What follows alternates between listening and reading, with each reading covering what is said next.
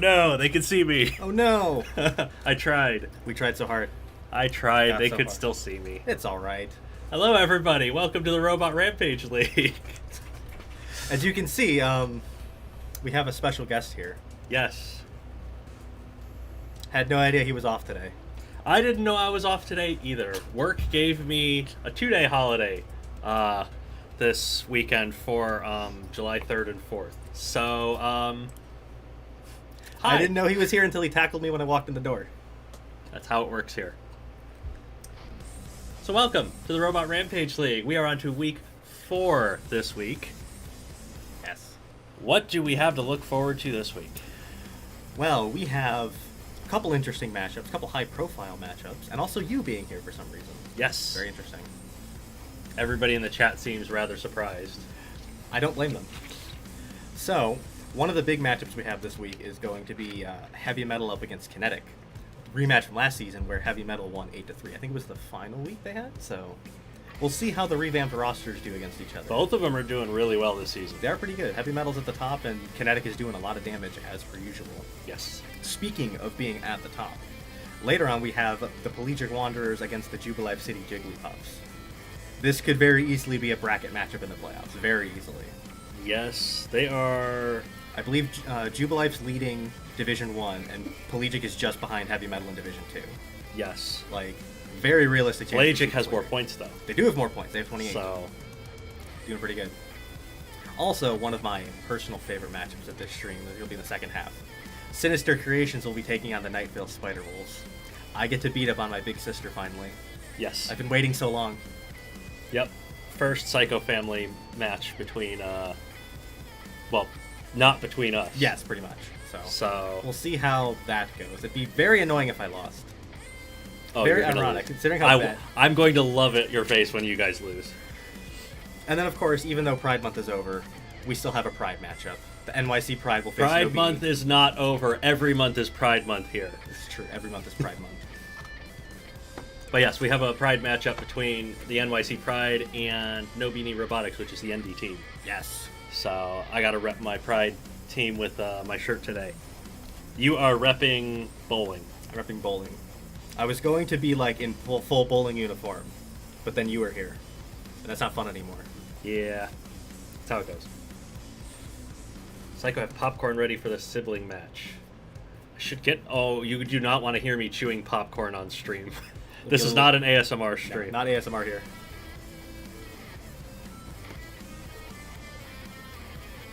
Twin Gyre versus I Love You is going to be a heck of a fight. Could be, or it could be an Uda. I don't know. We'll see when we get there. Both of them counter each other well. They do, so That that could could be be good. yeah. Right. Hello.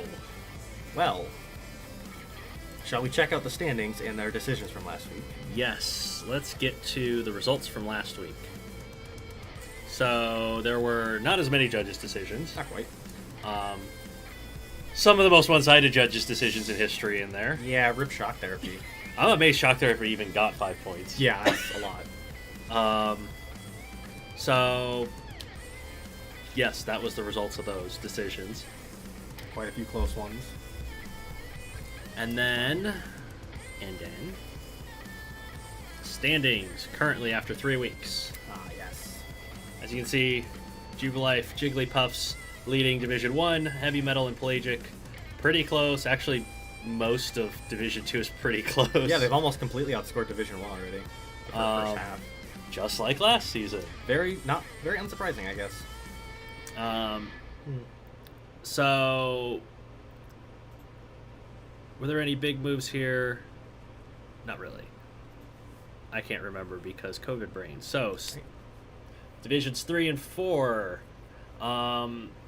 Sinister's leading Division 3, but Division 3 doesn't have a whole lot of points compared to the other divisions. Interesting that Sinister got shut out last week and didn't lose any ground. Yeah, they're still They had leading. such a lead that they're just like, who cares? They'll make it closer this time. Mantines jumped back into first in Division 4. After a perfect week. Them and Pink Chaos jumped up there. I know people were saying Pink Chaos has a chance Yeah, at being one of the top teams this season, and they are hanging out in second spot so far. Yeah, Circus had a bit of a bad time, but still an early season. Still very early, a lot of shuffling back and forth. It's probably going to be like week 5 before we start seeing things settle. Seeing some trends or whatever, yeah. So we shall see. Razor259 says the Commandos are not doing great. No, they've had a rough start to the season so far. They have less points than the Spiderwolves, who are last in their division. That's fun as a defending champion. That's alarming. It's a rebuilding year, it's fine. Yeah. Next year. Just like every year, next year. They're trying to accrue that high draft pick to replace airtime. Hello, Hex. Welcome to the chat. So, are we ready for robot fighting? I think we are. What matchups are you looking forward to, chat? While I once again thank our fantastic Patreon stream sponsors for their contributions. This is a $10 a month tier on Patreon. It allows you to get yourself recognized as a stream sponsor. It helps us keep the lights on here at Robot Rampage League. Literally, we pay the bills with it. And our top tier patrons are listed there in gold. Anything $10 a month or above will get you a stream sponsorship. So thank you very much, stream sponsors. It comes out to about $2.50 a stream because we do 4 streams a month, and that's less than many people spend on super chats. Yeah. So if you want to save a little bit of money, you can be a stream sponsor. If you still like sending super chats, we still like reading them out. Go right ahead. But now it is time for robots. Now it is time for the carnage. Let's get robots going. Lucian Life. Plan Z ain't making it out of Division 4. Well, teams don't escape their divisions usually. They really don't. They might not make the playoffs, but they're probably not going to sneak into Division 2 or something. No, I don't see them exiting their own division. Although I'm sure they want to at this point. Yeah. They've had a bad time. Probably want to move into Division 3. Right, what's our first matchup? Right, our first matchup, as always, we have the Tennessee Syndicate, and they will be taking on the Anthracite Colliers. Yes. So, the Tennessee Syndicate brings to this match whammy in the lightweights. It is a sit and spinner with long, extended pulls to get reach and land some blows. The Anthracite Colliers bring Quick Pick, which is these two kind of pontoon wedges in a dustpan shape with a pickaxe weapon. Quick Pick's got kind of a vulnerable chassis, but Whammy has shown those extenders to be vulnerable. So yeah, and those pontoons will be great for just Whammy's weapons skipping right over it. Yes, chat, who do you think is going to win this opening fight in this opening match?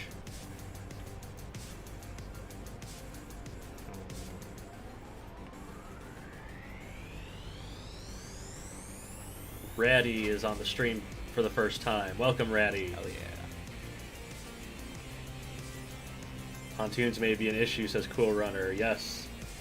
Really want Quick Pick to win, says Helen. Yeah, Quick Pick's pretty good at controlling robots around, and if it gets Whammy's wheels off the floor, it could absolutely take control of that. Colliers have just had a rough opening schedule. Oh my gosh, the Colliers, and it's not going to get much better from here on out either. They have just the most front-loaded schedule ever. It's so unfortunate. Hoping to see them at least score some points. Yeah, the chat's not leaning that way. They're going for Whammy in this one. Let's see if Whammy proves them right. Or if the Colliers can get some early points here. It's gotten stopped under Whammy.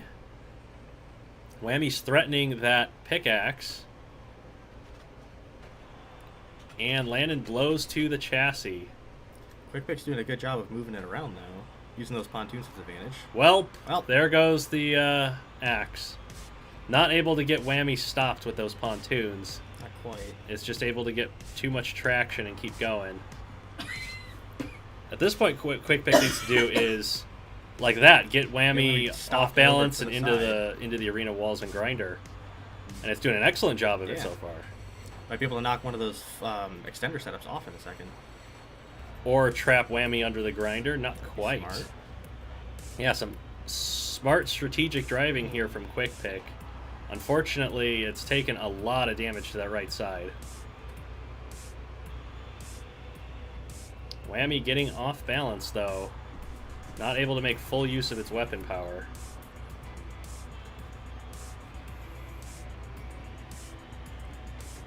Oh man, look at the damage that Quick Pick has taken. Oop, control board hits now. Yeah, this isn't going to last much longer, and doesn't. 142 left.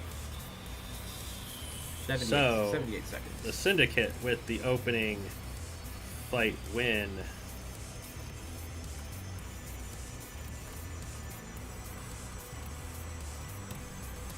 Said that was 72? 78. 78 seconds. Okay. And a quick 3 points for the Syndicate. Oh, ow, Quick Pick. Yeah, that was not pretty. Yeah. Not pretty for either robot. Quick Pick got messed up, and Whammy had a really difficult time getting its weapon into play. Didn't have the dry power to put Whammy where it wanted. Yeah, it was close. You could see the strategy, trying to get it snagged on the grinder. Just couldn't quite get it to the grinder enough to do enough damage. Yeah. Floor is about to be littered again, says Mighty Hydra. Yes, that's because Exceptionally Gifted is in the middleweights for the Tennessean Syndicate. It's a fast four-wheel drive rammer with a battering ram of axe heads. It's the #1 most destructive lightweight so far. Middleweight. Middleweight. But yeah, it scored 30,000 damage points so far, which is the most out of any robot, and is like 10,000 more than the next closest in its weight class. Yeah. It does a lot of damage. Exceptionally Gifted is exceptionally destructive, and it's facing the Colliers robot Tumbler in the middleweights. It is a tuna can style full body spinner, offensive spikes, defensive armor plates. How well do we think it's going to hold up to Exceptionally Gifted? Rammers are kind of the full body spinner's weakness. Not only that, but Exceptionally Gifted is also a little more tactical than most rammers. It doesn't just charge head first, like it's a little more patient. Yes. So I think it's going to be a very slow burn to take Tumbler's weaponry out. Yeah, we've seen it do that before. We've seen Tumbler fall victim to that. So what does chat expect from this fight? Aside from everybody going with Exceptionally Gifted. Well, Helen's going for Tumbler. We'll see if it can do it. If it can get a wheel or two, it might be able to stand a bit of a chance. If it can get at least a wheel, because once they're on 3 wheels, the rammers really struggle. Tumbler up to speed, but pinned to the wall by Exceptionally Gifted, who's just kind of not really pushing them. Well, now it's trying to. It's kind of getting in there and stopping it routinely. Yeah, trying to just stop the weapon and it's already taken keep it stopped. At least one spike off of Tumbler.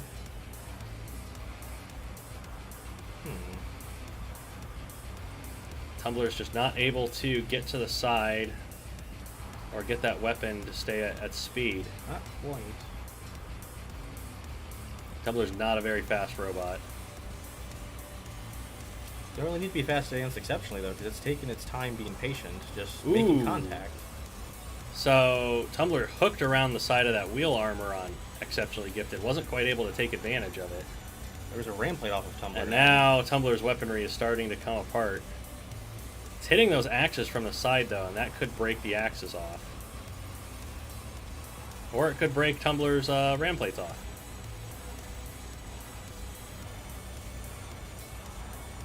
Another big hit there. And now Tumbler's pressed into the grinder. Yes, Exceptionally Gifted, taking advantage both of its weapon power and the grinder's weapon power to heavily damage Tumbler's chassis. Tumbler in the corner now. It is just absolutely pouring smoke. And Exceptionally Gifted is going to go in and try to get the KO here. And there it is in 89 seconds. 89 seconds. So that was just a very patient, controlled KO from the rammer. Something we're not used to seeing from rammers. Patience and control. Yeah, it's It's proven to be really good, though, because exceptionally, it does a lot of damage, and it's won all of its fights so far.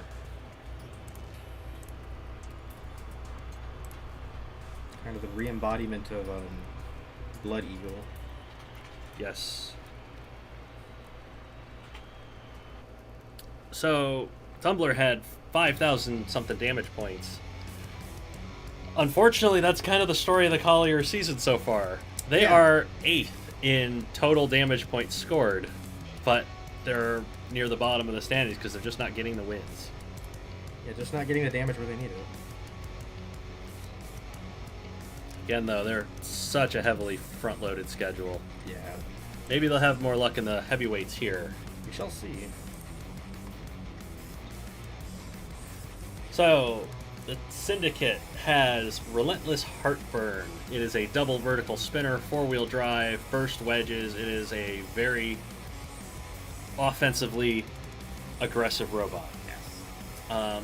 The Colliers bring in Jackhammer. It's got 2 sets of spikes on pistons.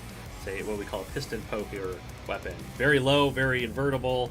Has defensive plow on the front with those spikes. How do we think this is going to match up here, chat?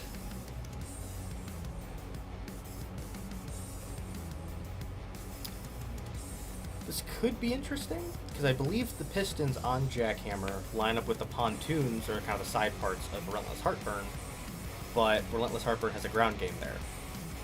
Yes. So while Jackhammer could do a couple hits of damage, it's just going to get flipped up in the air by the vert, I think. So... Well, if there's one advantage Jackhammer has, it's reach. Yes, it can reach out and hit Relentless Heartburn and probably not, take massive vertical spinner damage. Yeah, let's see. But Jackhammer is definitely the inferior robot in terms of weapon power here, though. it has the fewest weapon components to bear, yes. So, chat is mostly leaning towards Relentless Heartburn, but there are a few going for Jackhammer in this one. So let's see if they have that that kind of geometry advantage here. Relentless Heartburn comes charging in, and they take big shots from Jackhammer's weaponry. Weaponry's going right into the sides of Relentless Heartburn. It's Going doing a into lot of those damage. It's going into those corners on Relentless Heartburn. It's threatening the motors. And now it's pushed Relentless Heartburn into the grinder to do some damage. Yes, the chassis warped by the grinder. Those front spikes on Jackhammer have been taking all the hits from the vert. Yes, so Jackhammer so far leading as far as chassis damage is concerned. Not taking any chassis hits yet until now. Not really, no. And the front end of Relentless Heartburn is being caved in on those corners. Jackhammer does have the reach advantage for sure. And it's pushing Relentless Heartburn back towards another grinder. Can Relentless Heartburn hold out? Or is Jackhammer going to fall to the vertical spinner? Very close, 48 seconds. That was probably the most stressed that Relentless Heartburn has been in a fight. I would say so. That was very close, all things considered. I'm wondering if Jackhammer was starting to run a little bit low on power for its pistons. Yeah, that's distinctly possible. So it wasn't quite able to get those control board hits when it needed to. How many seconds? 48. And so it is 9-0 for the Syndicate. And once again, Jackhammer and the Colliers have a tremendous amount of damage caused. And get nothing to show for it. Very unfortunate. That was close. Heartburn was definitely sweating there, says OrcCorp. Yeah, I think if Jackhammer got it into the grinder, it would have had control board hits on Relentless Heartburn. That was very unfortunate. It was very close.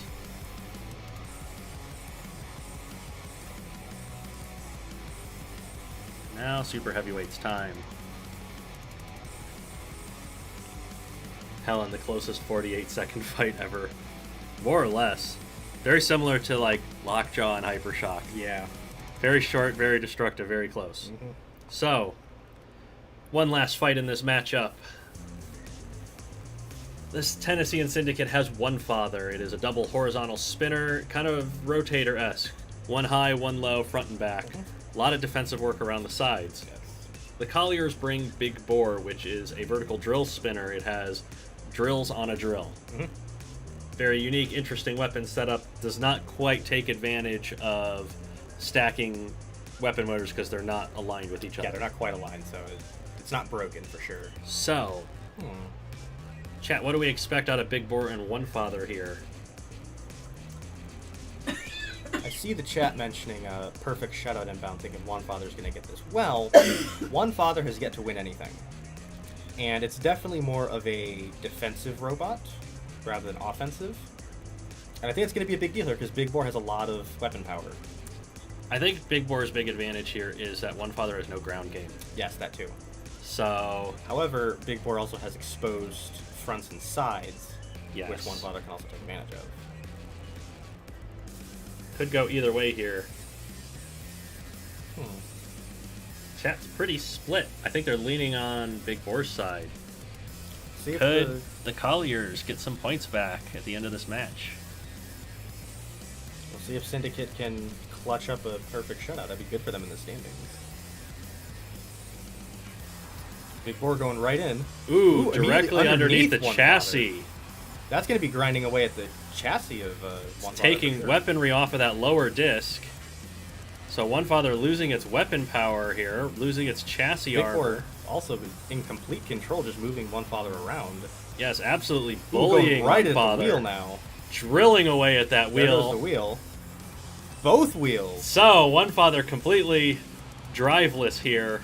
Big Boar in control, trying to get the full 3 Starting points. to lose some of its spikes with Big Boar. However, it's just if it just leaves One Father alone, that's it. They'll get the CKO if they leave it alone. But they might Big Boar appears to be stuck on some debris at the moment. they might be trying to go for the 3-point knockout. Anything to 'Cause get they themselves need some points. points, yeah. And they're getting those remaining drills into play. Ooh, they got control board hits on it now. And Did I they kill think it? that's going to be it. Hey, they killed it! Yes. 58 seconds. Big Boar And the Colliers have points. gets some points back for the Colliers. Another destructive fight. This time it ends in a win. Goes the Colliers' way. You'd love to see that.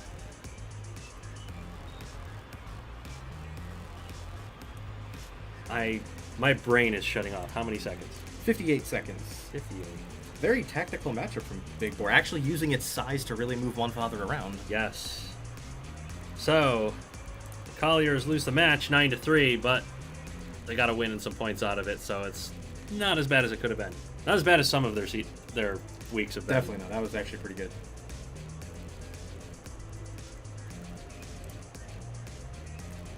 So we are now on to our second match of the How stream. dare you drop liquid on my computer, you stupid drink. Let me get my freaking tissue. So, our second match coming up is going to be the Avalon Resurrectionists. They will be taking on the Pinwheel Pulsars. Avalon versus the Pulsars. Avalon having kind of a tough season so far. Yeah, they had a fantastic match last week against Angry Penguin Robotics. Yes, came out on the losing side, but Still very fun and very great entertaining to watch. fights.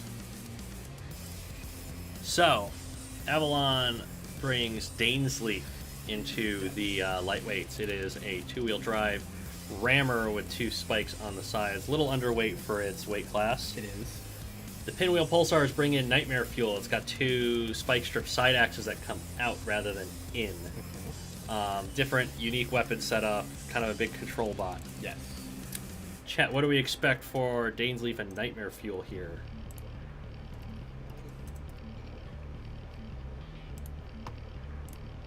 Ratty says, trying to water cool my PC live. I don't think you need to water cool that potato. No, this like $200 glorified tablet, I don't think I need to water cool it. Ooh, Avalon's getting some upgrades for next season. Ooh, that's good to hear. Yes, upgrades for next season will be fun to see, that's for sure. We have the Discord server linked in the description. There's a channel specifically to show off your RRL builds if you want to show off what you've got for next season. Chat is thinking Nightmare Fuel for this one. So, let's see how things go here in this opening lightweight fight. Ooh, Dainsleif went right between Fits perfectly in the pontoons of the chassis of and now it has lost its weaponry. But lost, now it's also the whole robot is just trapped in there, and now Nightmare Fuel's using the weapon retraction as a crusher, and it's crushing it in by retracting it. Very interesting. Look at what it's done to the shape of Dainsleif. Just taking a wheel off. Got some control board hits. It's gonna knock it against the wall and crush it some more. Oh my gosh. Very interesting secondary strategy from Nightmare Fuel. If you misfire, you can just chew away at it. Look at what it's done to Dainsleif. It's like when you get like a big body pillow and you hug the crap out of it and just squeeze everything out of the center. Now, can these two get apart? I don't know. Because Dainsleif is not going to have the drive power to get out of there. But Nightmare Fuel can't retract its weaponry. Yeah. And thus can't fire it. Well then, this is a development we didn't see coming. So even though Dainsleif is on control board hits, if they're stuck like this the whole time, it's not going to get KO'd. It's probably not going to get KO'd. There's still, 100 seconds left in this fight.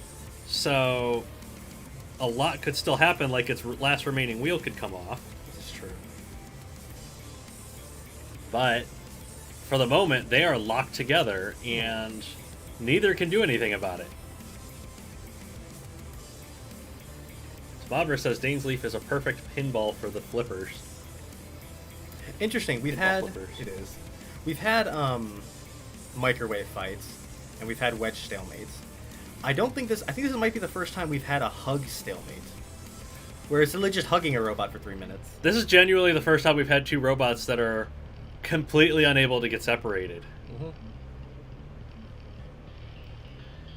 This goes to the judges. This might be the most one-sided fight ever. I mean, it you're not could wrong. be.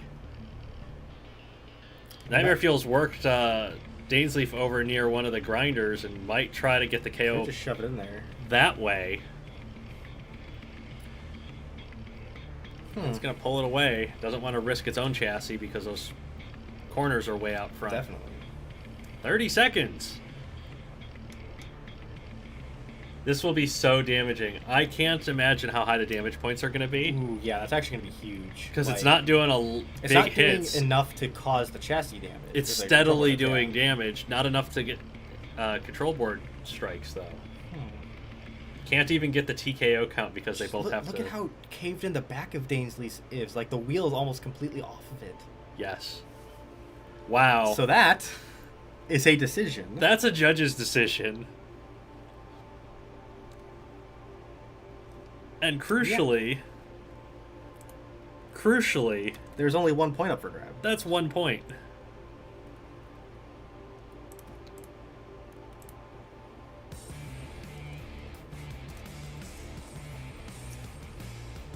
Huh. Well, technically, we have to wait for the judge's decision on that. We do. Because the judges got to give their scores. But we're pretty sure that's going to be a point for the Pulsars. Either way, they're still looking to catch up in the standings to the Jubilife, and now, well, They're not getting points out of this not one. going to get points from one of their most damaging robots, too. What's the most damaging lightweight this season? Oh, so I'm going to let you guys guess. Of all the lightweights, we've had very destructive ones like Chloe and Nightmare Fuel especially. You want to know which one has the most damage points scored? Any idea? It's Network. The Saw Spinner. The Saw Spinner. The Saw Blade Spinner is the That most doesn't- damaging lightweight in the whole class so far this season. Yeah, out of everything. Yes. Before this week, it's the only one over 10,000 damage points for the season. Yeah. Which obviously, I think Nightmare Fuel's probably got a good chance to jump past that now, but... Not if Network puts up another big number. Network? It's that grinding damage. Yeah. It racks up so quick. So, middleweight time. The Resurrectionists have Trishula in the middleweights. It is a piston poker with 2 spikes pointed up, 2 spikes pointing down. Basically, no matter which way it gets flipped, it can always hit a wedge. Pinwheel Pulsars have Vika, which does not have a wedge. Not have a wedge. It is a whipper. This is an AI driving style that this game has, where a robot has stationary weapons, and when it drives up to an opponent, it turns the whole robot back and forth to bring the weapons to bear. Static weaponry, but it has a lot of it. It does it a lot. What do we expect is going to happen between Vika and Trishula?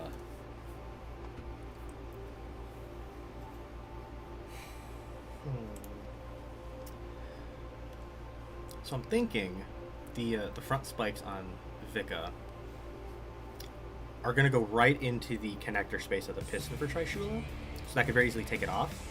And it's also at the perfect spot to get the wheels on it. Trishula could just move back and forth. So I think Trishula's best strategy is to use its drive power. Yes. And try to get Vika back into a grinder. If it can, on the opening charge, just push it straight to the grinder and get damage from that, that would be good. Or get off one of Vika's wheels. Or get one of the wheels, yeah, for sure. Because they're very vulnerable from the rear. Mm-hmm. The whole of chat is going with... Actually, no, not the whole of chat. There's a few going for Trishula. It'll be an uphill battle, but Trishula definitely has a chance. It's gotten a lot of KOs going into the grinder with robots, so... And it might be able to get into that chassis. Shoving Vika back straight to the corner. Yeah, it's actually taking advantage of that drive power and getting Vika back to the grinder. Oh, it's gotten underneath it now. Vika losing part of its weaponry. Yeah, lost part of the risking weaponry. its wheels now. Trishula's lost its front two wheels, but Vika is trapped in the grinder. Yes. Getting very close to losing a wheel. It lost a wheel. Vika has lost a wheel now. Vika's lost that left side wheel. And it has smoke coming from it. It's taken a lot of chassis damage. And now Trishula's poking away with the top two spikes at Vika's chassis. Yes, Trishula has been landing blows to Vika's chassis here. It's got one spike remaining. And Vika's not able to bring that weaponry to bear without that left side wheel. Still able to get a couple hits with the right side setup, but... Vika just spinning in place, trying to get the weaponry in play any way it can. Hoping to get that last spike off of Trishula as well. And Trishula control board hits now on just Vika. Steadily stabbing away at the chassis. Just hitting it from a distance, using that reach as it can. How much longer will that spike last on Trishula? Long enough to get a KO. That is a knockout for the Resurrectionists to take the lead of the match. 71 seconds. That was very unforeseen. Trishula definitely using that grinder advantage. Just like even in this fight, like Vika has more damage, but Trishula got to the grinder to do what he needed to do. We were saying if they can use their drive power and get Vika to a grinder, they can take it. That was 71 seconds? Yes. All right. So now the Resurrectionists are up 3-2, probably 1. Very interesting. We keep saying RRL is unpredictable. Yeah, like... That was a robot with, what, 14 spikes? I think it's 16? Like, it's by far, like, the most weaponry a robot has. And it got knocked out by a robot with 4. And very exposed ones as well. Yes. And that is why we say RRL is unpredictable.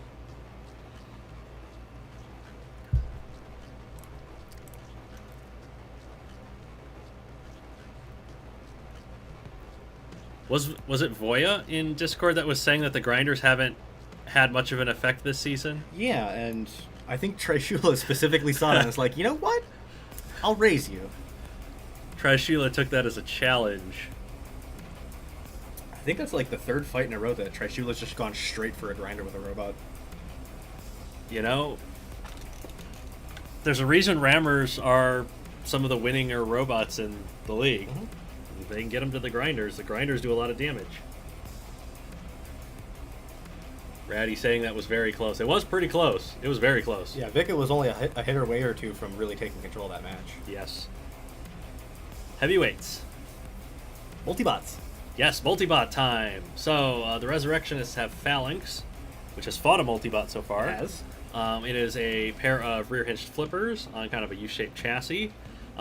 Gets some excellent deep flips. Yes, totally flips robots like a pancake. Mm-hmm. It's beautiful. The Pinwheel Pulsars have Leslie and Gale. Leslie is the full-body spinner, and Gale is the front-hinge flipper. Yes. 3 front-hinge flippers. They do a lot of damage, but also a lot of friendly fire. A lot of friendly fire, and they're half the weight of Phalanx. Yeah, and as a result, they're also a little slow. Yes. So, can Phalanx... Well, fare too well against the previous multi-bot, Not quite. getting but attacked from 2 directions at the same time. It might have better luck here against a flipper and a spinner rather than 2 And spinners. especially because if it flips Leslie over, Leslie gets stranded. Yes. So then it'd be one-on-one. So Lucian says, thinks Leslie and Gale will overwhelm Phalanx. I think that's reasonable and most likely, but as our last fight proved, just don't predict anything. You never know what you're going to get. Yeah. The overwhelming strategy is the best strategy that the multibots have, attack from 2 directions at once. And we've seen a lot of multibots this season win fights that way. Yep. So, right before we get to this, Robert Bull, I thought you weren't going to be here this week, Mr. Psycho. I thought I wasn't going to be here this week too, but work gave us 2 days off for the holiday. So, 3rd and 4th, I get to have cookouts with my family. Yay. So let's get this cook-off underway. Yeah. Multibot madness. So Phalanx going for the flipper and not lower. Under. And Leslie coming in and taking a shot at Phalanx's wheels while Now Gale taking a has it shot tied at up. The rear end of Gale. Yeah, Leslie is angry at Gale for getting in the way. Ooh, a wheel has come off of Phalanx now, courtesy of Leslie. But Gale is doing an excellent job stranding Phalanx while Leslie attacks Gale. See, this is the thing. These two do not get along. Brief pin, but Phalanx breaks it. Ooh, huge hit from Gale there. Now getting Phalanx over to the grinder. Leslie, stop attacking your teammate. They're helping you. Supposed to attack the other one, silly. I think we're going to end up with a I pin believe here. we have a pin here because Unless Phalanx can get free. because it lost a rear wheel, it's not really able to. No. Yeah, no. Oh, did it? I think that broke. Oh yeah, the count. count did break, but they're just right back into it now. Yes. So Gale trying to exercise control by holding Phalanx stationary. Phalanx just unable, without that rear wheel, to really get under it at all. or even get away. Oh, and now Leslie's And taking it off. Leslie's going for the wheels and Got a KO board shot on it. going for the chassis hits. Only one remaining spike strip on Phalanx, and that's the that is KO KO. from Leslie. 82 seconds. All right. So the multibots successfully overwhelmed the larger robot.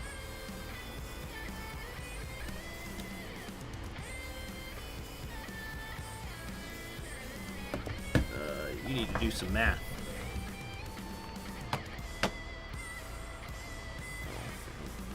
Six. 6780. 6780 for the multibot. All right. And that puts the Pulsars up by 1. Not something I would have predicted at the beginning of this match. 4-3. Heading into the super heavyweights. Now, this could be a bit of a wild card too. Multibots are too much friendly fire, especially when one of the multibots is a spinner. Yeah. Something that you didn't really see with Heartbreak and Seance from last year is like because they weren't spinners, like the friendly fire wasn't as bad. So the first crash of the game in the second match continues. It is a trend. Every time. Thank you to our Patreon stream sponsors for sponsoring this crash of Robot Arena 2. It is very much appreciated. One day we will make enough money from this to pay somebody to fix this broken game. Yes. But in the meantime, we will use your money to pay for the internet bill and to keep the lights on. Yes. We very much appreciate it. Check out the Patreon. $10 a month to get a stream sponsorship. The gold one's $15 a month to see all of our robot builds. Yes. Before they're released publicly. There might be some more soon. Yes, there's going to be more soon. Razor259 says Patreon woo. Yes, you are on that Patreon woo screen. Mighty Hydra says the Mafia is just sabotaging the game after every match. Could you convince him not to, please? Yeah, like, we're not paying you protection money. It's not happening. I think every single time it's been after the heavyweight fight through the second match too. It's like always the same. Interesting trends. Super heavyweight time for this 1-point match. Yeah. The Resurrectionists have Excalibur with the double vertical spinners with the blades on them. It is very much shaped like Heavy Metal Noise from BattleBot's classic days. One of my favorite looking robots. Invertible, falls on its wheels no matter what direction you throw it. Yes. It's facing 787B, a rear hinge flipper. Very damaging, very powerful rear hinge flipper. They can very easily throw anything out of the arena. Excalibur doesn't have a ground game, does it? It really doesn't. However, it might not need it as easily, because it could just tip forward and just put the blades right on 787B. Yes, and if 787B mistimes those flips, it could get its flipping arms lopped off. Yes, and theoretically, Excalibur could just pick 787B over and flip it over. Yeah. Especially if it gets to the 787B sides, because the Mazda is very fast. Mm-hmm. Might oversteer. Yeah, could easily. And allow a hit to the sides. If it gets to the sides, then it could lose its wheels. Yeah, easily. So, because those wheels are exposed on both of them. The chat is definitely leaning towards 787B here. Well, let's see. Anything but a judge's decision will be the match-winning result. Ooh, goes right under Excalibur. Big toss on Excalibur, who lands it nicely and is now cutting away at the underside of some of those flipping arms as it's getting pinned to the wall. 787B. Taking a couple of the spikes off. 787B. Yes, not able to really do much with Excalibur other than pin it to the wall. It's had to back away. Flips it up again. Big toss. It's underneath the rear of Excalibur. But now Excalibur is inverted and spinning downward. Mistimed that flip. I think it was trying to get Excalibur into the grinder, which it has done now. Ooh. Almost Nice got Excalibur up on the deep wall. toss, but now Excalibur's got 787B by the grinder. Chassis hits on Excalibur as 787B throws it against the arena wall again. Ooh, and there's the control And board win. that's the knockout with a big flip. 49 seconds.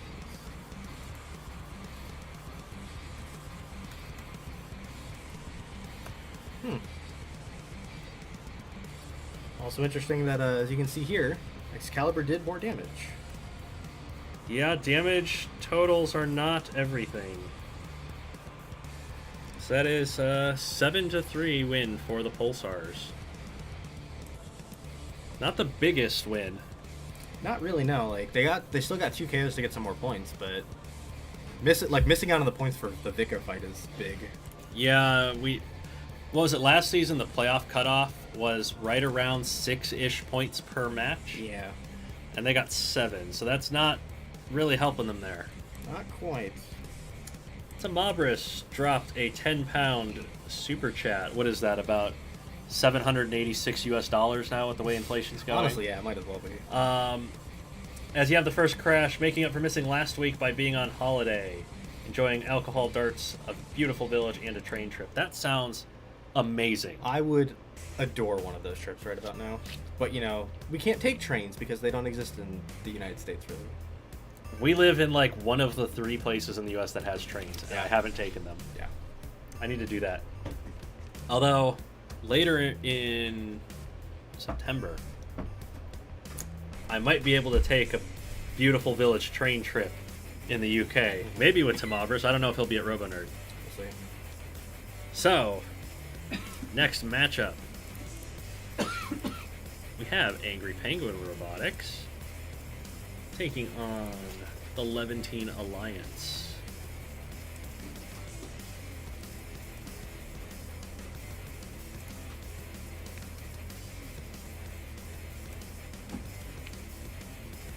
Okay.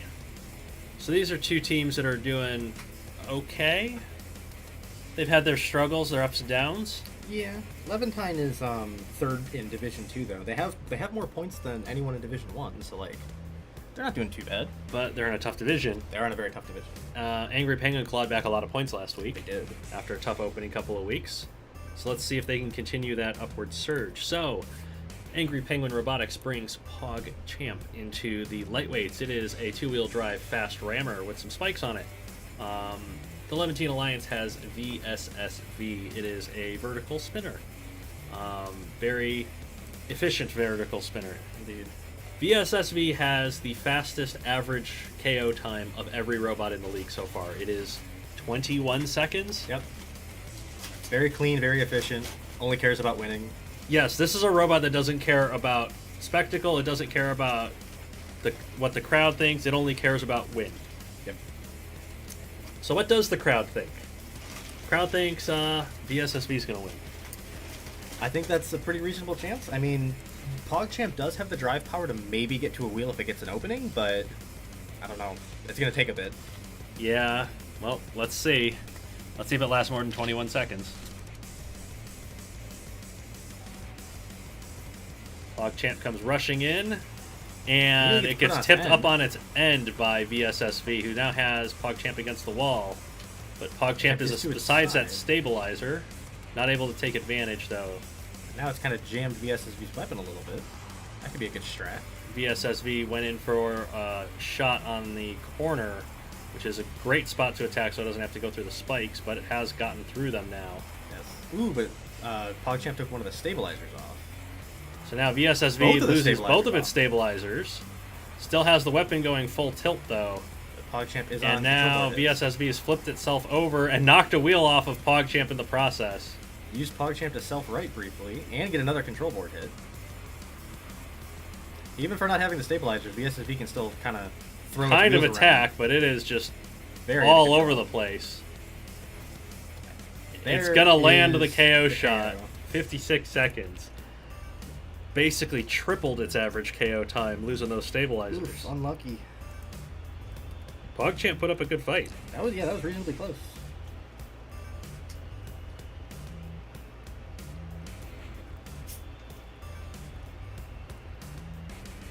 And the Levantine Alliance has the opening 3 points.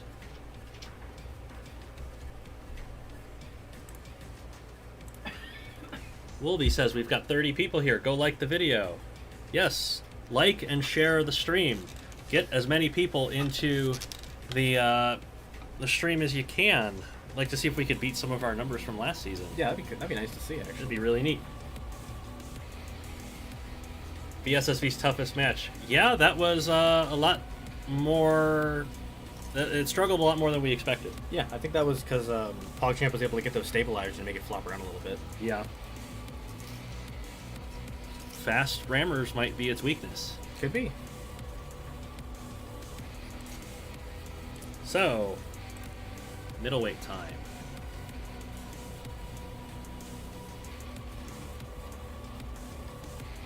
The Angry Penguins in the middleweights have Stanley. It is a vertical spinner with big disc wheels and looks a lot like Huge from BattleBots. It's a mini Huge. It's Stanley.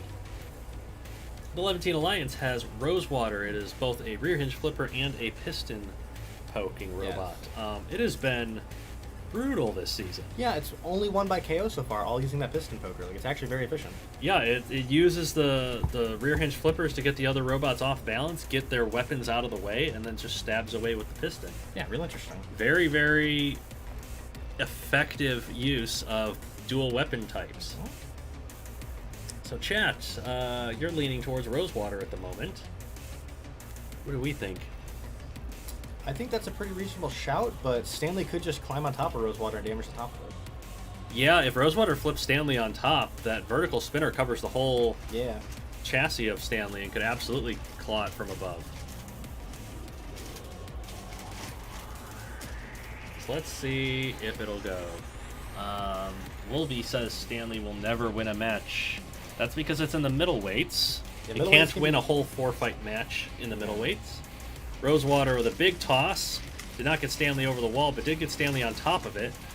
Stanley did land a couple of hits to the top of Rosewater. And Stanley is landing blows to that front end and top of Rosewater, although it has ended up on top of the grinder a little bit.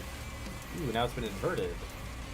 So Rosewater attacking with the flippers. Stanley taller than the spike, I think. Yeah, it's definitely doing damage to the top of Rosewater. Any deformation to Stanley's chassis. It has been pushed back into the grinder, but it's just gone right over the top of Rosewater. And look at the shape of Rosewater's front end.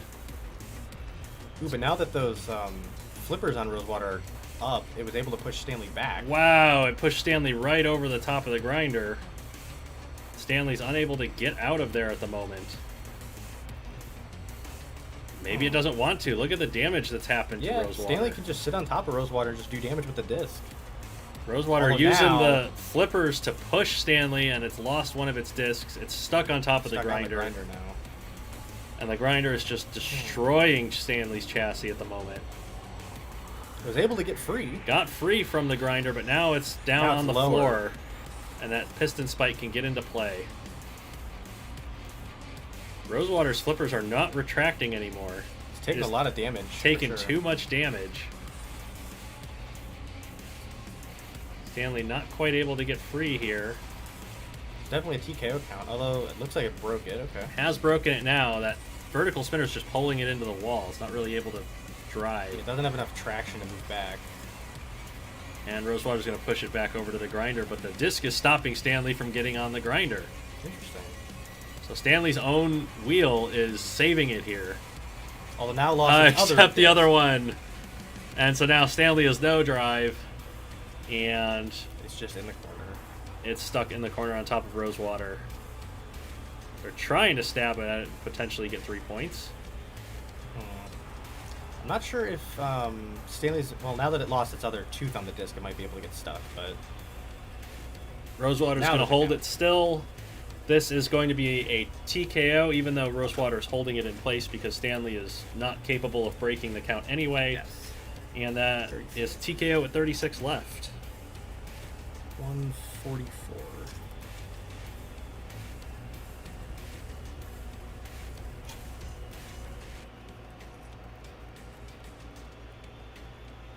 Stanley put up a heck of a fight. Yeah. Did a lot of damage to Rosewater when it was just sitting there.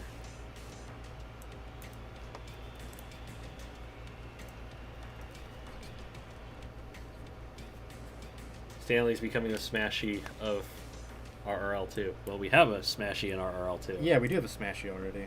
Although it's actually good, and it's won a lot of fights. Yeah, that's weird and deeply confusing.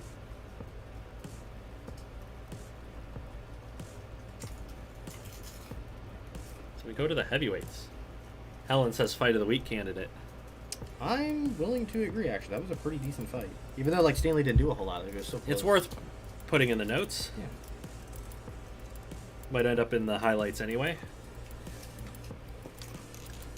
Nightmare says, not gonna lie, kind of hoping Stanley got the KO. I was, it would have been cool if Stanley got it. That would have been cool. But I like to see cool things. Mhm. So, heavyweight time in this match, which is 5-0 right now. Yeah. Angry Penguin has E-Girl Power. It is a double rear hinged flipper. Plays the ground game pretty good. It does. Has those spikes to stop robots from just sludge festing over the top of Mhm. it so you can get good flips on things. Levantine Alliance has Almudamir. It is a big overhead horizontal spinner similar to, say, Ice Wave or Perfect Phoenix or something from Yes. BattleBots. Very low to the ground, has a ground game. If it gets flipped over, it's done. Cannot Yes. self-right. So, chat. What do we expect from E-Girl Power versus Almudamir? Cora says it will end up in the highlights once we get some. I'm editing the highlight videos They're slowly coming. over time. Shush. We'll get there. There will be highlights eventually. One of them is done. Yes. E-Girl Power because I'm a simp. That's a reasonable reason. That is a perfectly reasonable thought process. See, the only issue I'm seeing here is that if E-Girl mistimes any flips, those flippers are going right into the spinner. Yes, but the spinner is mainly extenders. It is. We'll see, yeah. That's reasonable. So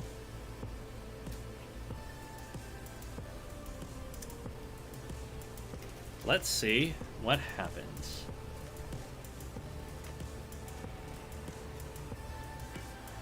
So stalemate with the wedges. E-Girl's got the pushing power and has Almudamir pinned to the wall, stopping its spinner, but Now this is stuck on top. misfired the flippers and is now on top of it. Although I do believe those iron spikes are in contact with the spinner.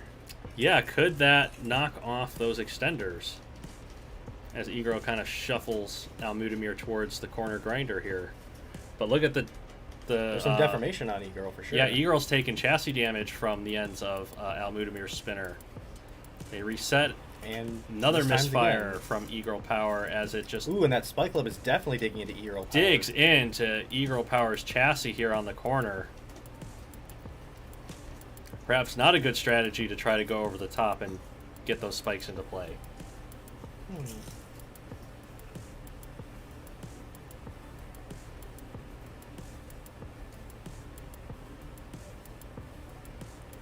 Now they appear to be in a somewhat slow microwave. Yeah, that's the way it's looking so far. E-Girl, the one kind of dictating the microwave, it looks like. Definitely being the more aggressive of the two, but it's not doing great control. Well, I mean, it's keeping Almudamir's weapon stalled. It is. Which is beneficial for E-Girl power, because it really doesn't have the weapon power to bear against it, but... It's not going to end the fight this way. No, it's not. It's just kind of stalling for time. Unfortunately, stalling for time wouldn't be that great for the Penguins at the moment. No, they need points, and pushing a judge's decision is probably not going to get them points. Could really mess with Levantine in the standings, though. This is absolutely true. Especially with the damage to E-Girl, like, they could easily get 3 points if they KO it, but it's just going to be stalled to the judges. We have said that on a season-long event like the Robot Rampage League, just preventing points from being scored against you could be big later on. Yeah. Was it Division 2 last year that we had 2 teams tied for the last playoff spot? Yeah, and it was all determined by one team winning an extra fight, and that's it. Yeah, like, they were even on points, and, like, had one team just gotten a TKO instead of a judge's decision, they would have had that spot. Yep. Is Mrs. Psycho feeling better? Figuratively, yes.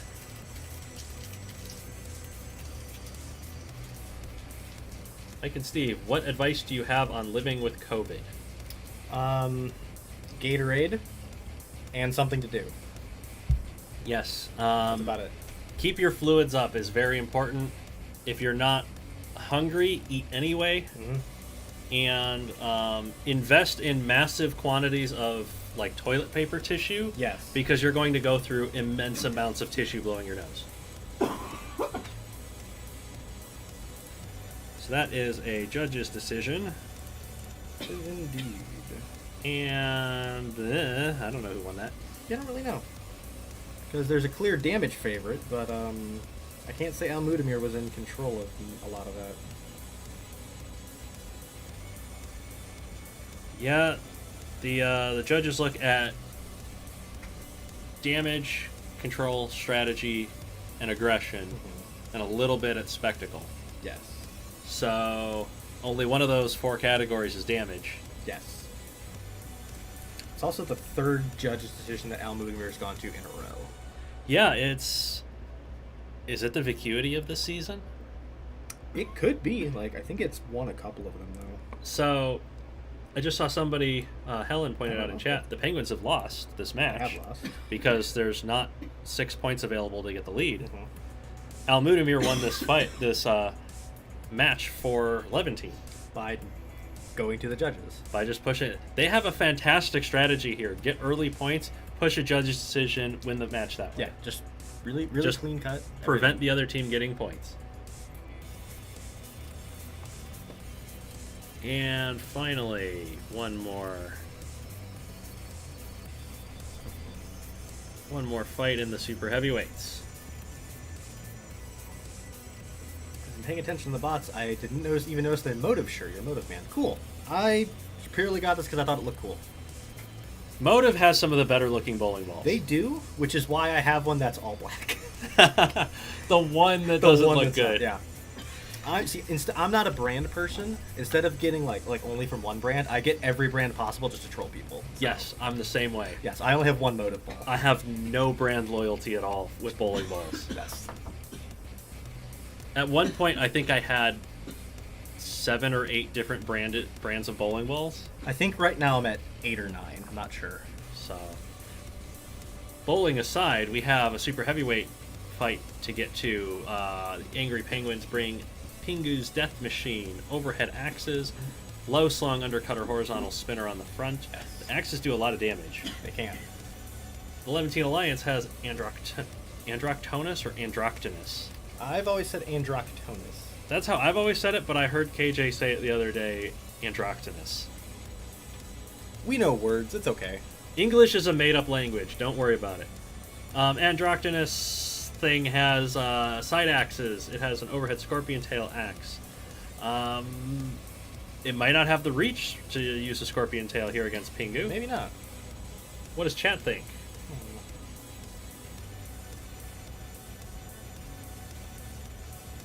KH says mostly motive and storm. See, I was very anti-storm bowling balls for a while because people just trolled me. And then I got one and bowled my first 300 with it. So, like, I guess they're okay.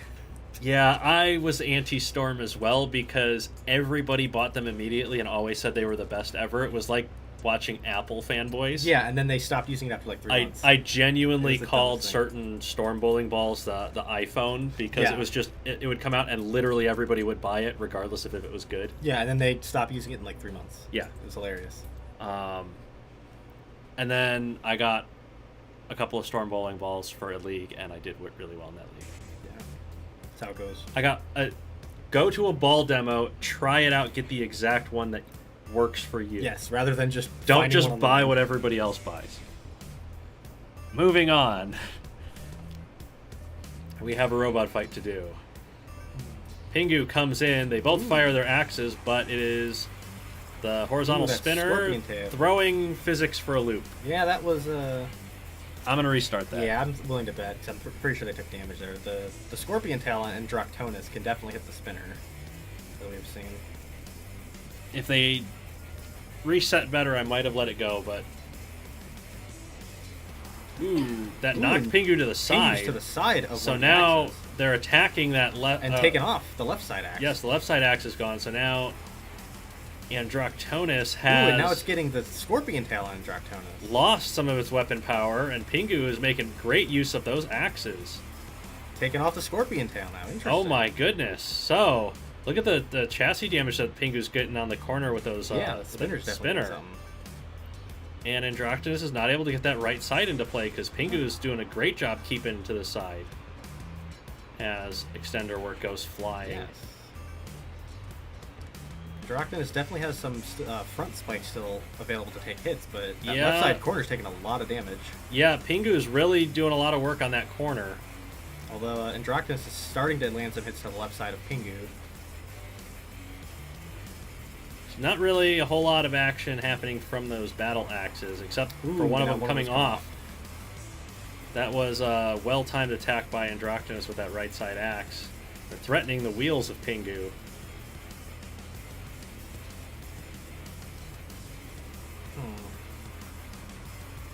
Both of them are just trying to get their weapons into play on the other. And very even match, really. They both just end up going right back to facing each other. I think Pingu's got the drive power advantage here. Yes. Especially as Androctonus is now smoking. They've taken a lot of chassis damage. But now Pingu is losing some of those axe heads on the disc. Ooh, and there's control board hits on Pingu. So Pingu taking a lot of hits to the left side corner. And that is it. Androctonus just getting that right side axe into play. That was very close, actually. Pingu just didn't have the weapon power to bear to get it. Wait.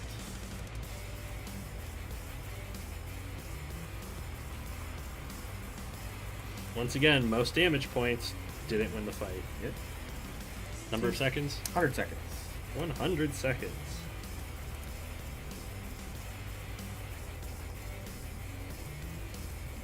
Yeah, sometimes that's how it goes. It's a matter of how much weapon power can be brought to bear rather than how much weapon power do you have. Yeah.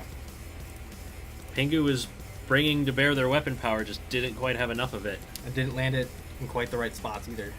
Yeah. And that's a solid win for the Levantine Alliance and maybe a point for the Penguins. Yeah, we'll see. Rough season for the Penguins this season.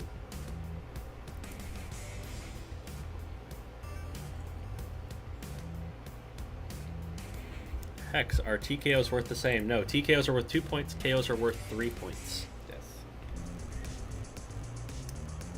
Possible shutout. It's possible if Almudamir wins the decision. Well, Steve, what's our next match? Our next match is a mirror match to a degree, because we have the Kinetic Creatures, which is one of my teams, taking on Heavy Metal Robotics, which is also one of my teams. Yes. You're playing both sides so that no matter what happens, you still win. Yes. I'm just fighting myself. Although, the way I like to look at it is, because you're playing both sides, you're going to lose regardless. Yes. Regardless of who wins, I lose. Exactly. So, the kinetic creatures bring Network in the lightweights. It is a Sawblade spinner. We classify that different to other spinners because the Sawblade components in this game do steady damage over time rather than big, impactful hits. Unless Woodrow Kilson has it for some reason. Yeah, that was weird. Network is the most destructive lightweight this season by just grinding away and adding up damage over time. Yeah. Heavy Metal Robotics brings Voidwalker. It is a 360-degree overhead spinner. Basically unchanged from last season. Very, very powerful. Very, very destructive. Only ever gets KOs. Yeah, it's undefeated with only KOs so far. Two very destructive robots in very different ways here. Yes. What do we expect, chat? Asteropax, you have just joined. Your team has already fought. You should go back and check it out. I think it was 2 matches ago. Yes, it was a very interesting match. Interesting indeed. The most damaging lightweight versus Voidwalker. That's funny. Can you imagine going into BattleBots like the most damaging robot in BattleBots against Tombstone? Yeah. That'd be hilarious. You'd be like, hold on, what? Like, do you want to repeat that? Chat is on Voidwalker's side.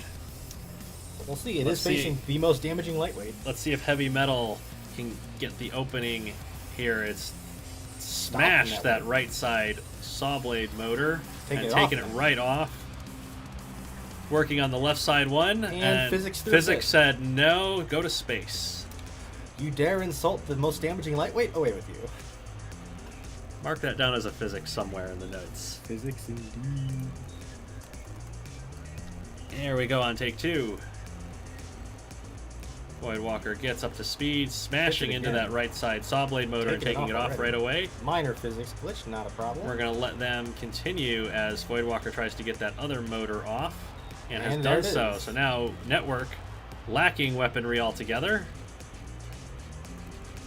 going to try and play around that spot on the floor and hope to get a restart, apparently, as Voidwalker just chips away at it. Network tried to push it into the grinder here, I think. Yeah, it's got a tiny spike to do a little damage too. But, Network trying to use pushing power to its advantage here, and it's tricked Voidwalker into another grinder. Took a big hit to the right side there. Yeah, it's not going to last too much longer if Voidwalker has his way. Yeah, what it's looking like. And unfortunately, Network was not able to make full use of the grinders like it wanted. That's a 50-second knockout. 50 seconds.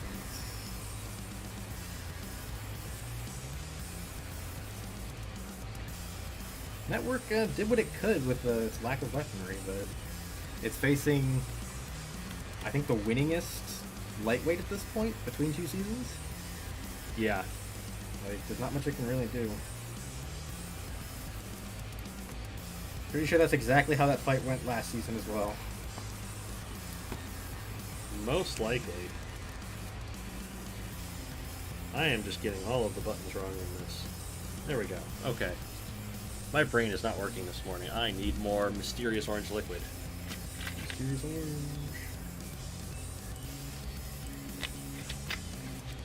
Hell no, Network. I am the most damaging lightweight in the league. Yes. I don't know. It only got 3,000 more points than Network in this one. Network probably still has more points. Honestly, yeah, it might. Who would you say was more of a surprise in its fights, Network or Voidwalker? Network entirely, because like Voidwalker obviously has a powerful spinner, and like most of the fights go the same. But Network has saw blades, and it somehow gets under robots with saw blades, and does a lot of damage, and somehow gets KOs. Like, It's both the best wedge in the league. Yeah. With saw blades, and it's the most damaging with saw blades. And it's one of the robots you look at and you're like, ah, that thing's not gonna do that well. It's gonna get its ass kicked, and then it doesn't. Like, yeah, huh? Network, like I built Network just to have saw blade spinners in the lightweights, and then like it was good, and I was like, hold on, what? That's illegal. And now it is on Kinetic, which is a team that's also really good this season. Yeah, Both these teams are really good. So, Surprised. middleweight time. Oh boy. Mirror match. We have the Kinetic Creatures robot Siege. It is a huge vertical 4-bar spinner. Sort of invertible, can throw itself around and get back upright. It is facing Heavy Metal Robotics' new middleweight Immortal Corruptor, which is a giant disc spinner. Yes. What do we think is going to happen, chat? What do you think is going to happen? Well, physics. You're not wrong. Well, the only difference I can see here is that Siege probably has shorter reach than Immortal Corruptor, but I think it's also going to be more stable when it takes impacts. Yeah, I think Siege has... I think it's less likely to be stalled. Yes, I'm going to agree with that. If they end up in a pushing fight, and I think big Siege difference is less likely to stall. if Immortal Corruptor gets pushed back to the wall, its disc hits the wall and stops, whereas Siege does not have that problem. So. Chat is mainly on Siege's side. Wolvie says Network would have won if I showed the golden saw blade again. Alright, so whenever I want Network to win, I need to show it off. Got it. Yes. Sawblade Spinners had a great week last week. Yeah, they did. So let's see. Siege against Immortal Corruptor. Can you corrupt a Siege? I don't know. Should ask an expert. That's a big hit. Immortal? Siege has gone up the wedgelets of Immortal Corruptor and taken damage to its vertical spinning motor. Kind of touching tips at the moment. Yeah, just going back and forth, weapon to weapon. Kind of seeing who's going to blink first. Neither of them. And they go in, and Siege just lost the weapon. It's going up those wedgelets of Immortal Corruptor, and now Immortal Corruptor... Siege is kind of using its front end as a counter wedge, and ends up tipping itself forward and taking blows from Immortal Corruptor in the process. It's just kind of throwing its drive around, just hoping it can do something with those ram plates on the Another front. thing with Siege's chassis shape is that Immortal Corruptor can't hit it right now. Yeah, it fits right through that gap in the middle. Although, with Siege's wheels off the ground, this is a pin right now. They both stopped at the same time, so presumably they have to break it. Yep, there they go. Siege does a hop. Jumping around with the wheel physics. Ooh, something came off there. I don't know what. Just an extender. Extender work came off. Siege having a great deal of trouble with those wedges on Immortal Corruptor. It's gotten a great push, and it's knocked Immortal Corruptor on its side. And it's going to push Immortal Corruptor over to the wall to try to get it where it cannot self-right. Ooh, but it was able to self-right. Unfortunately for Siege, Immortal Corruptor is back upright. And once again under it. 90 seconds to go. The problem with Corruptor is because its wheels are a little smaller than Siege's, it really can't self-right when it gets tipped on its side. Yeah. Whereas Siege can kind of flail about. And flail its wheels directly into the weapon. Somehow that right side wheel is still attached on Siege. It's trying to... I think what Siege is trying to do is to draw Immortal Corruptor into a turn where it will fall over. Yeah. It might be able to. Immortal Corruptor is very top heavy. And it's having trouble getting in at Siege here. Who's backed away from being on the wedgelets. Ooh. It's not able to get that stalemate that it was looking for to get those pushes anymore. And Control board hits now for Siege. Siege is taking the blows. Ooh, and another.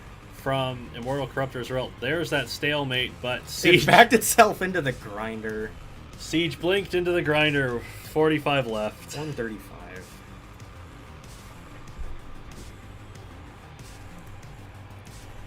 Well... Helping the progress. Haha. That is a bingo square for me. Thank you, Aaron.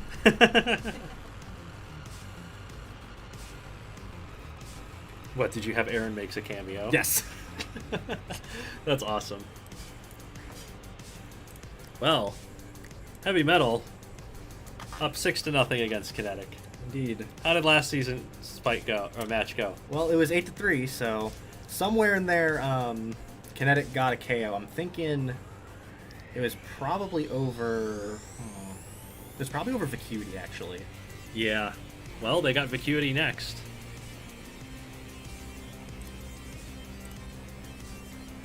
And they might have the robot to KO it. It could, yeah. Or robots, who knows.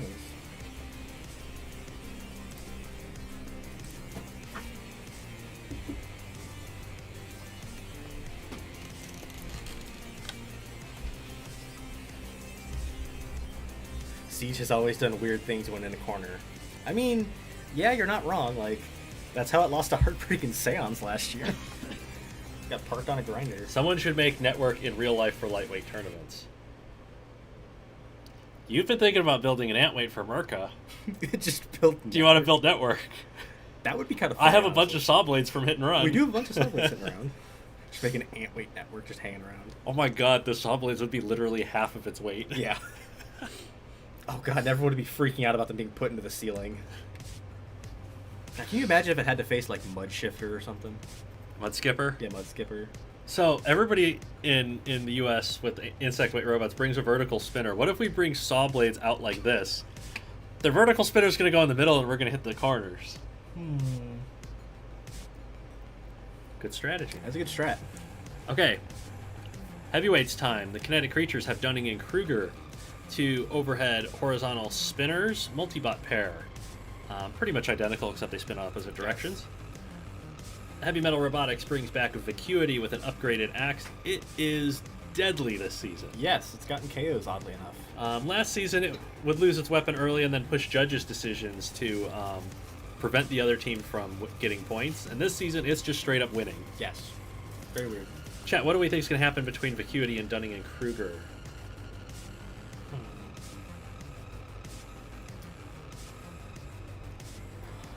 This could be an interesting problem for Vacuity because it's facing overhead spinners, which shouldn't have a hard time getting to the axe and taking it off. But Vacuity also has the weaponry around itself to defend against spinners. So Yeah, Vacuity is a very defensive robot, and that's what you need when you're being attacked from two different directions at the same time. my only thought is the overheads might be able to go over the side armor and clip the wheels. Ooh, that would be unfortunate if it happens. Very unlucky. Proof that enclosed wheels don't matter. Yeah. Might be a return to old Vacuity here is what Quora says. Let's find out how Vacuity does against Dunning and Kruger. Does Vacuity overestimate its abilities? Goes for Kruger, takes some hits from Dunning in the right side. Its armor is deflecting it nicely Already at the lost moment. one of the spikes on its weapon. And now It's lost all of the spikes. The damaging components on So it. Kruger has successfully knocked the weapon off of Vacuity, who is now putting the two mini-bots against each other. Literally steering Kruger into Dunning. Letting the multi-bots attack each other. Very interesting strategy. Very well driven by Vacuity so far as it pushes Kruger towards the grinder. Ooh, there's a hit to the back corner there from Dunning, I believe. Vacuity backing away to draw the multi-bots into each other, Lost trying one to of its break their protective ram weapons. plates. Multi-bot pair is steadily working their way through Vacuity's armor. They're hitting that left side pontoon. Yeah, You can see the damage that Vacuity's chassis is taking. A wheel is off of Dunning, though. Dunning will only spin in circles, Yes. as if they're not already spinning in circles. Vacuity stalling for time. It's stalling for time. This is Vacuity's game. Oh, but I heard a control board hit from Dunning, I believe. The damage is definitely racking up on Vacuity now that those ram plates are gone. Yes. And Although, Kruger's lost all of its damaging Kruger weaponry. tried to go in for the kill, lost its weaponry against... And now it's Vacuity's feeding Kruger into its teammates. Yes. Fantastic driving by Vacuity being the wedge. And leaving the only damaging robot alone.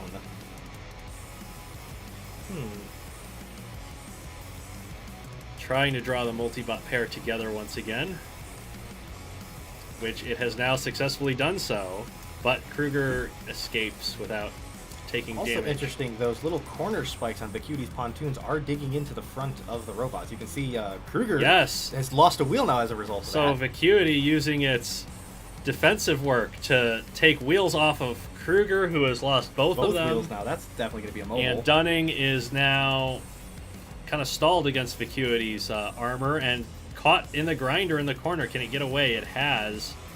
Is that enough to Yeah. break the TKO count? I don't know if it was. It was not. No! Both of the multibots were immobilized there. So Dunning tried to get away and couldn't because of losing the wheel to Vacuity. Vacuity's taken a win here by being defensive. By being defensive and just stalling. Wow. Vacuity, how are you so good at this? Very, very clever. I didn't catch the time. That's what I'm looking for. There's a 41 left. I believe so. That's what? Razor259 says, wow, I TKO. believe that's 100. Wow, indeed. 139 seconds, I believe that is. Let me get a multi-bot damage total here. It's a lot. Yeah, the cutie doing its thing. Using that fork chassis shape to just move the little bots around, because it can do that. Yeah, being a good wedge, breaking off their weaponry, using them against each other very well. Breaking their own weapons off. That was an amazing win. Put that in the notes. Yeah, that was very nice indeed.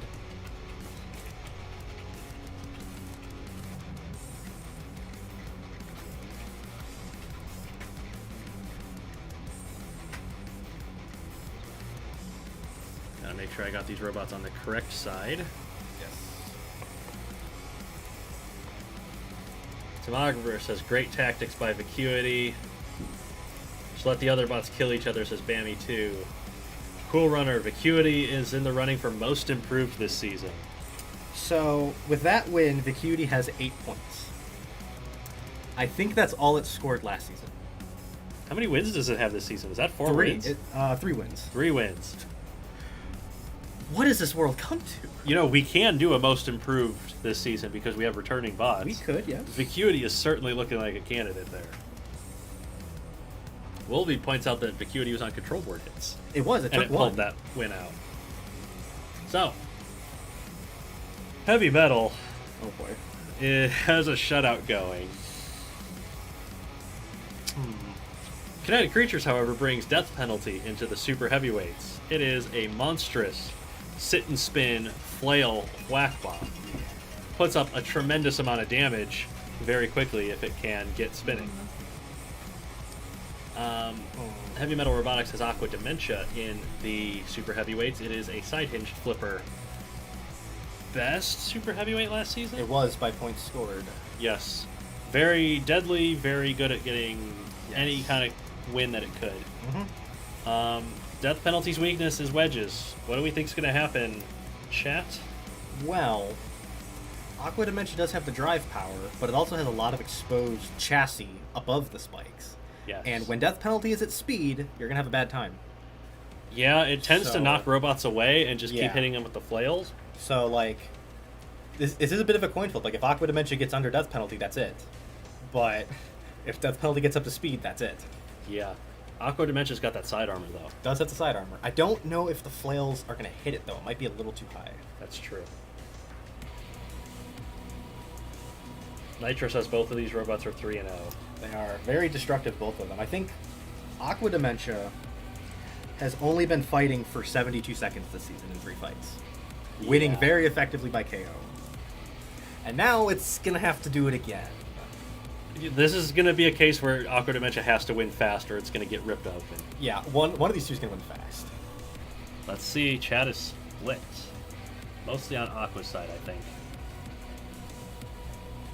Let's see what happens. Aqua Dementia comes charging Gets in. right It's in. Got it pinned to the wall. Death penalty and up in the air. stopped. Got it up. Threw a flail An setup completely entire away. section of the weaponry off of death penalty. Who's not able to get away enough to get up to speed. Aqua Dementia is going to tear into its Tear from underside. Another flail setup is gone. Ooh. I don't think that really affected anything. Aqua Dementia jumped over the top of death penalty and Just has got now up to speed, gotten it lost against 2 the wall wheels. and stopped again. Ooh, big hit there. Yeah, death penalty's done a lot of damage to Aqua Dementia, but it's taken a lot of damage in return. Almost getting to Aqua's wheels with that wheels are flail. almost long enough to get to the wheels, but Aqua Dementia is still moving it around. Ooh, and there was the last There's the flail. last of the weaponry, And and the it's KO. KO'd. 46 seconds. That was very well fought by Aqua Dementia. That was probably closer than we think it was, actually. Yeah, Aqua Dementia had to work for that one. Because there were a couple times that death penalty started getting going. Yeah, and very nearly got to the wheels, too. So.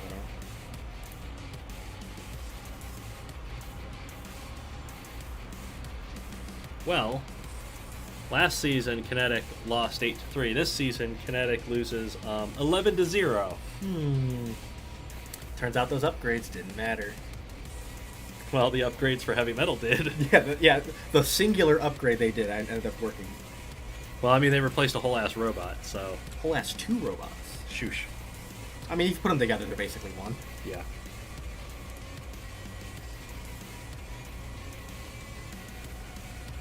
Nightmare, if that took off the last wheel, it would have been a bingo space. Unfortunate. Indeed.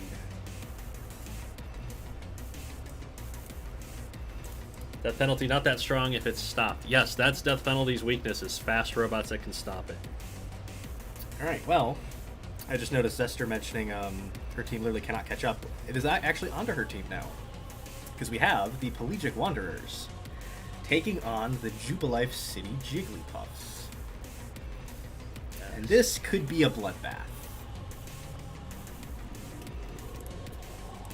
Absolutely, because the Pelagic Wanderers bring in Carcinized, which is a double side axe robot. It has spikes in the front for frontal protection. It's fighting Y2K, which is sort of an axey front hinge flipper style robot. Yes. Good ground game. Carcinized, not so much a ground game. But at the same time, I don't know if it'll need a ground game. Yeah, it hits pretty hard. Chat, what are we expecting to happen between Carcinized and Y2K here?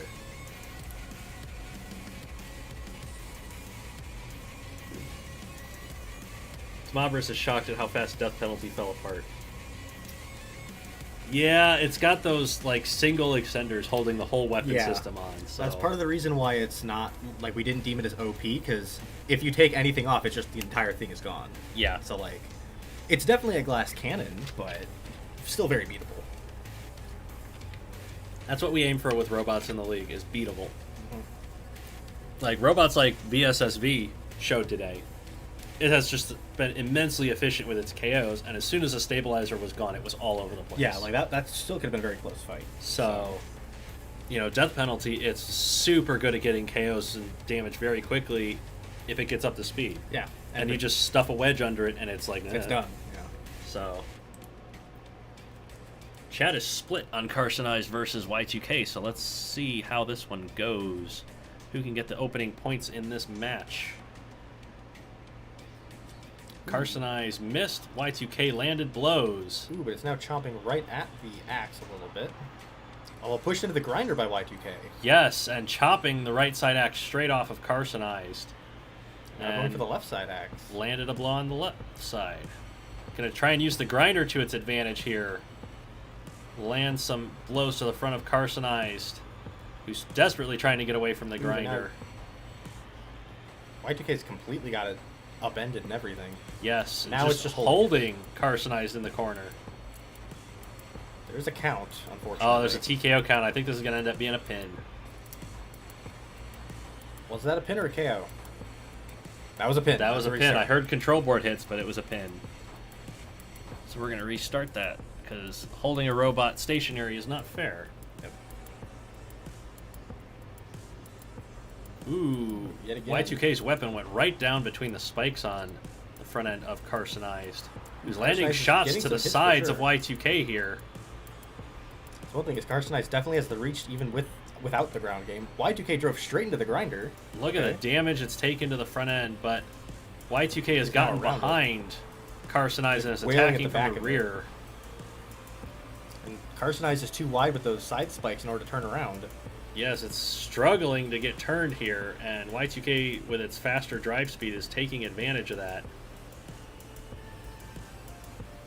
Even trying to line up to push Carcinized into the grinder here. Has not been able to do so, but landing some more blows and getting behind that axe once again. Very clever that just with a mistimed shot from Carcinized, Y2K can get behind the sword and around it. Yes. And using its superior drive power to push Carcinized into the grinder here. Very good control from Y2K. Carcinized doing all right. Y2K has to break a count. Carcinized is being a jerk. Yeah, Carcinized is impeding it within the rules, but That's allowed Y2K to get underneath and shove it all the way across the arena. Got it stuck on its front a little bit there. Okay. Y2K absolutely the one controlling this fight. Not dishing out a tremendous amount of damage, though. Still very good strategy using the grinders, fully controlling Carcinized, and in the event this goes the distance, that's going to look very good for Y2K. Yes, it is approaching 100 seconds. Ooh, a couple more huge hits from Carcinized. Yeah, there. Carcinized is landing some good blows. Y2K trying to get around where it can get under Carcinized easier. Ooh, control board hits now, and Y2K Oh, the has axe lost broke it. off on the front spikes of Carcinized, and now Carcinized is the only one with damaging components left. Ooh, another control board hit there. And Y2K is on the ropes here, but doing its best to exercise its control, which is all that it's got left. Stall this potentially to the judges. Carcinized is running out of battery power, so those weapons are not swinging anywhere near as fast now. Yes, it's struggling to get away from the walls as well. Y2K has 30 seconds to live. Just needs to last a little bit longer.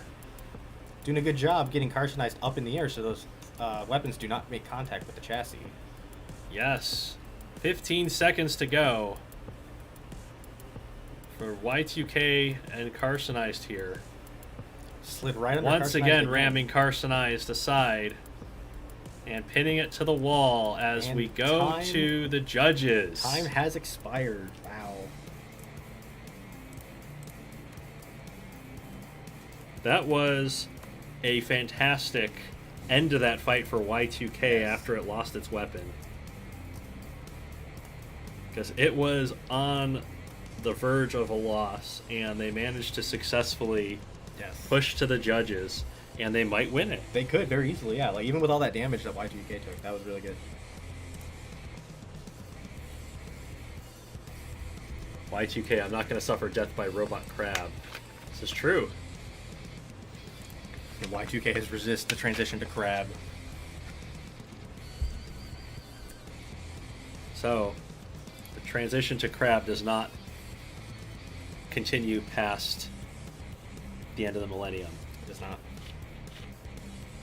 Alright. So we go to middleweights. Only 1 point in this match. We don't know who that's to, because that's a very close decision, honestly. Yes. That one. Was Siege's AI changed? No. Cora needs to eat lunch. Yes.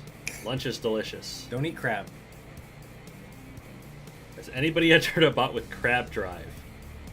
Not yet. Please do. That would be awesome. That'd be great. Middleweight time. Wanderers bring Breach. It is a triple rear hinge flipper. It's got a little spike on top to help with self-riding. It is beautiful. Protected wheels. Very fun robot to watch fight.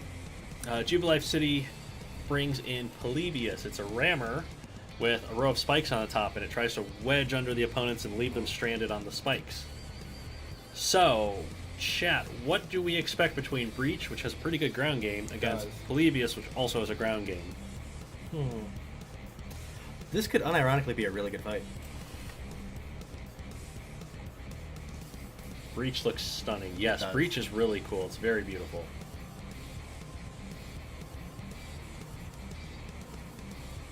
Considering the programming theme of Jubilife, Breach fits right in. It does, honestly. Different kind of Breach, yeah.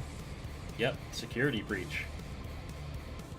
This could be a good back and forth, but I don't know if Polybius's wedges are going to hit the chassis of Breach since it angles back. It's true. Chat saying Breach might go right down the center of Polybius. Yeah, that's what I'm thinking too. So, chat is actually kind of split here. I am too. Let's see how it goes. Ooh, Breach is the one that goes up the wedge. Polybius is just pinning it straight to the back. And look at the damage that's ton of damage being done Breach to the underside of Breach. It's bowing that chassis out. That's visual. It's not changing the hitbox. And Polybius has to break the pin. Breach gets free. It's gotten to Polybius' side. Not able to get under it, though. Right underneath those hinged sides. And Polybius rams Breach into the wall again. Ooh, but it's exposed its Breach side. gets to the side. It's knocked Polybius upside down. It's ended up on its end, and Breach puts it on the grinder. Ooh, but it waited for Polybius to self-right to get back underneath. Ooh, and a huge toss there. Beautiful flip by Breach has gotten Polybius up against the wall and on its end. Flailing on its end.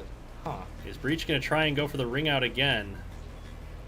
It's waiting to see if Polybius can self-right, which it has. And got broken free. the TKO count, so Breach is going to lift it into the air once again. A couple more tosses.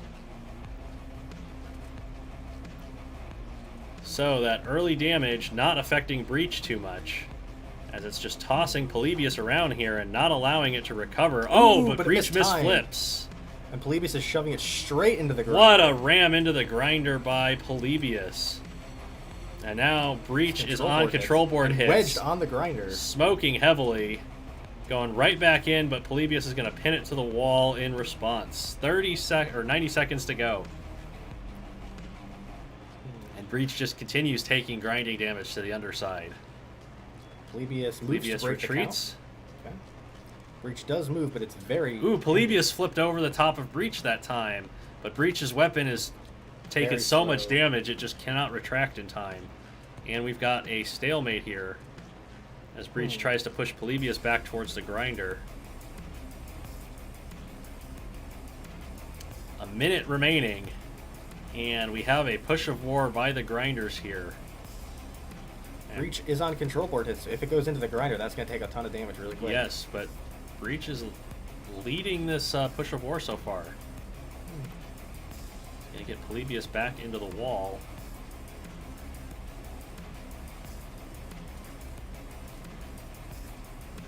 This will be very interesting. 30 seconds remaining. This goes to the judges. Another very close one. This is pretty close. Both of them exercising control and aggression quite well. Different strategies from both. Polybius pushing almost got Breach back towards the grinder, but Breach fighting back hard with 10 seconds to go. Just trying to stay alive. Polybius trying to get the right angle. Not quite. Breach trying for a flip. And resisting being pushed back to the judges. Another judge's decision. Wow, 2 judges' decisions in a row.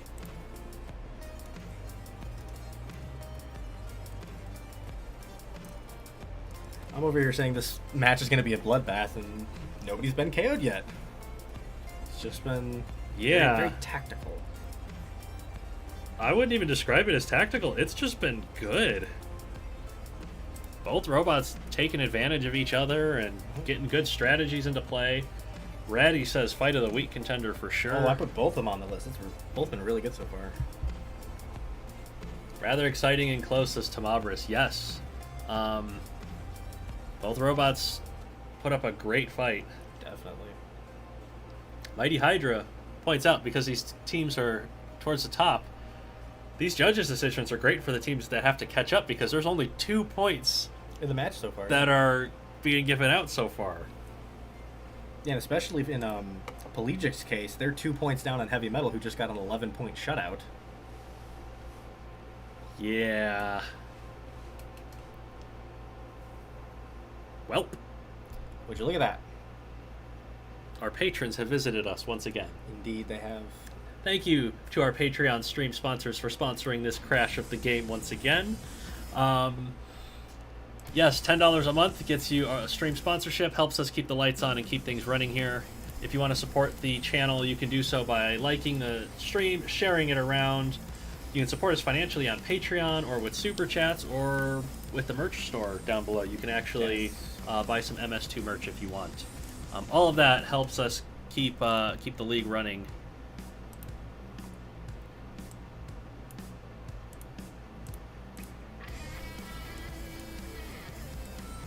Ooh, Mini Duck in chat has started calling out heavy metal robotics. You wanna address that? Pretty sure it's Mastodon, Gojira, Guar. Yes, those 3 are correct. Voidwalker is a reference to a very underground band from Arizona. Pretty close so far. Which band is that? Singularity. Yeah. Which will probably wear a shirt of them eventually because they're really cool. I think that's the shirt that I end up wearing when I rep heavy metal. Yes.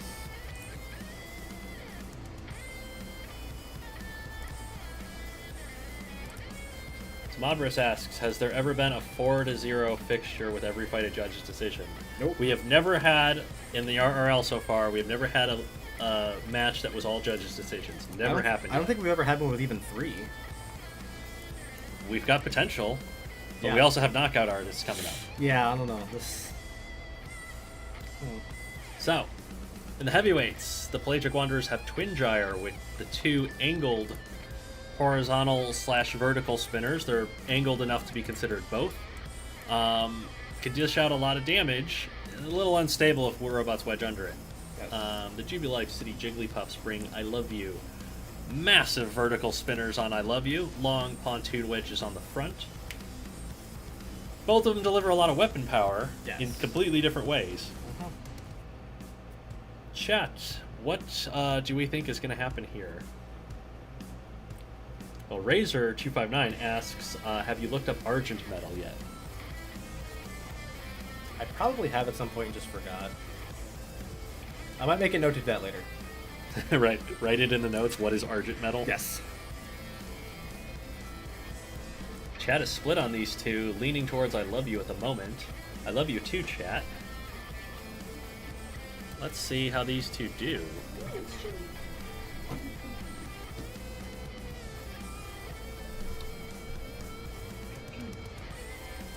Both robots with their weapons up to speed. Twin Gyre turning back and forth to bring its weapons to play, and that's allowed I Love You to slam it into the wall and get underneath and pin it. Yes. I think Twin Gyre's taken chassis damage from I Love You there. It's gotten down, and now it is getting its own weapons into play beside I Love You's It weapons. took off both of the stabilizing extenders on I Love You's weapon. But I Love You's going straight into the chassis. Yeah, straight down the center of Twin Gyre here and not allowing it to maneuver. Twin Gyre getting those weapons into play beside I Love You's weapons, and both of them have come right off. So, I Love You de-weaponed by perfect weapon placement by Twin Gyre. And now I Love You's just kind of armored wedges, and Twin Gyre is aggressively going after them. Some of the ramp plates are coming off now that Twin Gyre's gotten the damage on them. Yeah, Twin Gyre is ripping the front end of I Love You apart. I Love You's got the ground game, but Twin Gyre does not care. As I Love You tries to find an exit to the arena, there is no exit here for you unless you go over the wall. And Instead that is a you've died. knockout by Twin Gyre.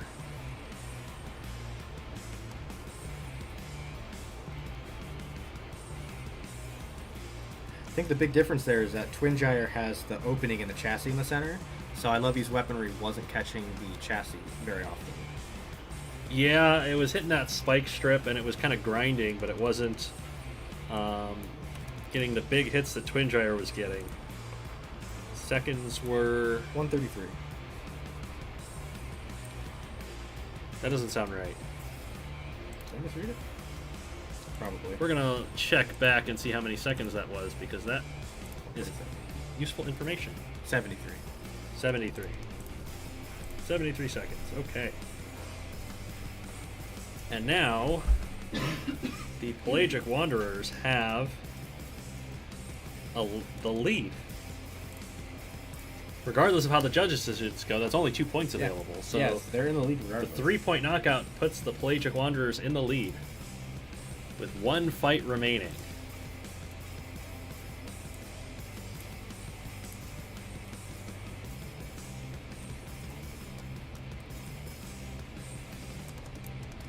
Ooh, we get to do multi-bot madness.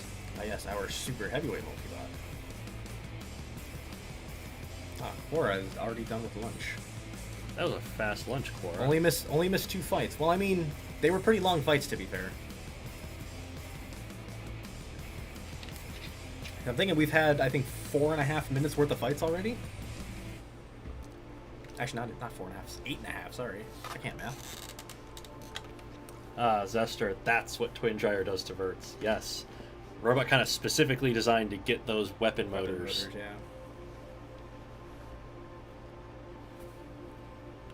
Twin Gyre extends as the #1 heavyweight. Twin Gyre's doing pretty good. Yeah, it's been pretty damaging getting all KOs so far.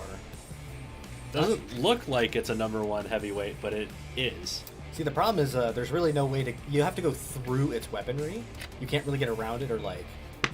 have certain weapon types just don't have a good time against it, so... Yeah, and you see Twin Gyre open up the fight by turning back and forth, so you can't even go around it. No, not at all. All right. Super heavyweights. Very close match.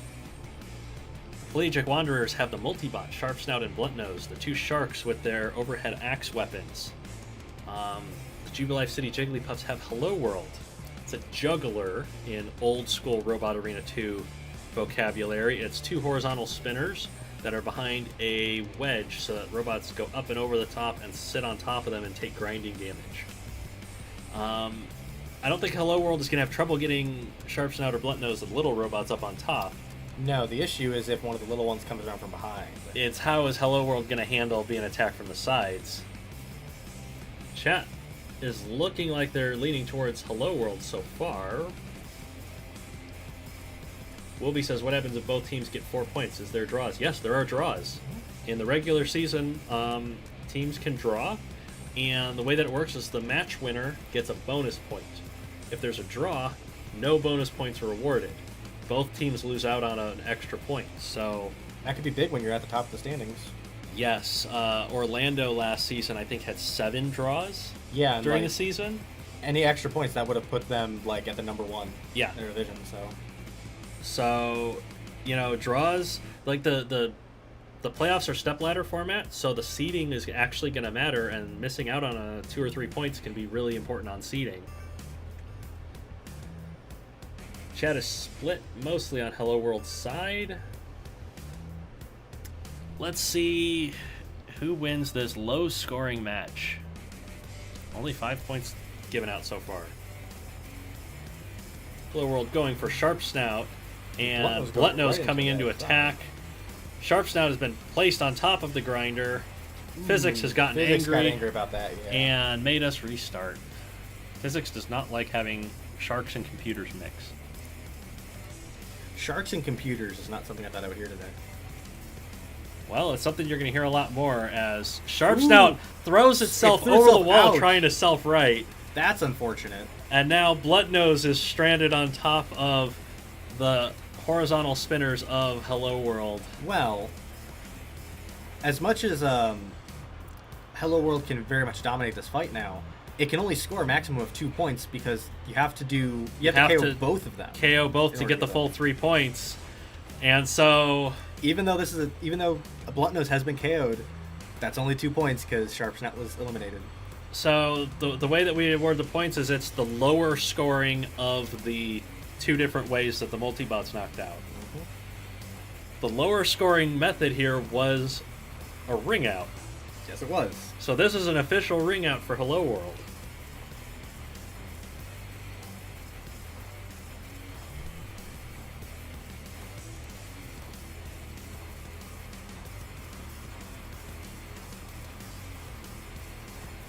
$25.66.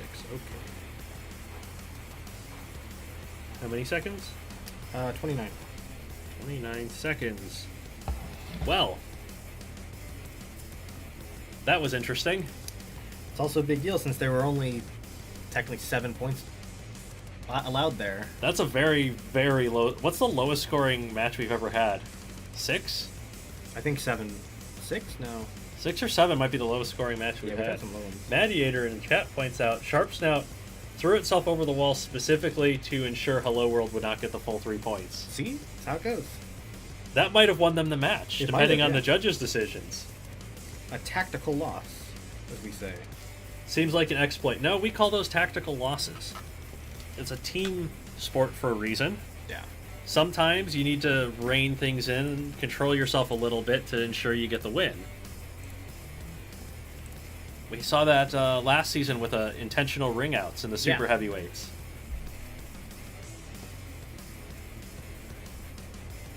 So, don't know the winner of that match yet. We'll have to get the judges' decisions, and we move on to What's our next matchup here? Second place Robotics. And they will be taking on the Robot Rebels.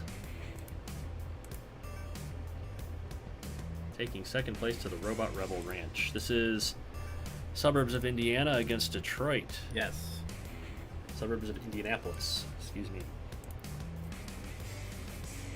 Ratty. Peak nonsense as expected from RRL. Yes, that is the goal. Alright. Second place Robotics with Unknown X in the lightweights. It is a wedge-shaped kind of overhead claw weapon. It's facing Overclock, which is a set of piston poking spikes. Overclock has the weapon power advantage. Kind of has the range advantage. What do we think? Chat, who do you think is going to win Unknown X against Overclock? The Rebels have not been doing great this season, but they got a pretty good win last week. Yeah, what's interesting is both of these teams are at the bottom of Division 2. The Rebels have 1 more point than second place, but 2 more losses. Those method points really matter. Method points make a difference.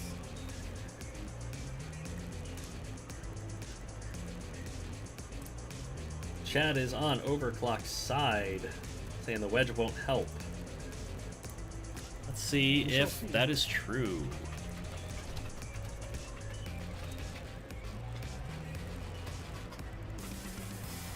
Ooh, immediately hitting the snapper on Unknown X. Yes, Overclock landed a big blow to the weapon motor of Unknown X. Unknown X is trying to get around to the side of Overclock and stab into that chassis. It's kind of a good strategy, so it's not going to take blows from the piston poker. Not able to get under Overclock at the moment. Neither of them has kind of the drive power advantage over the other. With kind of getting caught in this microwave like this, Unknown X will be taking some grinding damage to the left side. Yeah, a little bit of grinding damage, chassis damage from that spike that's against them, but I guess it's Unknown X exercising control here, because Overclock's not able to get into position at all to do what it wants to do. Not in the slightest.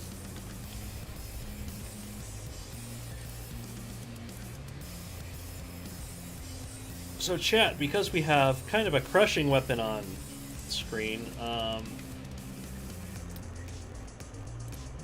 trying to formulate a question about crushers. What crushers would you like to see back in BattleBots? There's a lot of crushers that we've had over the years. There aren't really any left. Not really. I think really the only we have left is like Quantum, possibly Kraken. I don't know if they're retiring it or not. Supposedly they're retiring Kraken. We haven't seen Quantum in a few years. I don't know if Petunia's still around. They keep applying. They didn't get in. Yeah, that's my only thought. There was Mohawk. Yeah, there was Mohawk. Of course, everyone, Razor. Yeah, bring back Razor. Razor's retired. I think the whole team's retired.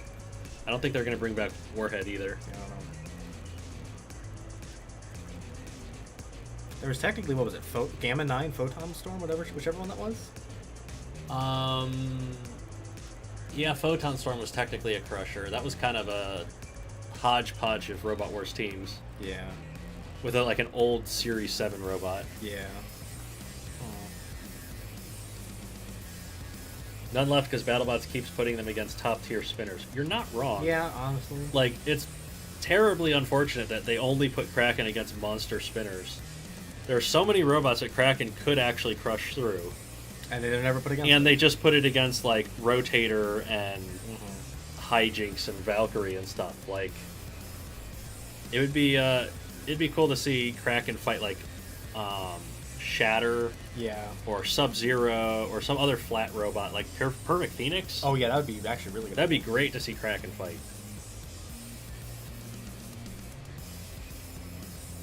Addy says, if you're going to BattleBots with a robot that can't fight spinners, you deserve the losses. I mean, yes, but if you're going to BattleBots against a robot designed to fight everything, and you only get the biggest spinners, that's on production. Yeah, honestly. Well, Unknown X pushed the judge's decision by pushing Overclock.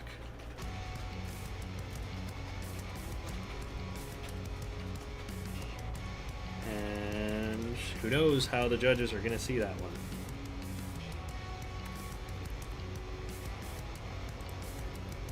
Oh yeah, I forgot. Mini Duck mentioned it. Dinosaur Warhead was kind of like a mouth crusher-ish. Yeah, grabber more than a crusher per se, but yeah.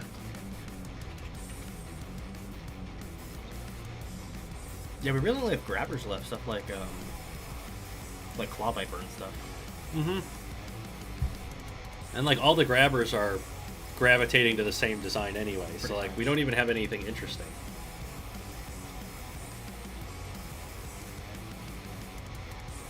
So here we go in the middleweights. Second place robotics has Yeetus, which is 4 rear hinged flippers. Pretty strong. Not doing that great this season. I think it's won 2 or 3 fights. Like it's been reasonable for what it is. Let's see. What do you got on it? Yeah, it's won 2 fights. It lost to Rosewater, which is a very similar robot last week. So yeah. So it's having an okay season so far. The Rebels have Woodrow Kilson. It's a literal hammer saw. Saw blades on a hammering arm. Got a fast KO last week. it did. Very strange. Can't self-right though. I cannot. Chat, what do you think is going to happen with the robot that can't self-right against the flipper?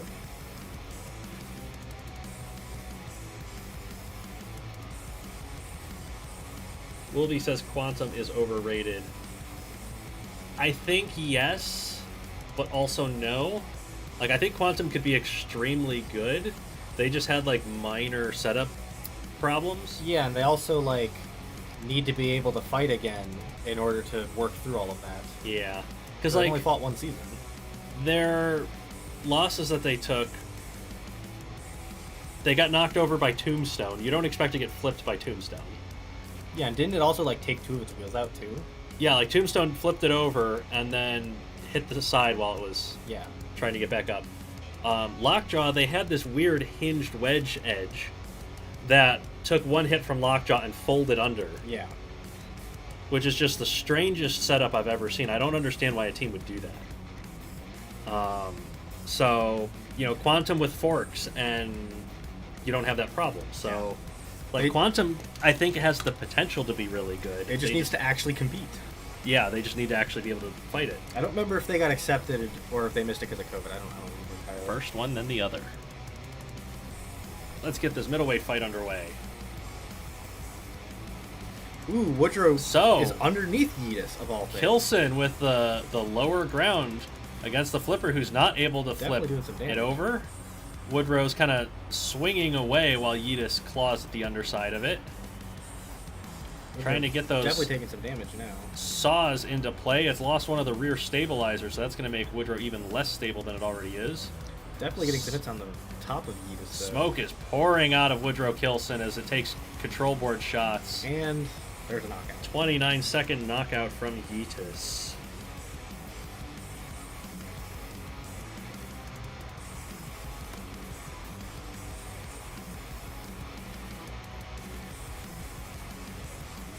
Woodrow Kilson just not able to do anything with the flipper while it was up in the air. And second place has the lead.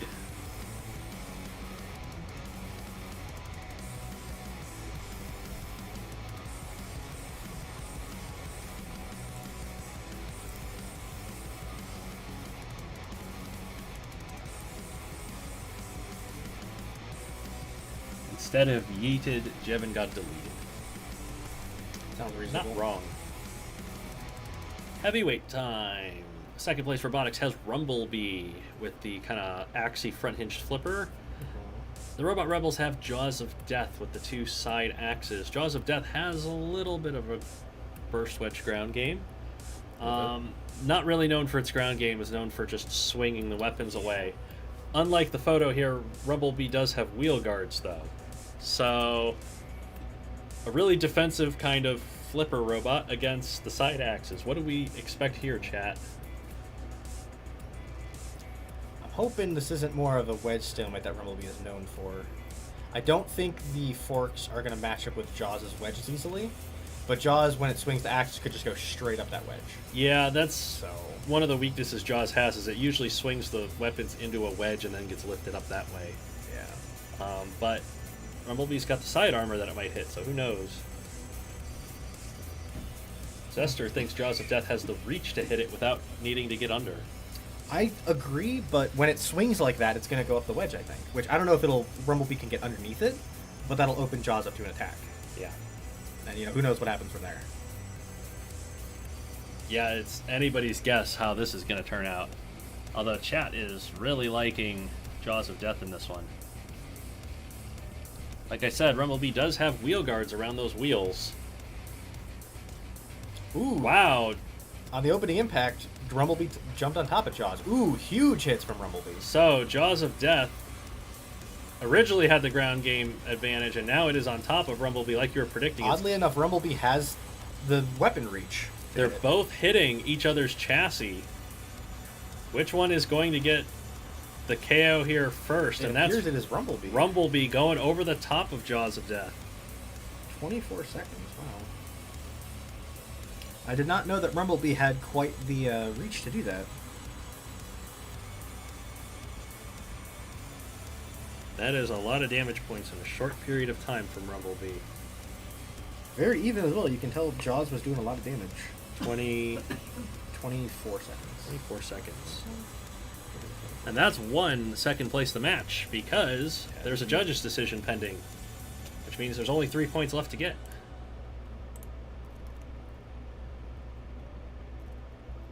And unfortunately for the Rebels, Heart Attack is not known for knockouts. Rumblebee has kind of been the anti-vacuity, getting to judges' decisions and unironically and just winning them. Yeah, it's unfortunate. Rumblebee looking more like an overhead axe.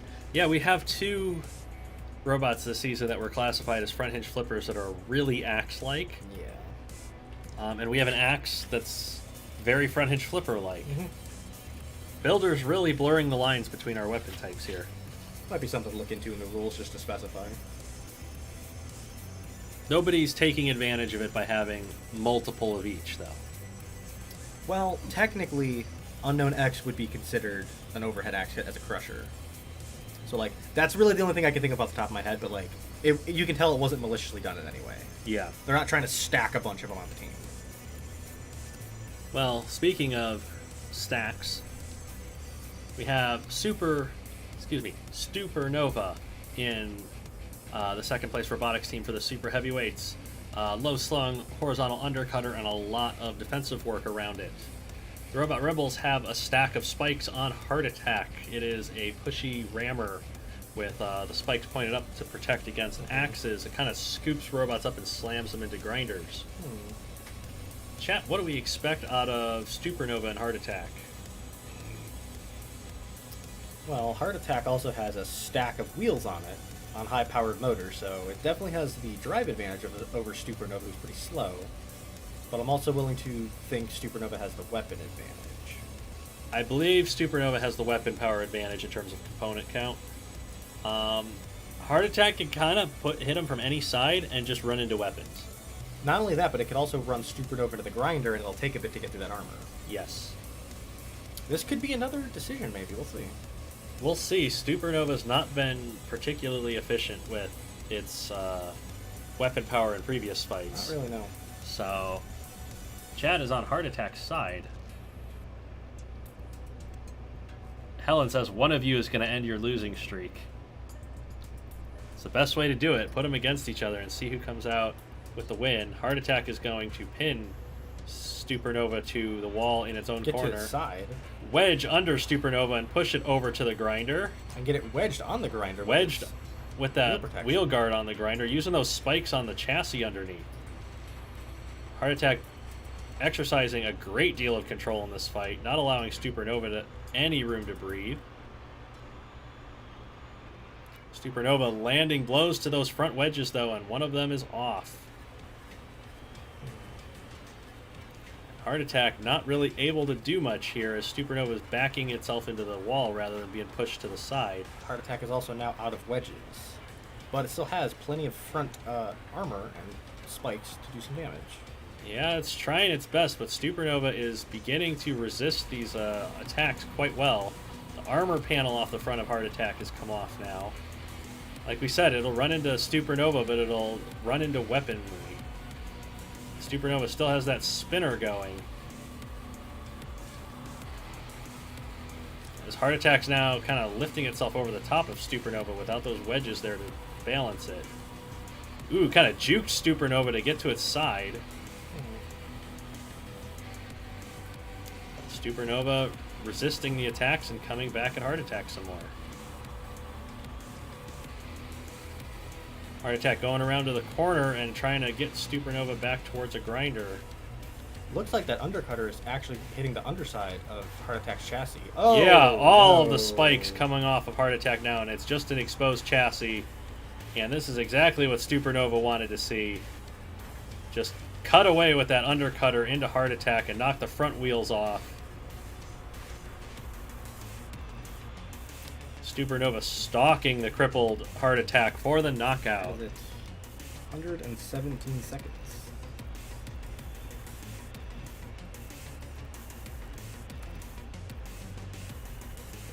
A lot of damage from Supernova.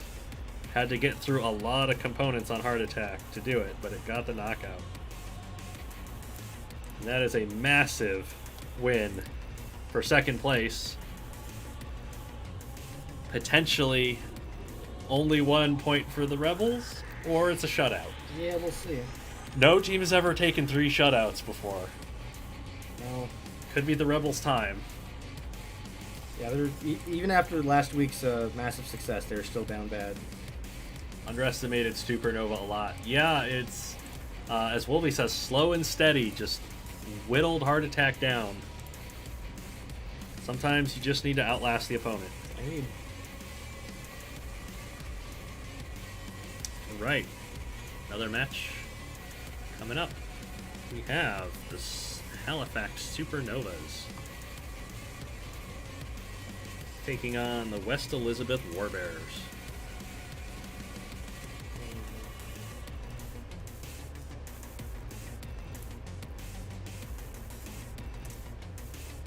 Razor259 saying the armchair engineers must be laughing their asses off. They're laughing from their armchairs as they don't build any robots anymore. Laughing, saying we could do better. As armchair engineers do. Yes. So, the Halifax Supernovas bring Tycho to the lightweights. It is a front-hinged flipper. It's kind of similar to Y2K that we saw a little while ago. It's fighting Ursa Minor, it's an asymmetric overhead horizontal spinner. Not invertible, can self-right. Yes. So chat, what are we expecting out of Tycho and Ursa Minor? Tycho had a bad time against the horizontal last week. Yeah, and it looks like Ursa could do the same. However, Voidwalker has 3 spikes that could just hit it constantly, whereas Ursa Minor could just get caught with 1. So yes. It's still an uphill battle, but Tycho could pull it off. Tycho had a great strategy going for the wheels against Voidwalker. Yeah, and it could be the same. Just I don't know. It might deploy the same strategy here against Ursa Minor. We don't know. Sure.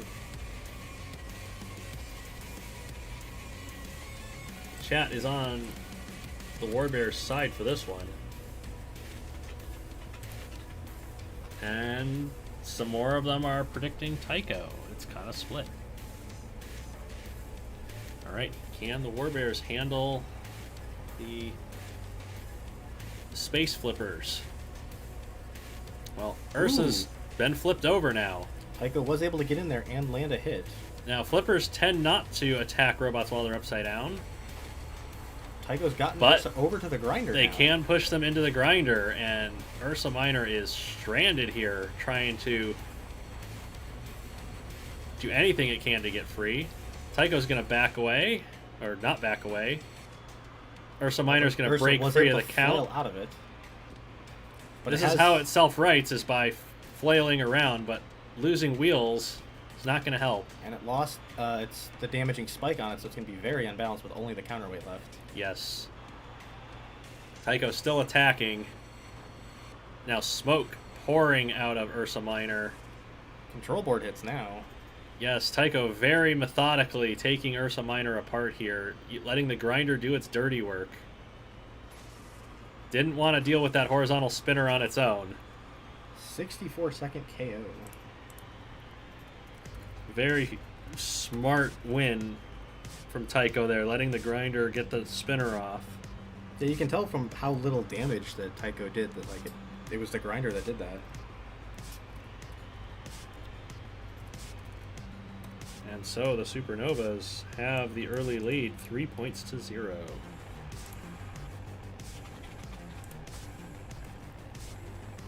Clinical, says Razor. Very clinical. Indeed. Now, chat, I know you've been waiting for it all stream. Middleweights time. Kepler. Side hinge flipper. Bunch of side hinge flippers that come out like this. Very damaging, very destructive flipper in the pop-up style. We have Grismo on the Warbears. Incredibly fast and aggressive four-wheel drive rammer. What do we think is gonna happen here? So I don't know if you guys have heard of this thing called a sludge fest, but it is remotely possible. The only thing is, Grismo does have a tendency, because its steering is so sharp, that it could miss the opening charge. Yes, we've seen that happen before, where it comes out and then steers away. But we did also see in its fight against Aegitas that it could just ram over the top of it anyway at some later point. So we shall see. Yeah, the crowd might want to duck. Have you ever been sitting in the crowd and have a flying grizzly bear thrown at your face? That sounds utterly terrifying. As if bears weren't scary enough already. Let's see what happens, shall we? The chat is predicting a sludge fest. What's gonna happen? Grismo charges right over the top. And we've got a 4-second sludge fest. Things you love to see.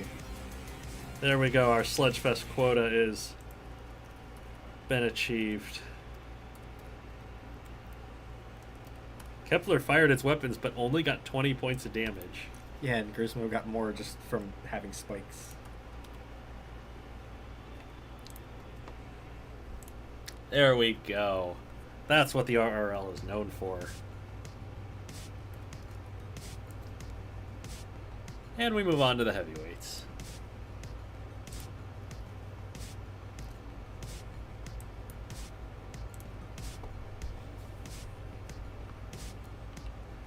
So, heavyweight time. There's a robot called Supernova, and there's a team called Supernovas, and this is messing with my English. God damn it, Cold Silver. The Halifax Supernovas have Progenitor in the heavyweights. It is 4 rear-hinged flippers. They don't have any damaging components. It's what we call a pure flipper, and has a lot of power behind them. The Warbears have Warbear. It is 2 side axes with different weapon configurations on both. Has a pretty good ground game and pushes microwave fights. Does. A lot. Yes. Although at least this time Progenitor's not fighting multi-bots, so we don't have to worry about it choking away a win. Or do we? I don't know. What do we think is going to happen between these two, chat? While Progenitor has the ground game, Warbears is not only pretty good, but Progenitor also misfires a lot. And Yes. there's plenty of chassis to hit with those side axes. And Warbear's also invertible, so if it's not a quick ring out, Progenitor's going to have a bad time.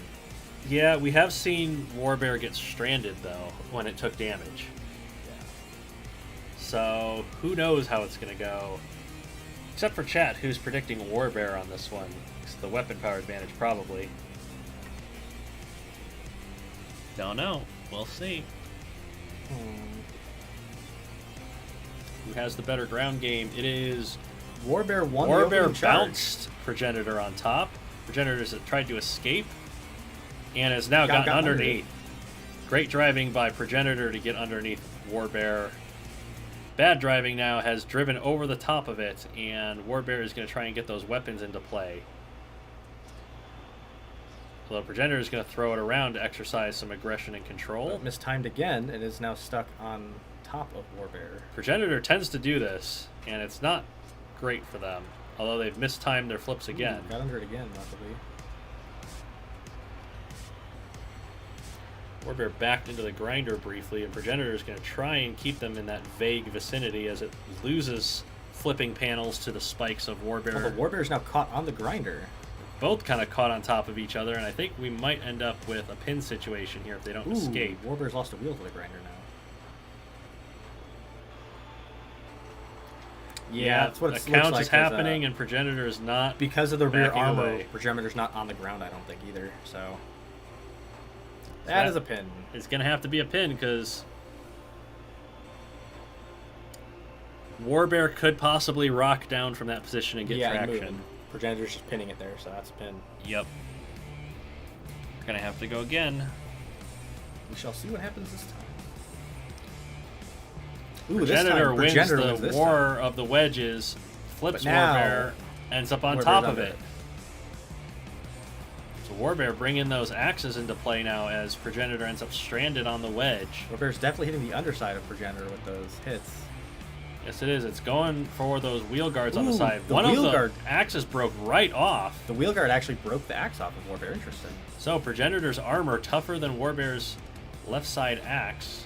As Warbear got stuck against the wall trying to turn. And Progenitor took advantage. Progenitor with the fantastic ring out. Well timed. And that is 2 ring outs in this match.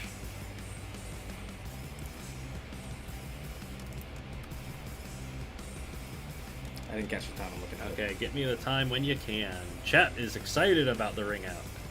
That was interesting. Yeah, very cool. 2 ring outs in a row.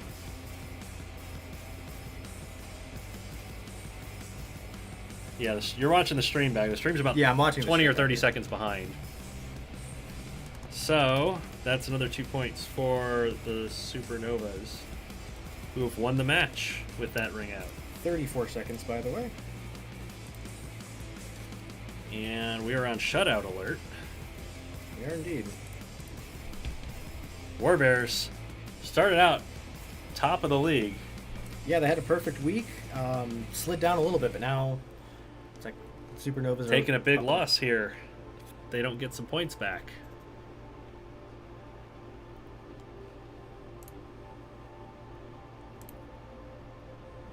Well, they might have the robot to do it.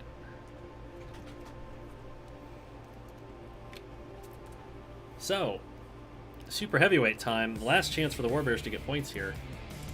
The Supernovas have Event Horizon. It's a piston flipper. If you're unfamiliar, in Robot Arena 2, pistons are missing some of the laws of physics. They have very little power extending. They have all of the power when retracting. Yes. It makes things really awkward with how robots throw themselves around, and it's not very realistic, but you can get flippers out of them. Event Horizon has ringouts this season. It's a big, tall robot. Yeah, it can. It definitely has the power to do it. West Elizabeth Warbears have Smashy Mix Smash Face 2. It's a rebuild of a robot from last season, which was designed to look like it was made in Robot Arena 1, with just the wedge and like 5 overhead axes on it, except this one has sledgehammers in the front. It does. Last season, Smashy went 0-12 to start. It did. This season, Smashy's got how many KOs? Only 2 KOs, but it's won every fight so far. It's undefeated. Yeah. Smashy's had a hell of an upgrade. How do we expect Smashy to handle Event Horizon, chat? This could be awkward for either one, because Event Horizon has the burst wedges that I think are on the side of Smashy's wedges, so it could get under it, or it might bounce over the top of it like we saw in the last fight. Yeah. But Smashy's axes are going to go right in between the gap of Event Horizon's armor, which is where spikes are, so it could take damage. Or not, we don't know. We don't know how this one's going to go, because they both counter each other pretty well on the front end. Razor, Smashy, and Vacuity for most improved. I'm honestly looking at Smashy right now, because it's been very powerful. I mean, I think Smashy with 3 wins instead of 12 losses is Yeah. certainly most improved. Let's see what happens here. Ooh, Event Horizon Smashy went right straight over the top of Event Horizon, who's Gets it thrown right it to the straight wall. over the wall. That's For the an first 8-second time in ring the out. Robot Rampage League we've ever had 3 ring outs in one match. Yikes.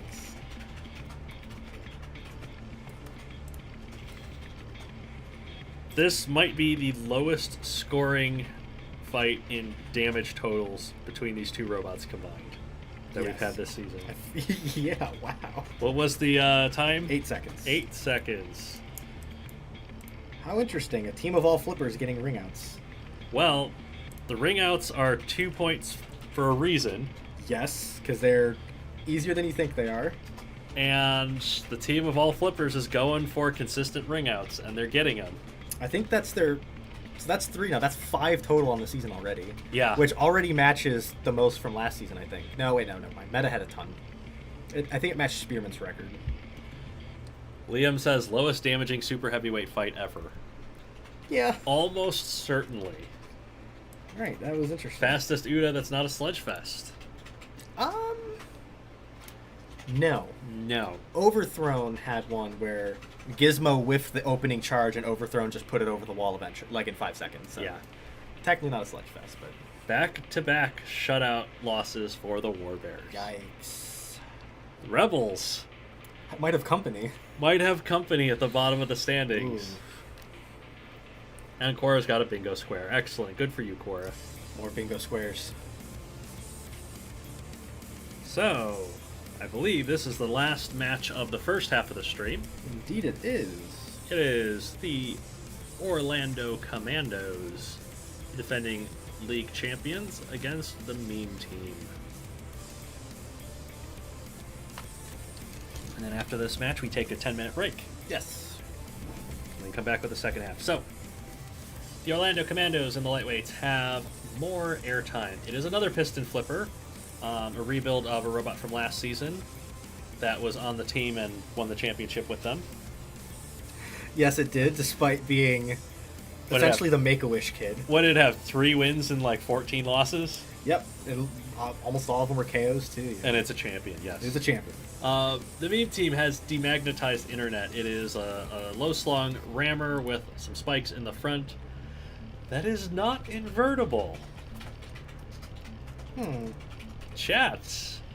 More airtime, the piston flipper against the not invertible rammer. What do we expect to be the outcome here?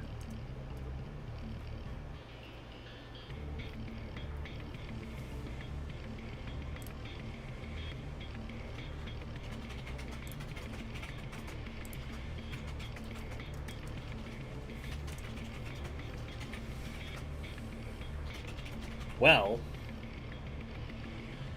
chat's split I think that's on a fight with more airtime in it. right. The only thing is, demagnetized internet has those spikes right in the center. So even if if it's able to go in and back up before getting flipped, it's going to take the piston off eventually. But it has to not get flipped because it's not invertible. Yeah, and will more airtime leave it upside down, or will it keep flipping it? Will more airtime get a ring out? Ooh, a lightweight piston flipper ring out. That would be wild. I might just leave and retire. Shut down the Supernovas at that point. So here we go. Demagnetized internet and more airtime. A big Airtime hit immediately from both. puts it up. And airtime has flipped flipped it demagnetized internet straight over, and it's And it's fallen over on on its own. Self-righted, okay. But it's gonna push demagnetized internet a little bit. Is it? Well, It's poking it, can it's it? prodding Does it it. have the drive power to move it? I don't know. Does not have the drive power to push demagnetized internet to the grinder. But it is going to patiently await the KO. Or the TKO, excuse me. Ladies, gentlemen, non-binary pals, more airtime has a 32-second win. By TKO. We haven't had many TKOs this stream so far. Not really, no.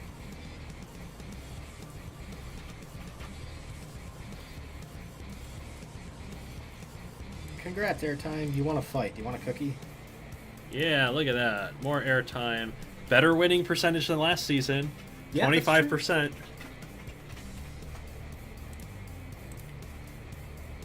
Very routine win there. Yeah, sometimes that's how things go. Yeah, especially for a flipper, like, you just flip it over until it can't move and you just leave it alone. If you're a flipper that is as likely to lose as more airtime, you take the first opportunity you get to Yeah, win. you do.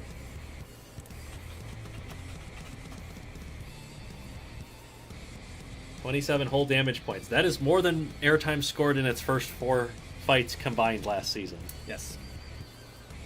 So, middleweight time, the Orlando Commandos have Barbecue. It is a sit-and-spin robot. It has spikes and ram plates for offense and defense.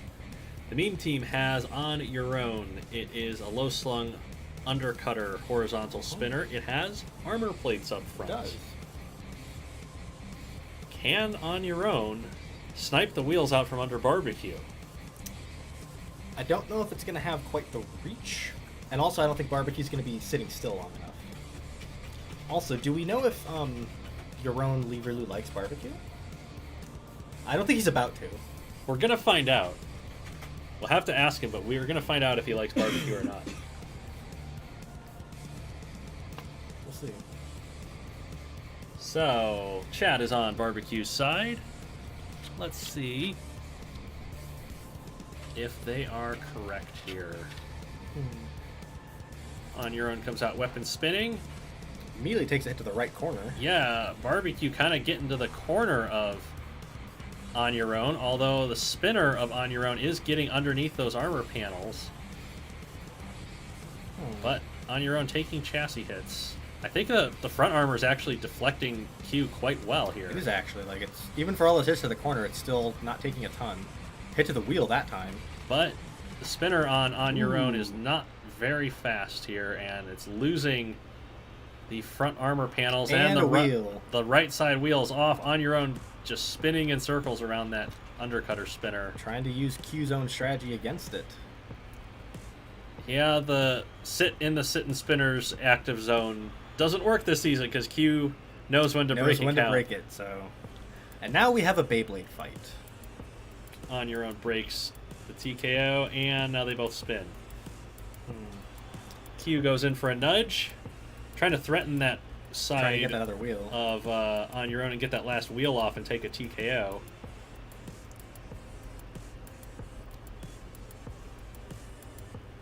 Cruise in, try and get close enough for getting that wheel, and it does. Fantastic strategy by Q. I don't know if the spinner of On Your Own is strong enough to move it out of the immobilization count. It might be. Q's going to go in and lop off the last armor panel as Barbecue continues to knock into On Your Own as it carelessly, I don't want to say carelessly, helplessly spins around. There's a count now for On Your Own. Is it going to remain stationary enough to be counted out? No. It did not, no.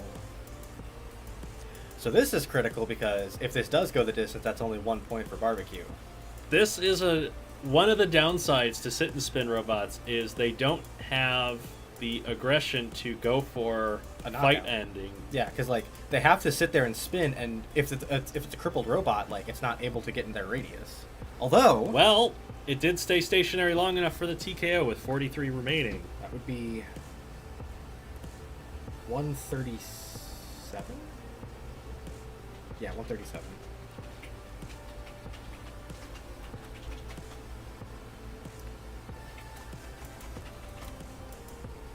And Orlando leads 4-0, but there are potentially 6 more points available. So the meme team could still come back from this. To give you an idea of how difficult it is for sit and spinners to end fights, the shortest fight that Barbecue has had this season was almost 2 minutes. Yes. Like, it's very hard for it to end fights. If the opponent is not driving into your weapon, it can't go after it to get to end the fight. So heavyweight time with the Commandos up 4-0. We gotta do multi-bot madness. Multi-bots.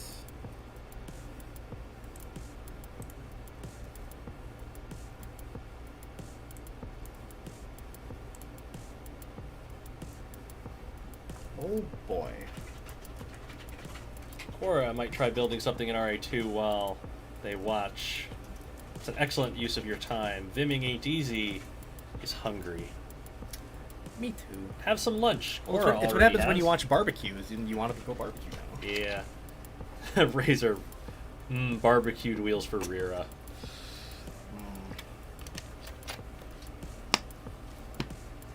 So, heavyweight time. The Orlando Commandos have a new robot called Hot Mess. It is kind of a stilt bot. It has these kind of full body drum spinners that spin around the chassis. The meme team brings a multi-bot called 4 Pound 90. 4 Pound is a vertical spinner, 90 has side axes. They certainly lack the weapon power here. Yes. They lack the height. 4 Pound might be able to get to the chassis of Hot Mess. It could, but the main thing is going to be 90 getting around behind and getting the wheels. Yeah, the wheels and drive motors of Hot Mess are very exposed. And we've seen the multi-bot here swarm very effectively and win fights that way. So, chat, what do we expect from Hot Mess versus 4 Pound 90? Helen's expecting a Hot Mess. Could be a hot mess. Mighty Hydra wants to see it punt the mini-bots out of the ring. It's possible. I know Progenitor did punt 4 Pound out, although did not get the points for it, so it's not official. Well, chat is... I think they're leaning towards Hot Mess. It's hard to tell based on all the commenting that's going on. Gonna cost. Or suggestions for building things in Robot Arena 2. Piston Crusher. I like the sound of that. Here we Hot Mess go. Targeting the side axe first. Exposing itself to 4 Pound from the rear, who's Already lost a a motor drive motor directly as well. off. Bad strategy by Hot Mess. Both The whole motors drive are has off been now. taken off. Oh. And then Physics was horribly unhappy with that. Yep, that's a restart. Well, thank you, 90, for the physics glitch. That's going in the montage. The restart has Hot Mess going after 90 once again. It's And knocked falling itself over. Okay. And so now it's stranded against the wall with the multibot attacking from behind. It has righted itself, but it's against the grinder, and the multibot is not allowing it to move. 90 wedging under those rear wheels of... Although, 4 Hot Pound has now Mess. taken a wheel off of 90. Yeah, 4 Pound has damaged Ooh. 90 quite badly, and now Hot Mess has thrown both of them upside down. Complete turnaround of this fight. A wheel off of 4 Pound. 90 stuck on the grinder. I believe there's a count on 90 at the moment. They're both wedged. They're both wedged in the corner. 4 Pound can't get free. 90 appears to have been immobilized. And It Hot looks Mess like- is just going to wait for the TKO count. Yikes. That was looking very scary for Hot Mess for a second, but it flipped it around very quickly. Yeah, that was 57. pretty wild.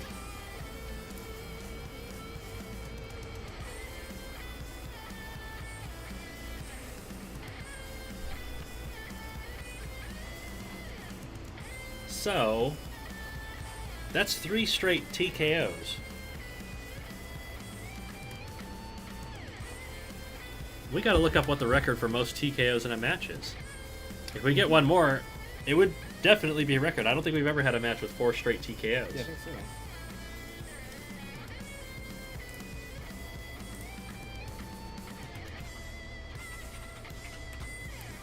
KJ, it feels like when Physics stole a win from Axis and Allies. Honestly, yeah, it kind of does. You know, Physics is a cruel mistress.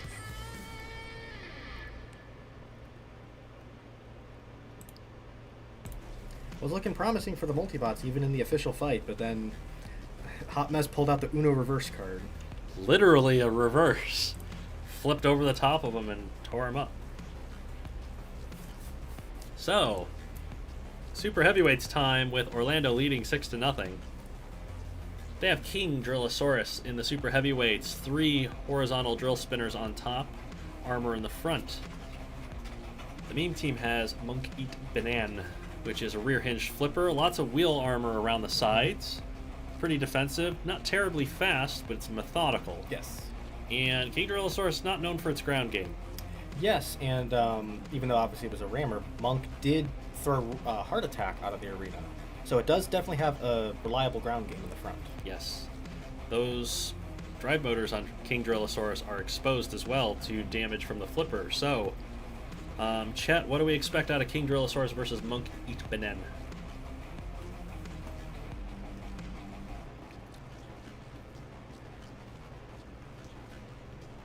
Monk has such a bad robot picture. I believe that's intentional because it's a meme. Yes. Also just realized, considering this is American Killjoy versus Jim Dramatic, it is a battle of the robot YouTubers. Yes. Because American Killjoy is on the Robocast. Yes, one of the hosts of the Robocast podcast. Jim Dramatic did his Robot Wars reviews podcast for a while. I don't think he's posted for a while. It'd be nice to see him back. He used to be on my podcast, both of them. So, chat is split on who is going to be winning here. Let's find out.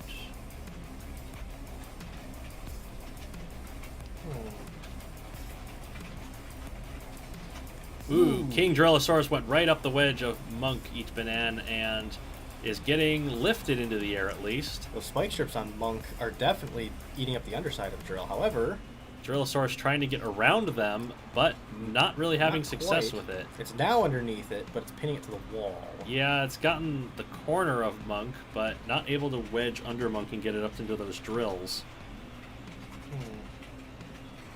So it's going to back away to avoid the pin. Breaks Monk's the going pin. to circle around. Ooh! Wow, What big a weird hit impact. by King Drellosaurus.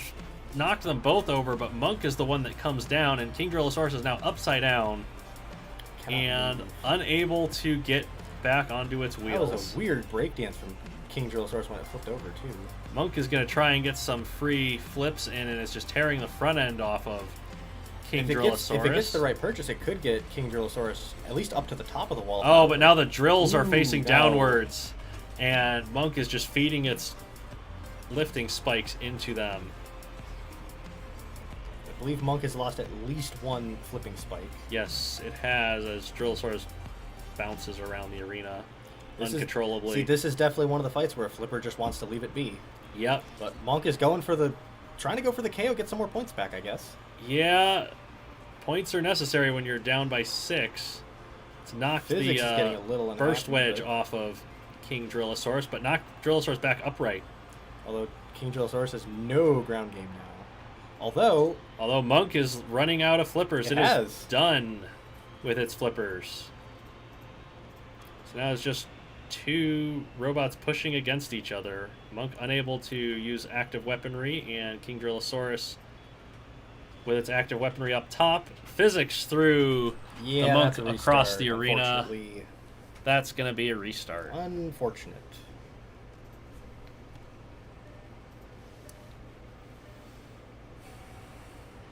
Whoop. King Drellosaurus goes straight up the wedge and gets lifted into the air. It's kind of on the side of Monk at the moment, and trapping those flippers over the top of King Drellosaurus's armor Now wedge. Monk is underneath it. All of the wedges have come off of Yes, the Drellosaurus burst now. wedge is off of King Drellosaurus, so now what little ground game it has is gone. And Monk is damaging those drive motors on King Drellosaurus. Physics is not happy about that, but they got away from that spot. And King Drellosaurus is going for the side of Monk. Kind of got hooked on the corner. But now it's gone right up the wedge. All of the front armor on King Drellosaurus is off. Yes. Monk not really with the power to flip it totally over. Although King Drellosaurus has kind of done it on its own. I think King Drellosaurus is trying to get flipped over so it could use those drills pointing just downwards drill here. downward. That'd be very clever. Working Monk over to the corner. Ooh, it's lost the Oh. drive motor now. And it's managed to knock the two of the flippers off of Monk Eat Banana. So now Monk no longer has the power to flip King Drellosaurus over as it's pressed into the wall. Yeah, with only 2 flippers and not a whole lot of battery power, Monk is not going to be able to flip King Drellosaurus easily. Yeah, and we still have 90 seconds to go here. TKO count, but Monk is able to break it with its drive power. Yep, Monk still had the drive power to get free. King Drellosaurus has more and pushes it back despite missing a whole drive motor.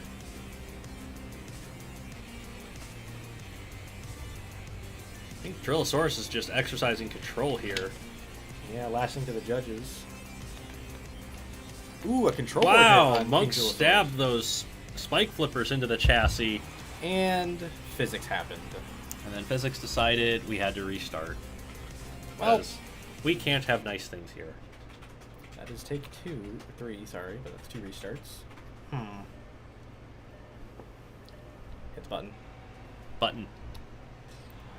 Ooh, again. King Drillosaurus Right nearly over. totally flipped over by Monk, but it's got Drillosaurus totally turned around in the box there against the wall. Doing already smoking. Monk's done a ton of damage to the underside of King Look at the Drillosaurus. shape of King Drillosaurus' chassis. It's taken a ton of damage from There Monk's goes flippers. the snapper wedges off of King Drillosaurus. Yeah, but it's totally upside down, and those drills are on the floor now and digging into Monk's front end as Monk Eat Banana tries to push King Drillosaurus into the grinder and get some extra damage points that way. It's doing a great job. Spikes have come off of some of those drills. King Drillosaurus kind of shuffling around upside down like that and probably not going to get TKO'd unless Monk turns it against the wall properly. There was a ram plate off of the King. Taking more parts off just because it can.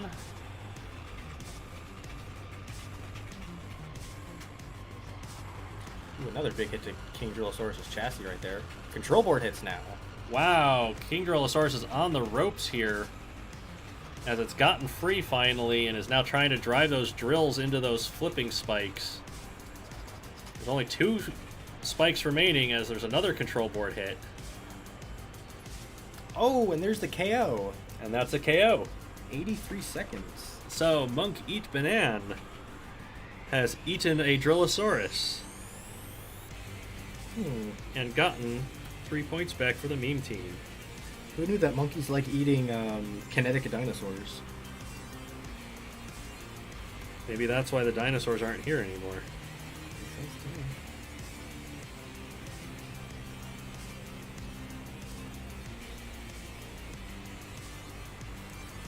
Well, that is a 6-3 win for Orlando. Indeed. But the meme team avoids the shutout.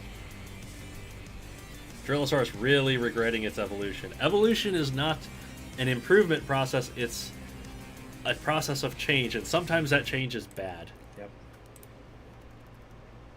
Well, we have reached the midpoint of the stream, where I point out, once again, our lovely Patreon stream sponsors. And we are going to take a 10-minute break before Indeed. the second half. Yes. Rest our voices, maybe get a snack, Yes. whatever we had to do. Chat, while we are away at our break, go ahead and let us know what your favorite fight of the stream has been so far. Yes. There have been quite a few already. Yeah, there's been some really good fights. There's been some good matches. So let us know what your favorites have been. And we will see you in about 10 minutes. Yes.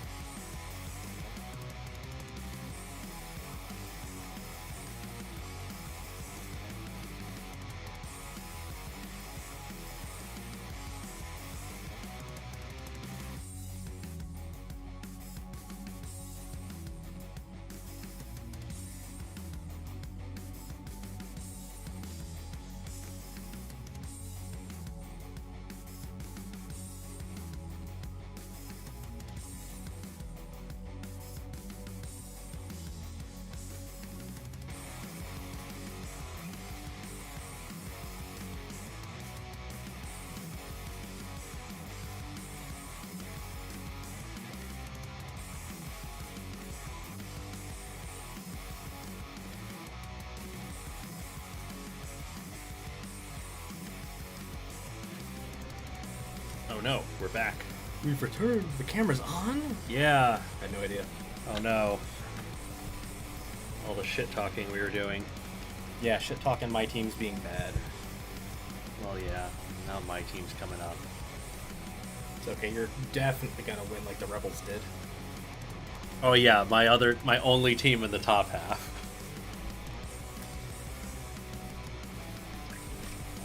It's fine, everything's fine. Welcome back to the stream, everybody. Everything's fine. Nothing's on fire. It's all good. How is everybody doing so far today? Fun, we're doing good. Are we ready for more carnage? Yes, more robot combat coming your way. More dying in the background coming your way. I'll be over here dying if anyone needs me. Yes.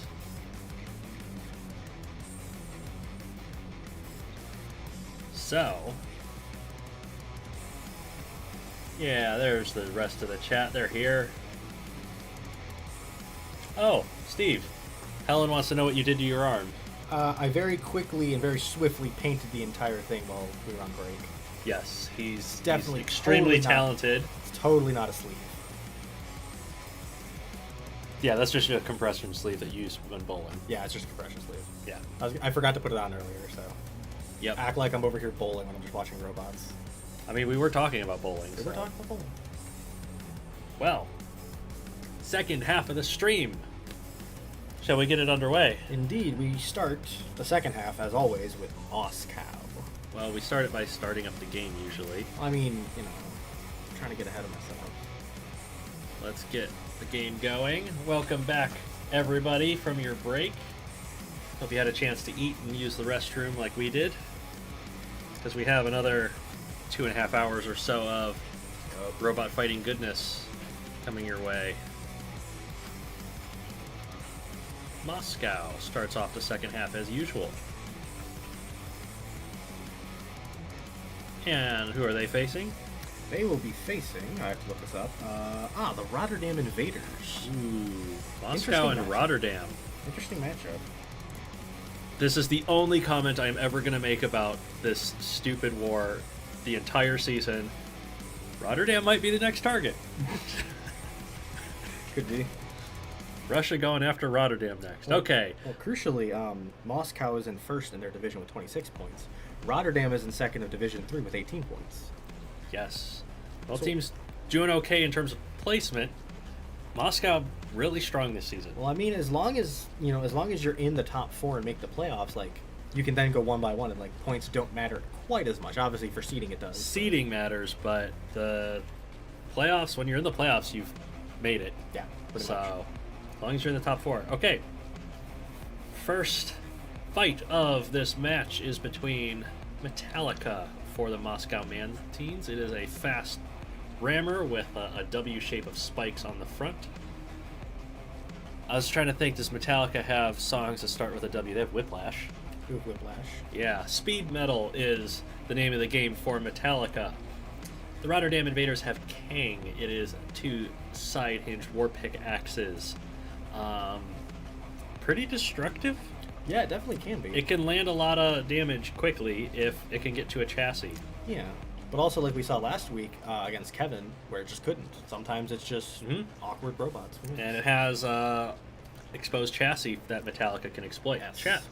Metallica or Kang, where do you think it's going to go?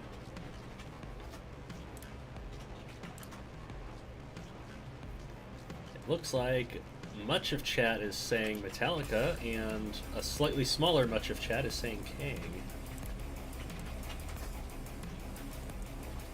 Alright, well, let's get it started. Indeed.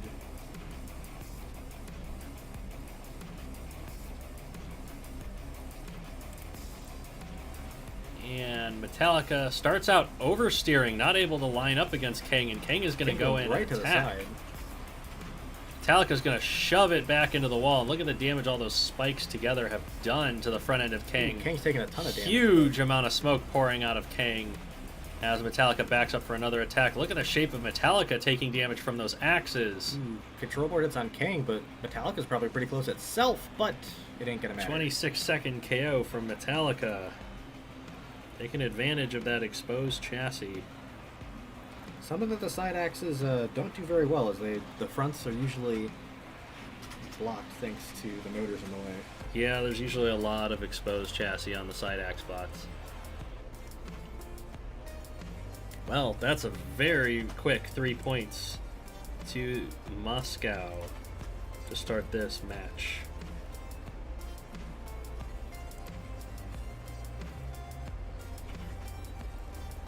And we move to the middleweights.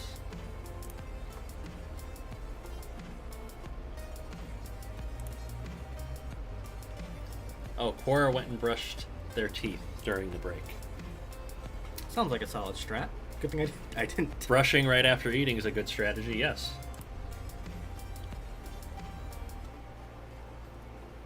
So, in the middleweights, Metallica. You want to try that again? You say it, I don't know words.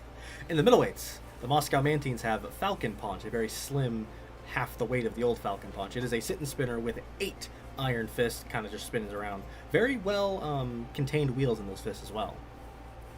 Rotterdam comes in with sleeve 1 exclamation point question mark. It is another asymmetric spinner similar to Ursa Minor from earlier. Now it's at the middleweight scale. Also very well contained wheels on this one. Yes. What are we thinking here, actually? I'm thinking sleeve 1's weapon, because of all the weight on it, it spins kind of slow. Yes, it has. I feel like it's probably going to get stalled out by Falcon Punch. Yeah, I'm willing to believe that. And probably get lopped off is what I'm predicting. As we all know, Robot Rampage League is very unpredictable. Yes. I also just like Helen pointing out that I'm basically repping sleeve with my compression sleeve. Definitely did not think about that. Hey, I mean, the saw blade helped the saw blade spinners last time. The sleeve might help sleeve this time. Help them sleeve. Who knows? Does that count as like official bias interference? No. Let's get this fight started. Chat is mainly leaning towards Falcon Punch as Sleeve gets up to speed and comes into attack. Immediately deflected by Falcon Punch. Falcon Punch's offensive defensive work successfully keeping Sleeve at bay and knocking weaponry off of it and breaking it apart. Definitely taking hits to the right side corner is Sleeve. Although the whole weaponry has come off the asymmetric spinner and now it's very imbalanced. Bouncing around. As Falcon Punch just spins away and awaits Sleeve to try to push against it. As Sleeve tries to get that hammer counterbalance into play. Not quite able to land it, and oh, that's it. Wow, that was all 3 control board hits in one from Falcon Punch slapped Sleeve down. That was unfortunate. How many seconds? 40.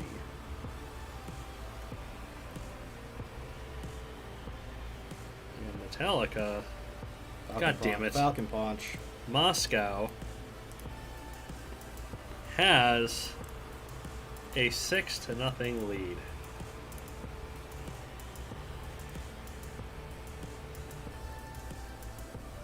They're leading their division for a reason. Yep, after the perfect week last week, yeah, they're doing good. That's already 6 points, so they already can't lose. Like Sleeve just breakdancing in the background. Hey, I mean, that's all it's got left right now.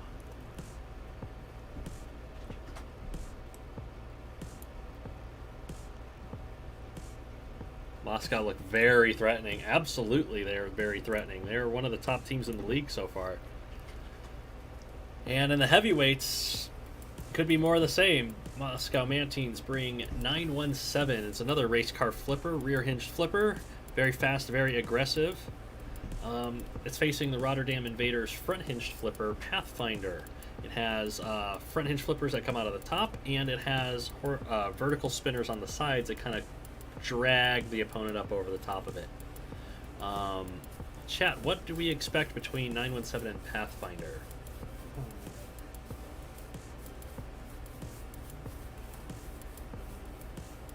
my hearing randomly changed while you were talking. I was like, "What the fuck just happened?" Don't you hate that when just like one ear just randomly Like- goes to like what do they call it, tinnitus? Like I couldn't tell if it was the audio or my ears. So,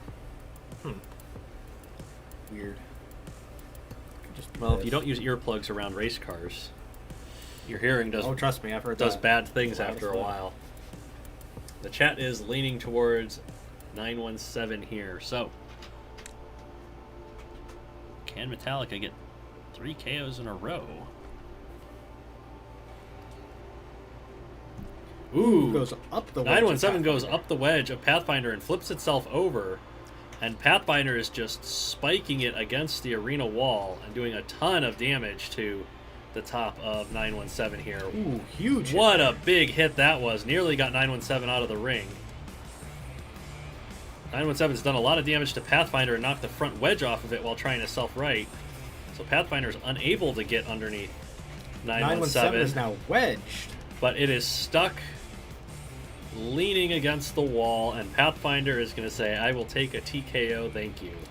Unlucky. 42 seconds. It's a 42-second TKO for Pathfinder to get some points back for Rotterdam. 917 a little too quick on that opening box rush and bounced itself over, and Pathfinder took full advantage.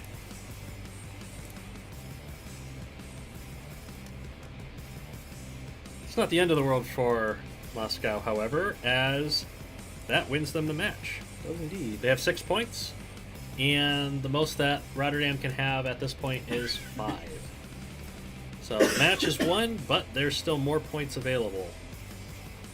And as we all know, the points are what matter in the standings in the end. So both teams going to be fighting as hard as they can for these super heavyweight points.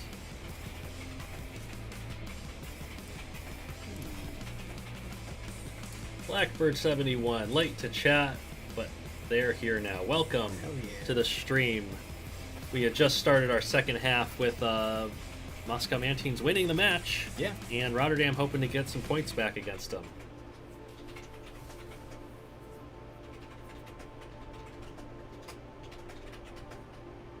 Well, Mantines have Bolshevik Barracuda in the super heavyweights. It is a wedgy overhead axe bot with kind of a angled axes. It's got defensive work on the sides. It's got that burst wedge on the front. The Rotterdam Invaders have Boolean with the piston flipper. Yes. Big, tall robot, very... It throws its weight around quite well. Yes. What the hell do we think is going to happen here? Well, because of Barracuda's angled chassis, I'm not sure Boolean's going to be able to get those static wedges under there. But Bolshevik also has a very narrow burst wedge, so it could be a bit of a toss-up as to who gets under who. Well, if the Barracuda gets far enough in between those, and they throw their weapon at Boolean, It'll pop the wedge up, yeah. not just that, but the weapon will come down, the overhead axe will come down where Boolean's smart zone is, and it might knock Bolshevik Barracuda over by hitting its Yeah. weapon, because it's pistons, it's not lifters or flippers. And Very we've also interesting. seen Bolshevik Barracuda can get stuck on its back, like Yes. just angled upwards. So, Chat is split between Boolean and Bolshevik Barracuda here, although Maz has rewatched his match and is enjoying it. good for you, Maz. Let's see how this one turns out, if Rotterdam can get some points back here, or if the Barracuda can absolutely tear up another robot very quickly. Ooh, So- Barracuda got under it first. Yes, and now they're trying to use the piston on the axe, and it's not throwing the robots apart like they were hoping for. Not But quite. the piston flippers are ram plates. They're very defensive. They're holding up well, and they've all just come off. Yes. So Barracuda's Boolean's chassis weaponry- is now fully exposed, And Barracuda's and just it's going not in. been able to get away. So the Bolshevik Barracuda is just pounding away as it gets pushed back towards the grinder. And it's just going to push right back because it's got the ground game. It's got the ground game and the drive power. It's actually 4-wheel drive. So, Boolean losing its weapon early against the Bolshevik Barracuda, getting shoved back towards the wall. And already on control board hits, I believe. Just need to see if Barracuda's going to back up to break the pin here. Going to have to do something here. Not quite, but Boolean was able to move with those wheels out the back. Yes. Although, another big hit. The Barracuda's gotten deep enough under to get the big hits in. And there it is. It's finally ended the fight with 66 seconds in. Yep. That was the main thing with not just Barracuda, but the axes in general. If they get under you, you're just going to have a bad time. Yes. Boolean did its best to try to get out of there, but no luck. When you're stranded on a wedge, what can you do? Pretty much. And that's a 9-2 victory for the Mantines to continue to remain atop their division, probably. Yes, definitely. They have really turned it around this season with this new lineup. Captain Mantine over here worried that his team wasn't going to be any good this season. Yeah, no kidding.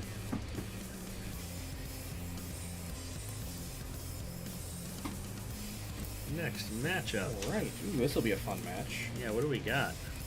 It's going to be Team Sanctuary, who are currently 3-0 in matches, up against the C4 Circus.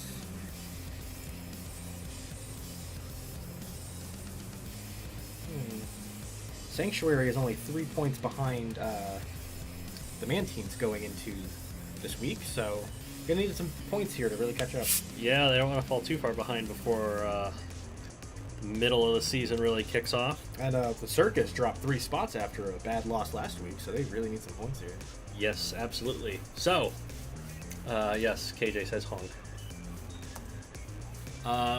Team Sanctuary comes into the lightweights with Excavator. It's that overhead stabbing, crushing spike axe style.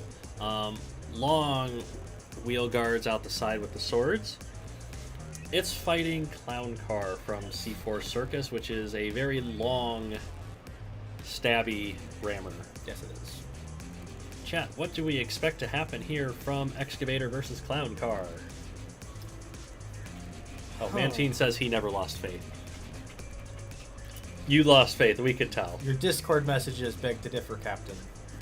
You might want to get checked for bipolar disorder. So, interesting issue here. Both robots have a very narrow area to attack with. Yes. And as a result, I feel like there's not going to be a whole lot of contact, and this is going to stalemate to the judges. However, Excavator does have those wheel guards sticking out pretty far. So if Clown Car misses, that's essentially a free hit on the wheels. Yeah.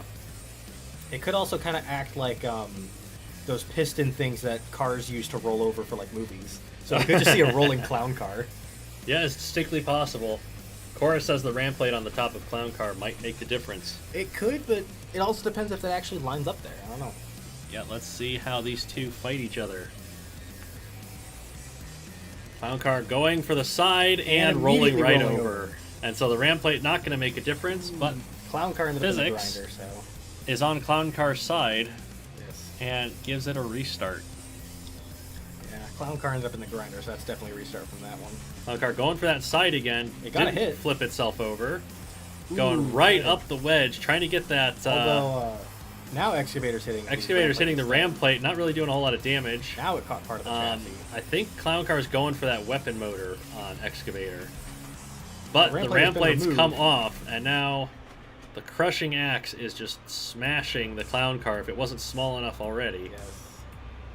Clown Car just not with enough drive power to get into that weapon motor. Not quite.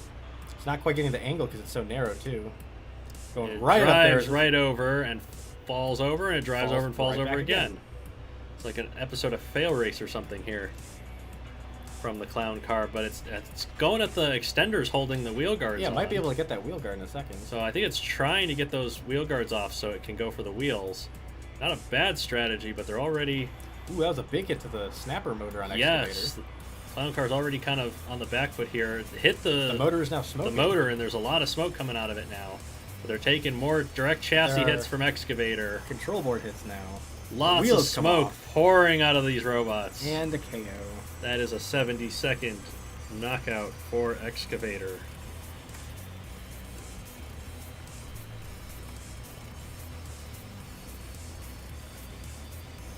Excavator using its weapon very effectively against a very narrow target. Yes. It was very patient, Excavator was. Yeah. Not recklessly going at Clown Car. That could have been bad if it got the motor, especially. So that is 3 points to Team Sanctuary, the San Antonio team, to start off with.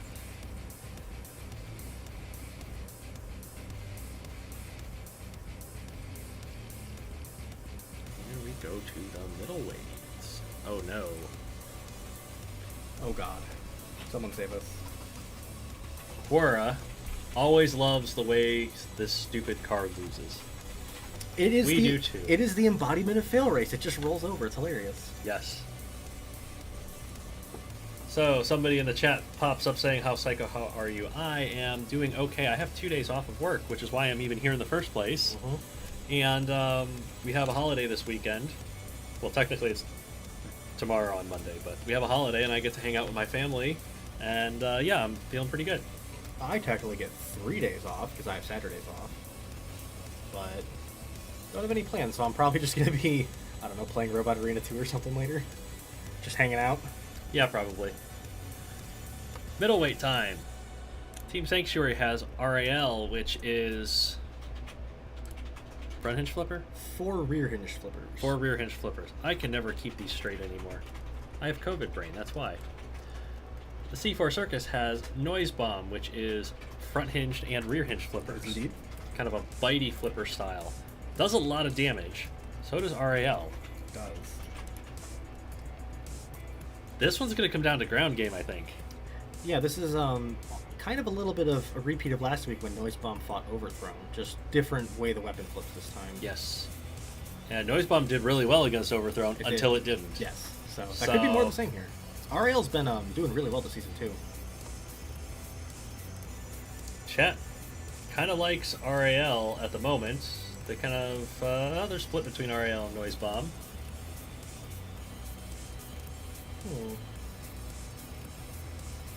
Although Ashlyn has popped into the chat briefly. Oh, good welcome. Ashlyn. Let's get this fight started so you can at least see a few fights.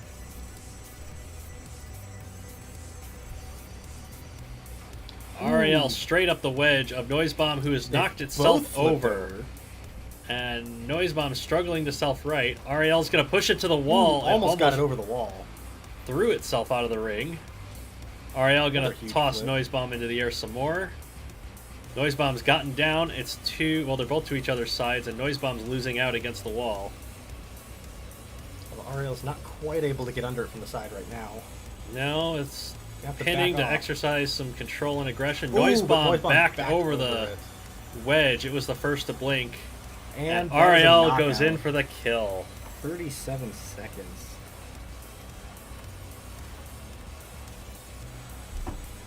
That was another fight that Noise Bomb started out on top Yep. and winning, and then just couldn't keep control of the fight. Ah, so Noise Bomb is the one throwing fights this season.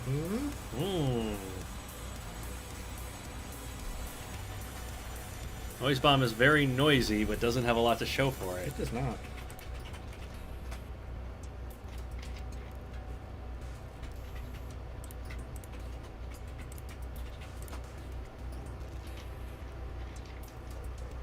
You fought the wall, and the wall won.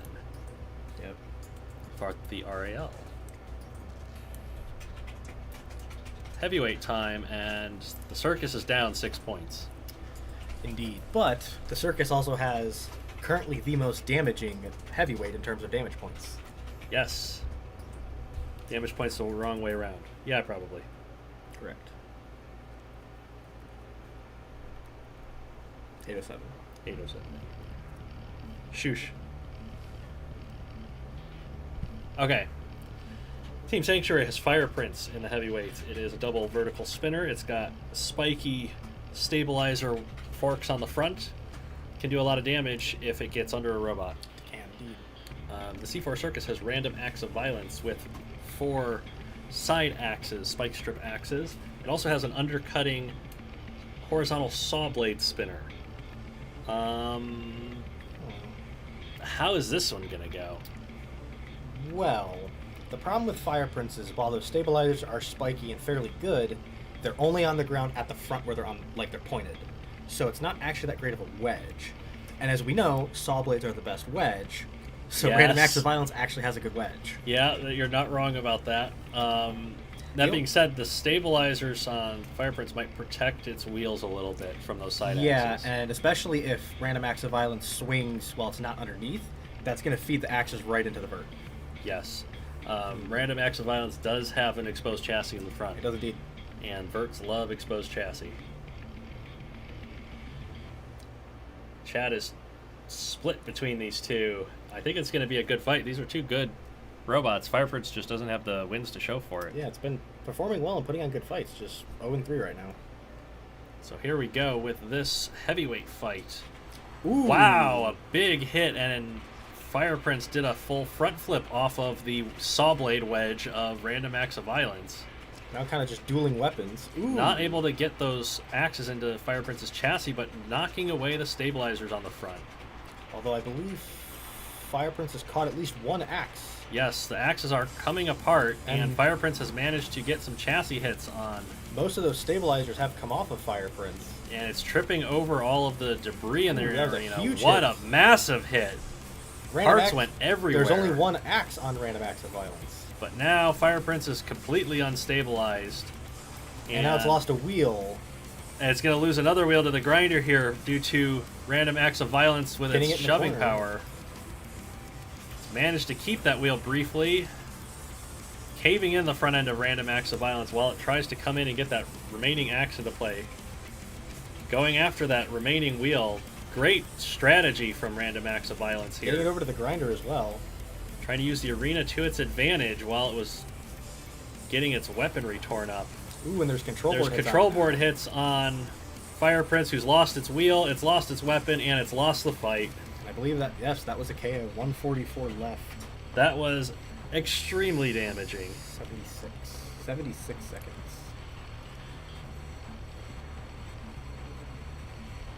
Yes. A lot of damage points for it too. Well, you can definitely tell that Random Acts of Violence is keeping that damage score up. Yeah. Also interesting, Fire Prince is now 0-4 and had the most damage in all 4 fights. Just goes to show, DPS not everything. Not everything. Well, that got 3 points back for the Circus. Yes, They can tie this match up, they can indeed. which would be crucial in preventing bonus points from going out to their opponents.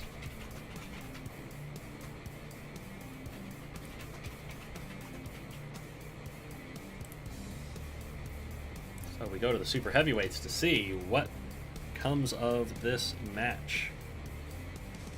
Razor259 says that's a highlight fight. Absolutely. Yep, that's definitely a highlight.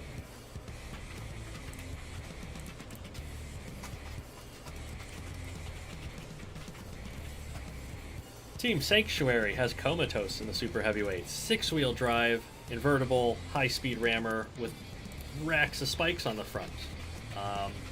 It's difficult to go through the front of these robots. Very hard. The C4 Circus brings Freak Show, which has a vertical spinning drill on a piston. Yes, it does. It's got pretty good range with that, and it's got wedges on the front. It has armor on the front, and it's invertible as well. Mm-hmm. So, chat, how do we expect this super heavyweight fight to go?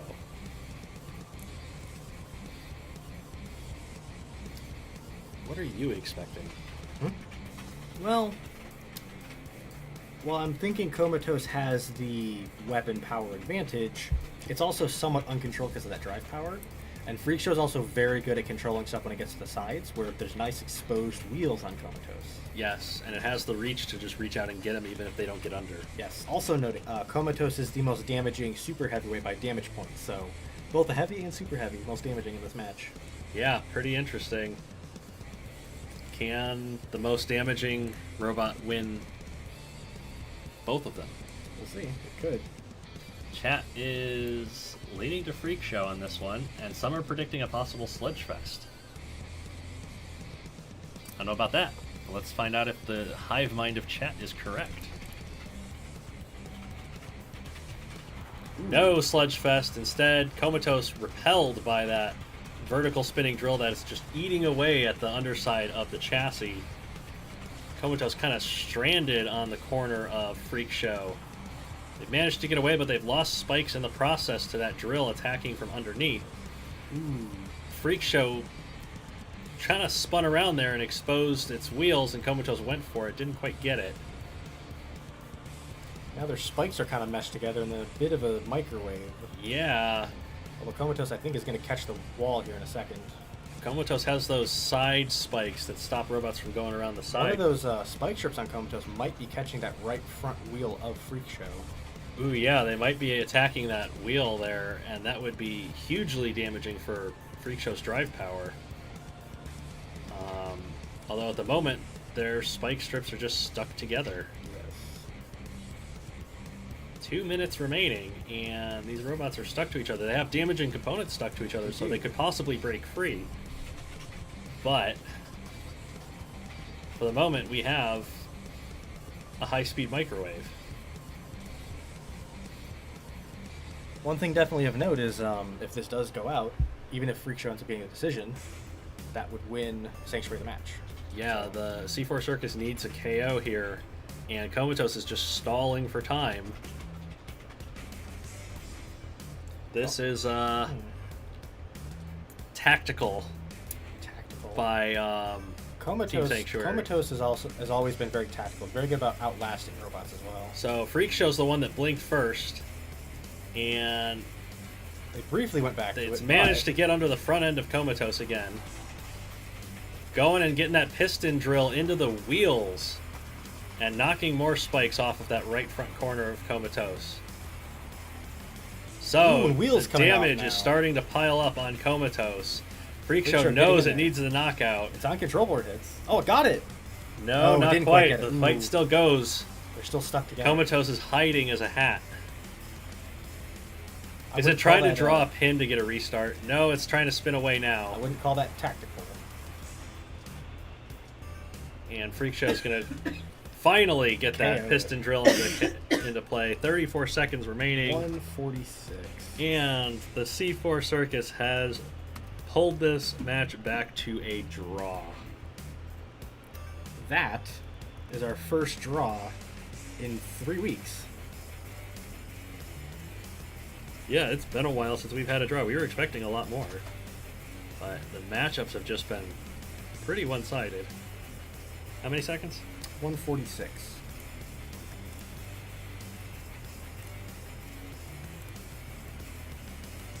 No bonus point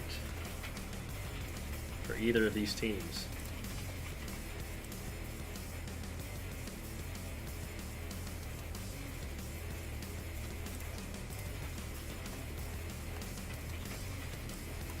All right, well, we are on to match number 11 of the day. Yes, what do we got? We are going to have Plan Z, our team of all free agents, coming up. The Zeds. And they will be taking on the Perth Hellrazers. Ooh, the Zeds versus Perth. Here we go.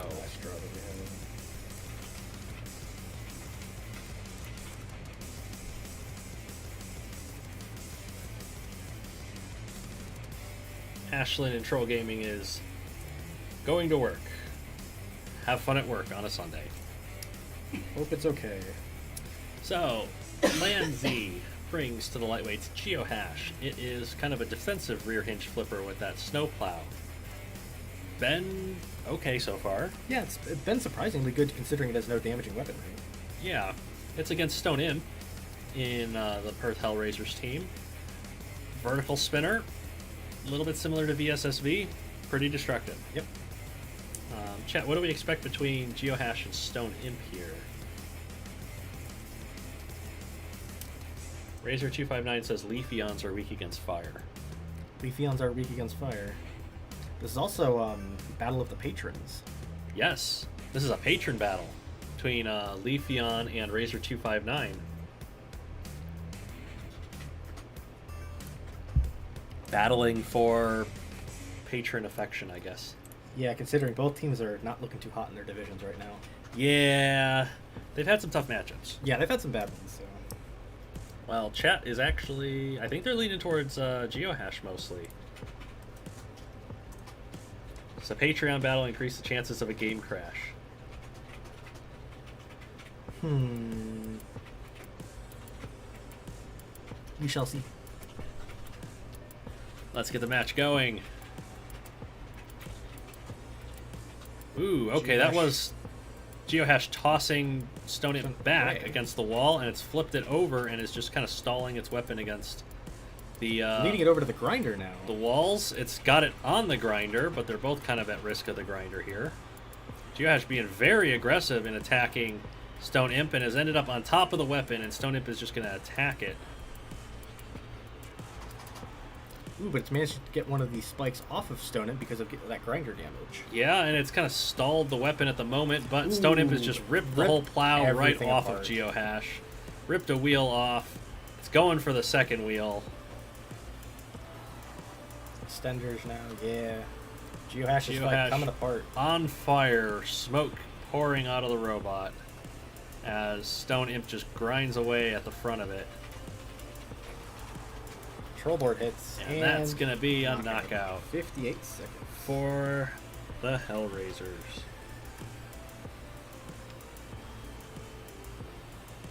That was a great comeback by Stone Imp there, getting bullied around, pushed into the grinder, and coming back and taking the KO. Even though Geohash has taken 3 consecutive KOs, they haven't been convincing at all. No, it's put up a good fight in all of them.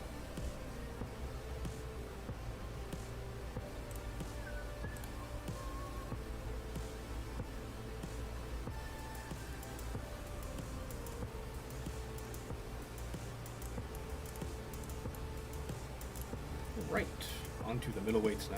Yes. Plan Z drafted Planetary Conqueror, a popular robot from last season, which hit pretty hard. Yeah, it was pretty good.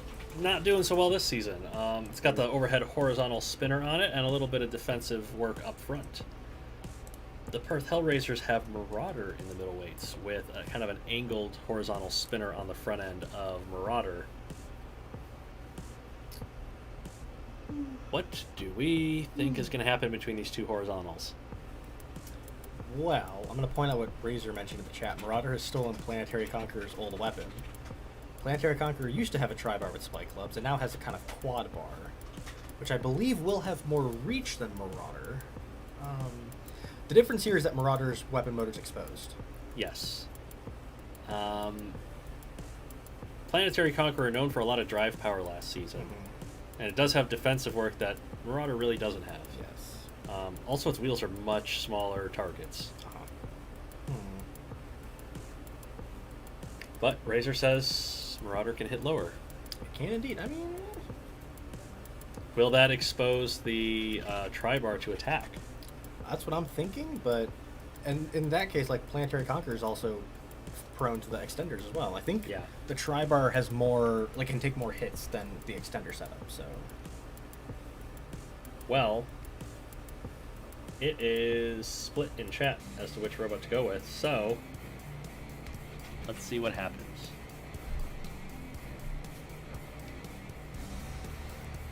Both robots getting their weapons up to speed, and the weapons just kind of stall against each other. Well now. This is... It's like a wedge stalemate, but with spinners. And Planetary Conqueror gets free. It's taken a shot to the back. A shot to the rear. It's gone right for Marauder's wheels. But Marauder has broken one of those bars off. Planetary Conqueror, though, trying to get that its stalled weapon bars into the chassis and motor of Marauder here as they kind of duel with their stalled weapons. Certainly seems Planetary Conqueror has the drive advantage here as smoke begins pouring out of Marauder's weapon. Taking damage, being stalled, and the Tribars come off. And now Marauder's lost a wheel. So Planetary Conqueror taking advantage of its drive power to get its weapon into play even though it was stalled. And now Marauder is basically helpless, stranded on its own weapon. As Planetary Conqueror pushes it around and shoves it into the corner grinder.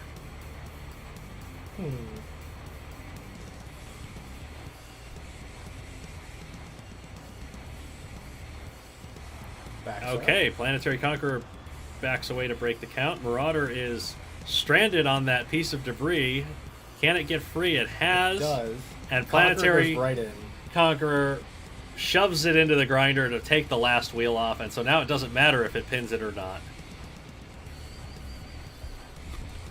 Planetary Conqueror, perfect use of drive power over weapon power to get that that bar spinner into play and knock off Marauder's weapon, knock off its wheels with the grinder. 116 seconds. All right, a TKO for the Zeds. It was only their third fight win of the season. Hey, you take them when you can get them.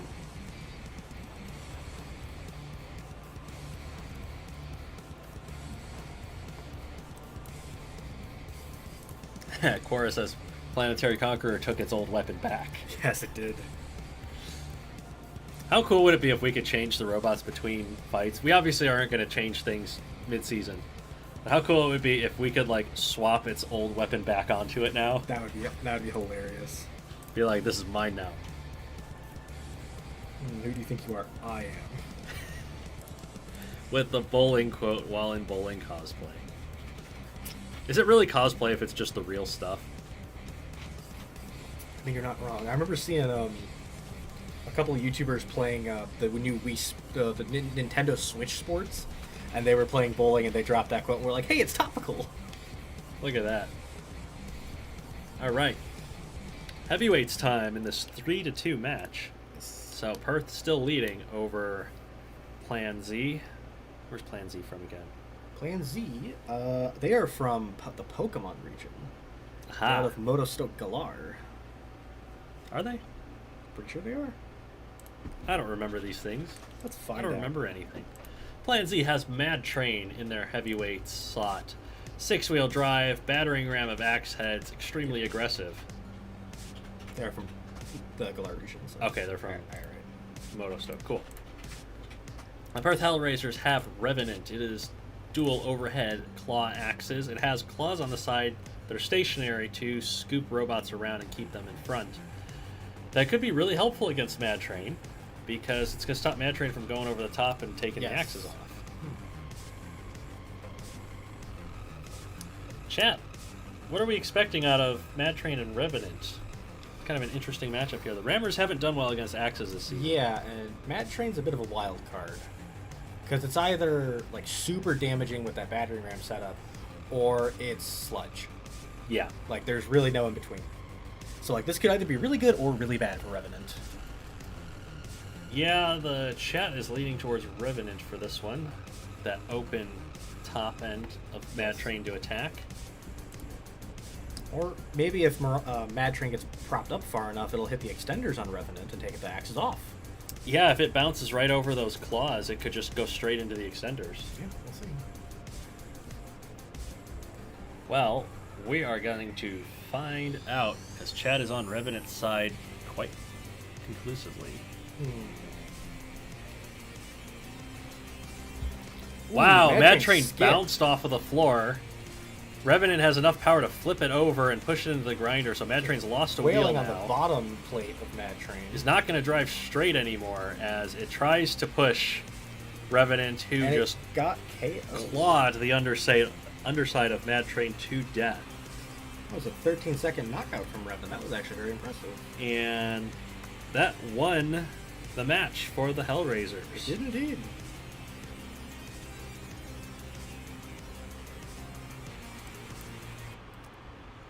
Because that gives Perth 6 points. The most that Plan Z can have here is 5 if they win the next one by KO. So very fast fight that one was. Mad Train bounced straight over the top of those claws. The claws didn't matter. And then Revenant managed to knock it over and get the win anyway. Very cool. On to the super heavies. No. Correct. On to the Patreon appreciation page. Thank you, Razor259 and Leafeon Prime, for sponsoring the Robot Rampage League and making this game crash possible so that we could show off your names on our sponsors list. If you haven't heard it yet, you can join the Patreon to sponsor the league. It's $10 a month. It's about $2.50 a stream. It helps us keep the lights on, pay the internet bills, that kind of stuff. And the names in gold here are at the top tier in Patreon. They get to see all of the robots that we're building. So, thank you very much to all of our stream sponsors, including the 2 in this match. That called that, if anything, if a stream crasher would be the Patreons. Yeah, they made it happen. Good job, Razor. You guys are great.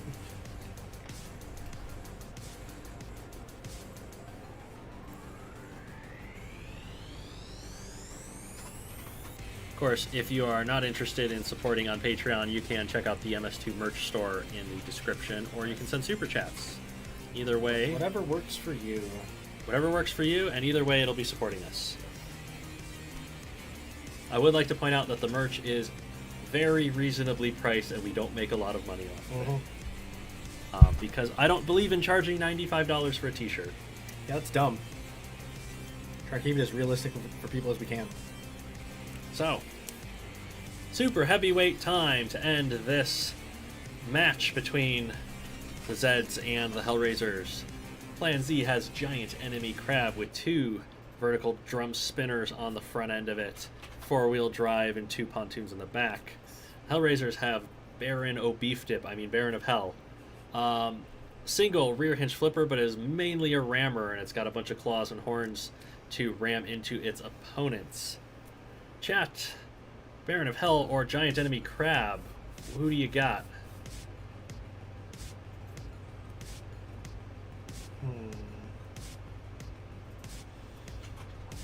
It seems reasonable that giant enemy crab will have the ground game advantage and be able to knock Baron of Hell over. However, if giant enemy crab gets knocked over, it can't get back up, and its wheels will not be in contact with the ground. That's true.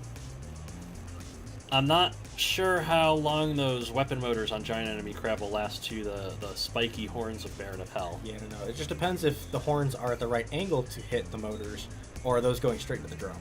Yeah. Razor259 asking where the beef dip came from. Yes, that's an Ed Netty reference, just like the Robot Rebel Ranch. Baron Beef Dip. Baron Beef Dip was an Ed Netty character. I say character, it was a toy, but close enough. The chat is... They like the crab, but they're cheering for... Or they like the crab, but they're expecting the Baron of Hell to win. So, let's see how it goes. If Perth can break out of this losing slump, or if Plan Z can do the same. So, they're kind of stalemating on the ground game. The horns appear to be getting into the weapon motors of giant enemy crab. Yes, giant enemy crab's weapons are pouring smoke, but it's keeping Baron of Hell at bay for the moment. Ooh, and physics threw a fit about that one. Baron of Hell sent not to hell, but in the opposite direction. And we'll go for a restart.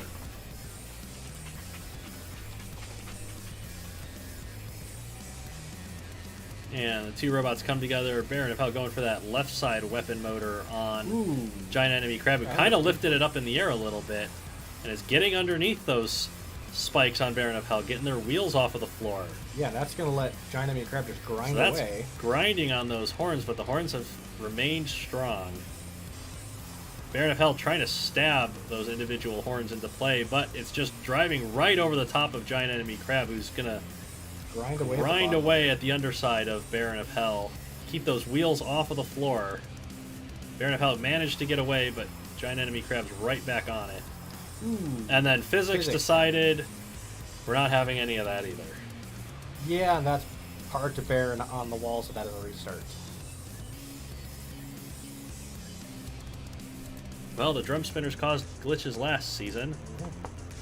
Same is true this season. Giant enemy crab knocking Baron of Hell up into the air and getting underneath it. So Baron of Hell suffering from this rotary lifting device style drum as Giant enemy crab begins smoking from the damage those horns are doing to its weapon motors.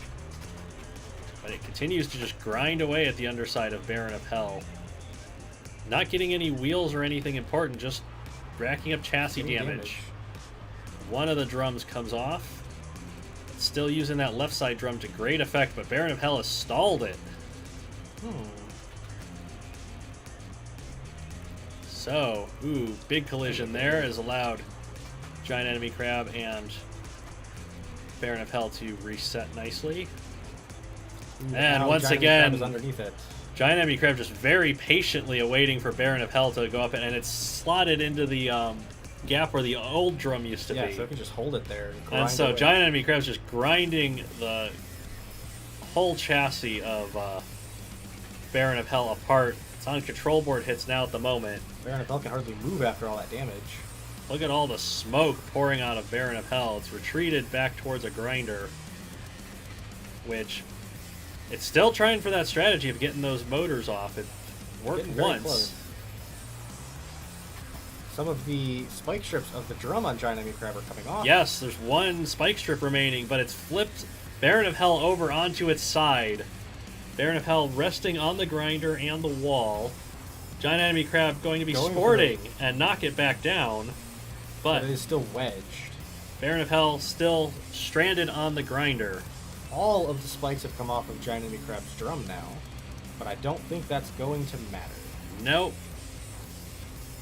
Baron of Hell's not showing any traction or movement. Yes, I believe it is stranded on the grinder actually, so this is not a pin. It's stranded on the grinder. It has showed absolutely no movement at all. We're going to let that be a TKO for the Giant enemy crab.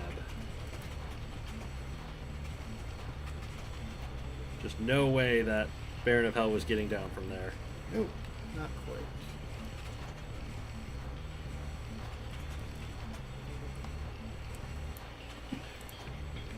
Seconds? 125. 125 second TKO, and the Zeds split the fights with the Hellrazers. That is a 6-4 match in favor of the Hellrazers, but they split the points. They did.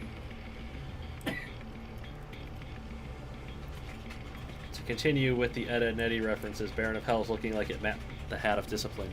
It did need the Hat of Discipline. Well then, Nightmare says with all that smoke you'd think it's from hell. Honestly, yeah, you'd think so, but it is not. What is our next matchup? The next matchup is highly anticipated. Yes. It's going to be No Beanie Robotics up against the NYC Pride. I said it before, I'll say it again. Every month is Pride Month on this channel. I'm repping my NYC team here. And they're facing the NB team. So, here we go for this next match. No Beanie Robotics brings in non-binary star to the lightweights representing the non-binary colors. It's a double front hinged flipper. It's pretty darn good. It's gotten lightweight ring outs. It's got a ring out. That's pretty impressive. It's fighting Bicerabot representing the Pride colors. It's a rear hinged flipper. It's not doing so hot. It's really not now. So, chat, are we thinking non-binary star or Bicerabot for this one?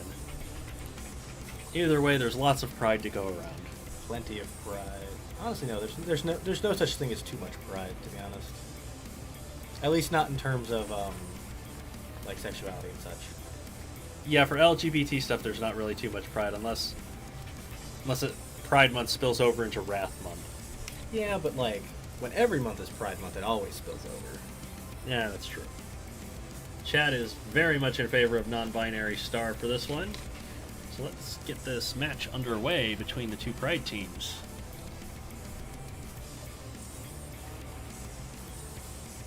Bicerabot a little bit quicker to the center of the arena, but they have wedge stalemated here. Sparks are coming out, and that is because Bicerabot's flipper is spike strips, which are doing damage to the front end of non-binary star, who's gotten around to the side of Bicerabot. Ooh, but Bicerabot misfired, and it's gone right on top of non-binary star, who's just tearing into it, and knocked the Bi-Robot over. It's going to push Bicerabot over to the wall. Bicerabot struggling to try to get back upright and not able to do so. At the moment, neither of them are doing anything. They're kind of stuck here. Non-binary star backs off. Yep, and Bicerabot break the count. Bicerabot unable to self-right. That stabilizer in the rear, preventing the self-righting, and that's 57-second TKO for No Beanie Robotics. Imagine a flipper that can't self-right. I hate to see it. Yeah, I hate to see it. How many seconds did I say? 57. 57.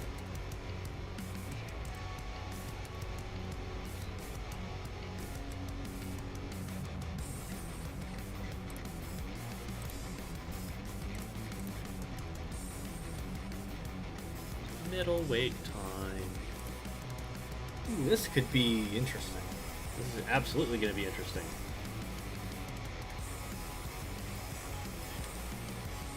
Blackbird says design flaw. Yeah, that's how that works. That's definitely a problem with Bicerabot. Because definitely, if that wasn't there, its wheels would be sticking out, and it could actually drive back over there. So, but it would also throw itself upside down every time it tried to flip. Yep, unfortunately. So. No Beanie Robotics in the middleweights has remote control. 4 piston poking spikes come out the center of it. It has nice, well-protected wheels. Got it. I don't think it can drive upside down. I believe it can but it has very heavily exposed chassis. Yes, the whole robot is just chassis. There's no protection around it. The NYC Pride have Panther, representing the Pan colors. It is a very fast 4-wheel drive aggressive rammer. What do we think is going to happen here, chat? We've already seen one aggressive rammer throw itself out. Yes. It's not impossible without a wedge here. Remote control is actually the best middleweight in terms of damage per second because it's piston weapon. Even though it's been on the losing end of quite a few of those fights, it's done a lot of damage anyway. Piston weapons are pretty good in the middleweights. There was one that went undefeated in the last season. I don't remember. What was that one called again? It's too hard to pronounce. Yeah, not worth it. Chat is liking Panther for this one. Okay. If it stays in the arena, maybe. Let's see what Panther has for this fight. Hasn't had a good time in the league so far this season. Ooh, what huge a hit ram! remote control. Look at the damage it did to the front end of remote control. And remote control is going to come back and poking away at the front of it. Slam those spikes into Panther, who's unable to really... Ooh, that was a KO for Panther. Okay, Panther with all of the control board hits at once. Wow. I know I was saying remote control's chassis was exposed, but that was an insane amount of damage for a rammer like Panther. And 13 seconds Indeed. means that remote control probably still keeps up those DPS numbers. Yes, it does.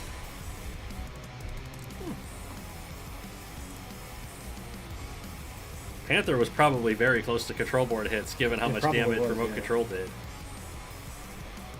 Well, I don't know, because a lot of those hits were also to the weaponry on Panther. So That's true. I don't know. Well, either way, that gives NYC Pride a 3-2 lead. Does indeed.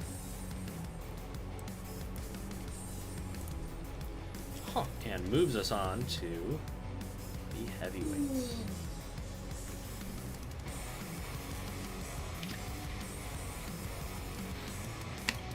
Interesting that Panther has, while it has a decent amount of weaponry, not like a ton as you would expect from a high damaging robot. Yeah. But it has 2 KOs that are 25 and 13 seconds. very quick at getting KOs when it can. Good matchups. Yes, that was definitely Panther, when it gets a good matchup, can take advantage of it, which it was not able to do last season. It was not. So Panther doing all right. The Remote Control 3000 is broken. We need to call Control Freak to fix it. Yes. Heavyweight time. NYC is leading by 1 point. So no Beanie Robotics bringing in the multibot Phobos and Demos. Phobos, the rear hinged flipper. Demos, the 360-degree tri-bar spinner. Gonna try and use multibot swarm tactics against NYC's heavyweight Transfusion. 3 front hinged flippers, burst wedges, high speed.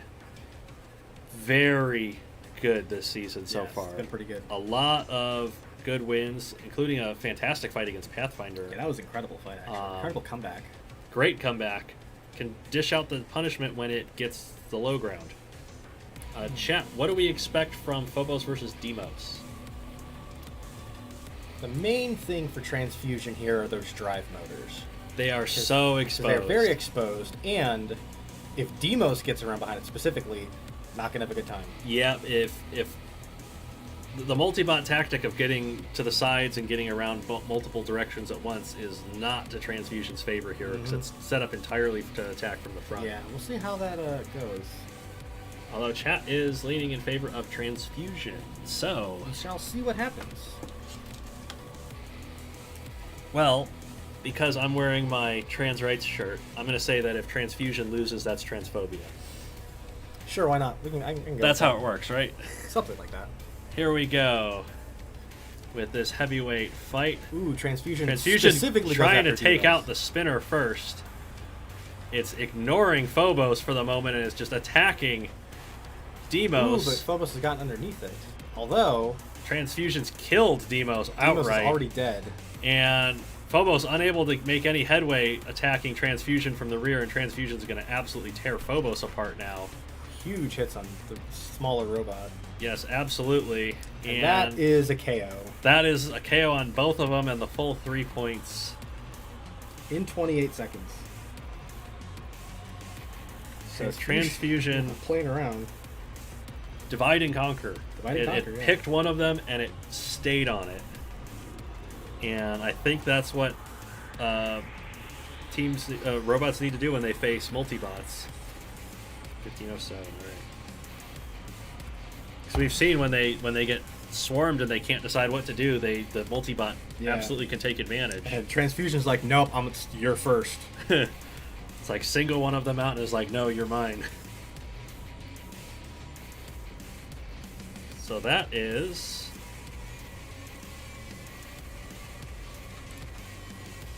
that's a win for NYC. It is indeed. That's 6 points. And because Non-Binary Star got a TKO, that's only 2 points. They can only have 5 points this match. So Transfusion has won this match for NYC Pride. NYC has won the Battle of Pride. Oh, god damn it, you guys and your puns. Cora saying transphobia. Bammy saying it's Marsphobia.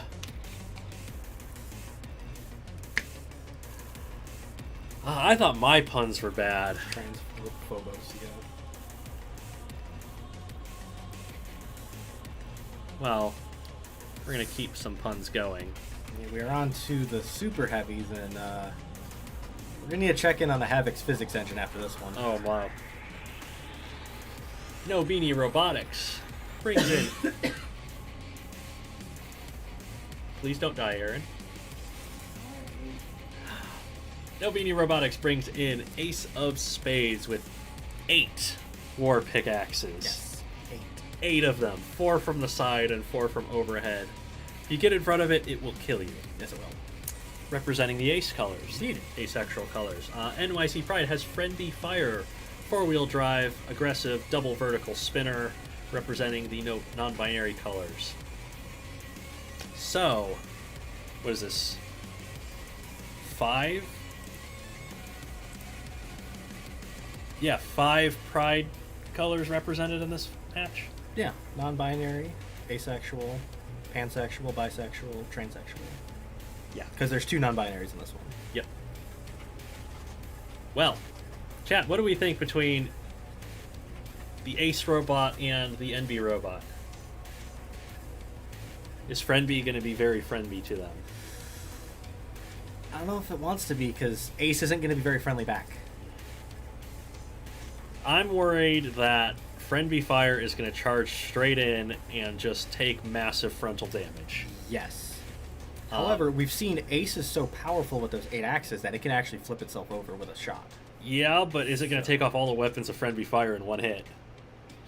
It might. Ooh, this could be fun. It's going to be wild to see what happens here, but whatever happens, it's going to be fast. Don't blink, chat. Fuck, I blinked. Here we go. Ace of Spades and Friendbee Fire. Friendbee Fire charges straight right in. It takes both of the weapons straight off and then Ace goes to space. Yep, I was right. Physics. Physics. Thank you, physics. Everybody loves this physics engine. Ace of Spades was like, my work is done here. My people need me. My people need me. I'm off to go find Phobos and Deimos in the cosmos. Okay, take 2. Let's see if Friendbee Fire and Ace of Spades can avoid the Havoc physics engine. Ooh, immediately catches a wheel. Lost and a wheel and both of motors. its weapons immediately. Ace is just gonna chew Ace it now. is just destroying the front end of Friendbee Fire here. Control board hits already, and that is that's death. 13 seconds. Well, that is honestly pretty on par for that robot. It turns out that a robot that attacks solely from the front gets destroyed by a robot that attacks solely from the front. Well, I mean, a lot of that damage was overhead and side, so well, it's kind of in front, I guess. But Yeah, they took the wheels out on the side, took the weapons out on top, and just went straight through the front of Friendbee Fire. So, split the fights, split the points 6-5. A lot of pride to go around. plenty of pride. Cora scared of what they've created. Yes, Cora was the creator of Ace, and yes, it is very scary. You should lock it away. Absolutely. Hell, and physics can't affect you if you kill the other bot in 20 seconds. Yeah, that's generally how that works. That's kind of Sludge's MO. Physics can't affect you if you fly out of the arena. But we are on to match 13. Yeah, we have the Egyptian legends facing the chemists of Team Permanganate, It's the chemists are out. which I mistakenly originally pronounced Permanganate. That sounds like a fruit. Kind of does. So, the Egyptian legends in the lightweights have definitely not Tut-Tut, the overhead axe in the pyramid shape. Team Permanganate has Chloe the crustacean with the 2 side axes. Another crab bot. Another crab bot. Chats, are we going for definitely not Tut-Tut or Chloe? Well, Chloe is one of the most damaging lightweights so far. Very high DPS, does a lot of damage. Tut-Tut has a really nice angled chassis for Chloe to bounce up, and is also definitely not Tut-Tut. Yes. No proof. I'm worried Chloe's going to get definitely not Tut-Tut's wheels off the side. I could see that, but this will all depend on definitely not Tut-Tut's reach. Yeah. Well, chat is leaning towards Chloe, so We shall see. we'll see if the little crustacean has what it takes. Very tiny robot. Yes, absolutely. Ooh, immediately digging into Attacking the Tut-Tut. corner, but taking hits from above from definitely not Tut-Tut. Definitely not has the reach to actually catch it while it's in the air like that. Yes, but Chloe is exercising control and aggression by keeping definitely And not Tut-Tut off the floor. Chloe may be able to reach the wheels from under there too. That's possible. We haven't seen her. Well, we have seen some wheels taken out from below, but not many. Chloe now has a definitely does not have a hat.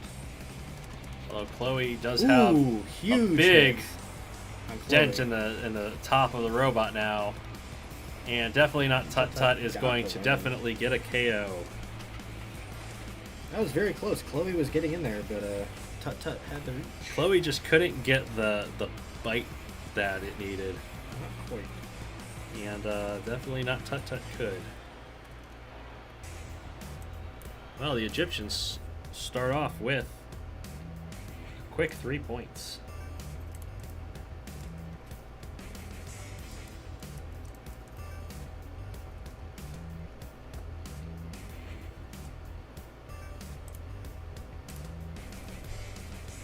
Tut has a lot of jump that really affects it. Maybe, but definitely not Tut doesn't have that problem. Not at all. We move on to the middleweights now. Yes. Oh boy. So, the Legends. They have Thoth's Wisdom. It's a rammer in an H-shaped chassis with spikes on all the corners. Very unique looking. We've seen a lot of robots with those extended chassis corners lose because they take damage to those corners, but Thoth's Wisdom has all their weapons there. Yes. It's also invertible, and Team Permanganate's middleweight Quasar, it has a vertical drum spinner made out of the sword component. I almost said sword blade. Bushido swords. It's made out of the sword components, and sort of can be invertible. It flails its wheels around a lot. Yeah, it works great as a rotary lifting device, and if it flips Thoth's Wisdom over, Thoth doesn't really care. Not really. So what do we predict for Thoth's Wisdom and Quasar? So the main thing with Thoth's Wisdom is that the wheels are in the center. So if Quasar gets under it, its wheels aren't on the ground. So Yes. Quasar can move it around. Yes. So this will be interesting. If Thoth can break the blades on Quasar, it's got a chance. But I feel like Quasar's got a good chance to control the fight. Both are possibilities. Chat seems to be in favor of Quasar here, so let's see how it goes. see Razor says lawnmower to win. Never seen lawnmowers in space, but there's a first for everything, as Thoth perfectly fits Quasar's right side wheel in on those center spikes. Bit of a driving mistake from Quasar there, turning to the side. Absolutely, it's exposed its weapon motor to those spikes, it's exposed its wheel, and Thoth's Wisdom is not letting up and not giving him the chance to get away here. Pretty sure that weapon motor is in contact with Thoth's spikes, so that's probably going to come off in a second. Yeah, there is definitely grinding damage being done to Quasar here from Thoth's Wisdom. And the longer that Quasar stays in this, the better that is for Thoth. As smoke starts coming out of that damaged weapon motor as it's getting just pressed on. Aha! And Thoth has now caught a wheel. It was grinding on the wheel. Yep, the wheel has fallen off from the pressure of the shove here. Quasar unable to escape. Thoth's Wisdom is being very, very valuable here. Yeah. Knowing to go for the side and not let up.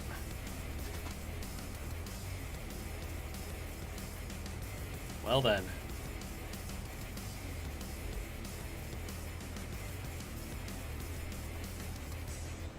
Well. Getting over to the wall. Quasar's gotten free. But Thoth's just driven straight over Wow. Okay. the vertical spinning drum. It's knocked away the kind of defensive spike from the front of the drum, but Thoth attacks from the front, it goes and now up it's it, on but the it attacks side. from the other side now. And now those center spikes are in contact with Quasar's remaining wheel.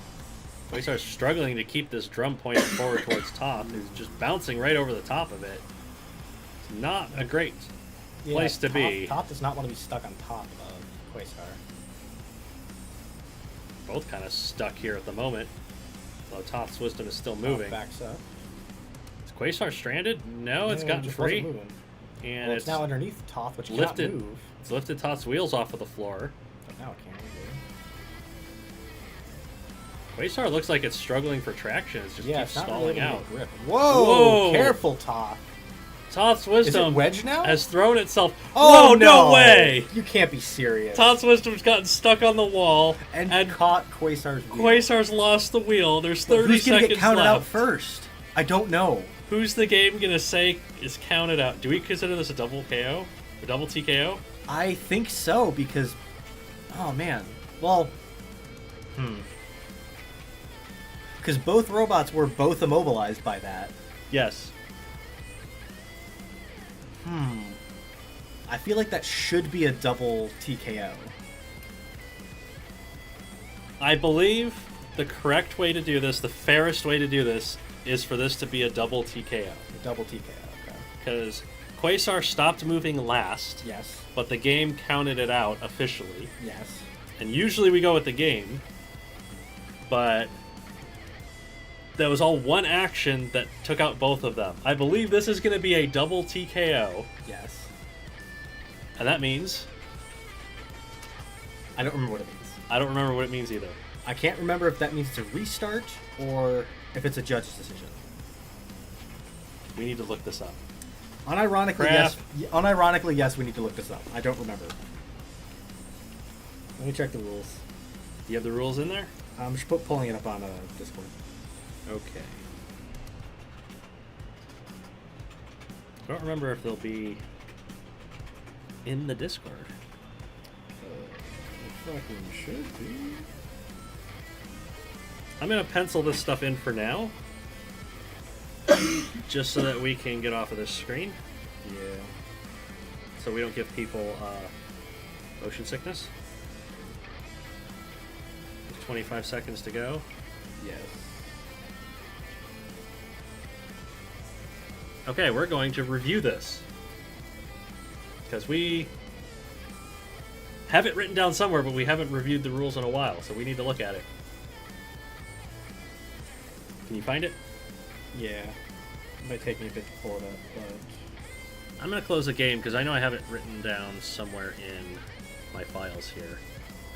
And I can't get to the game unless... I can't get to the files unless I close the game. So, enjoy looking at the Patreon stream, the Patreon supporters, while I dig up my rules.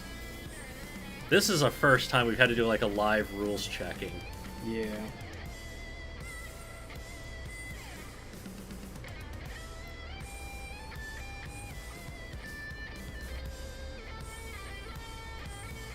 I think Voya might have beaten us to it. Fights ending in simultaneous KO would be classified as a JD, and the winner is determined by judges. Okay, that's what I thought too. Okay. Not too sure. Right. So, that is a judge's decision All right. Fantastic. for a simultaneous TKO. Interesting.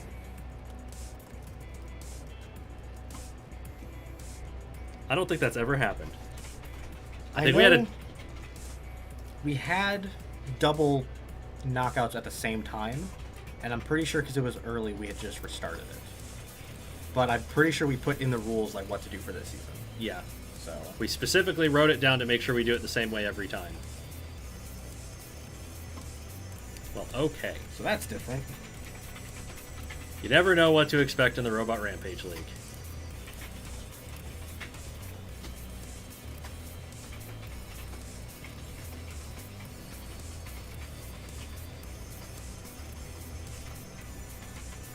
Earthface versus Firestarter.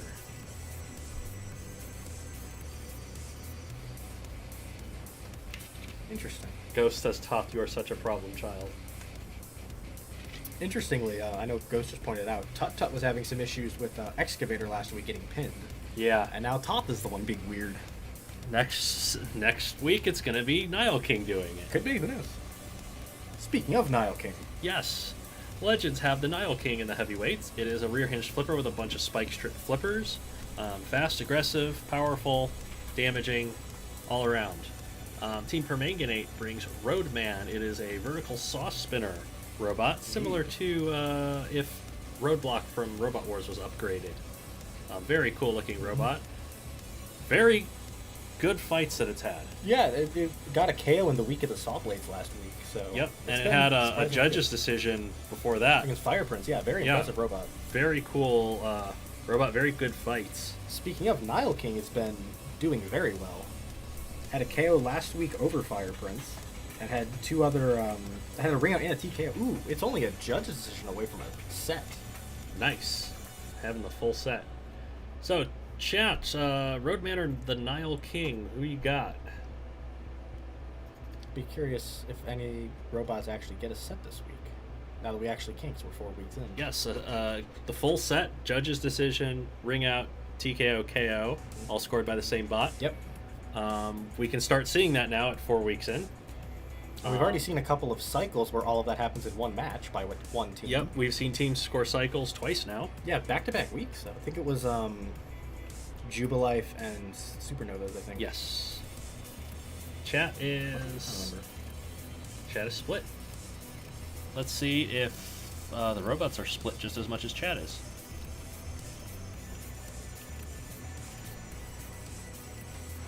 Ooh, Wow! Roadman won the ground game. Roadman's forks prevented the spike strip flippers from getting underneath it. But now... And now it's cutting away at the top of the Nile King, but the Nile King is slamming those flippers into the saw blades and knocking them away.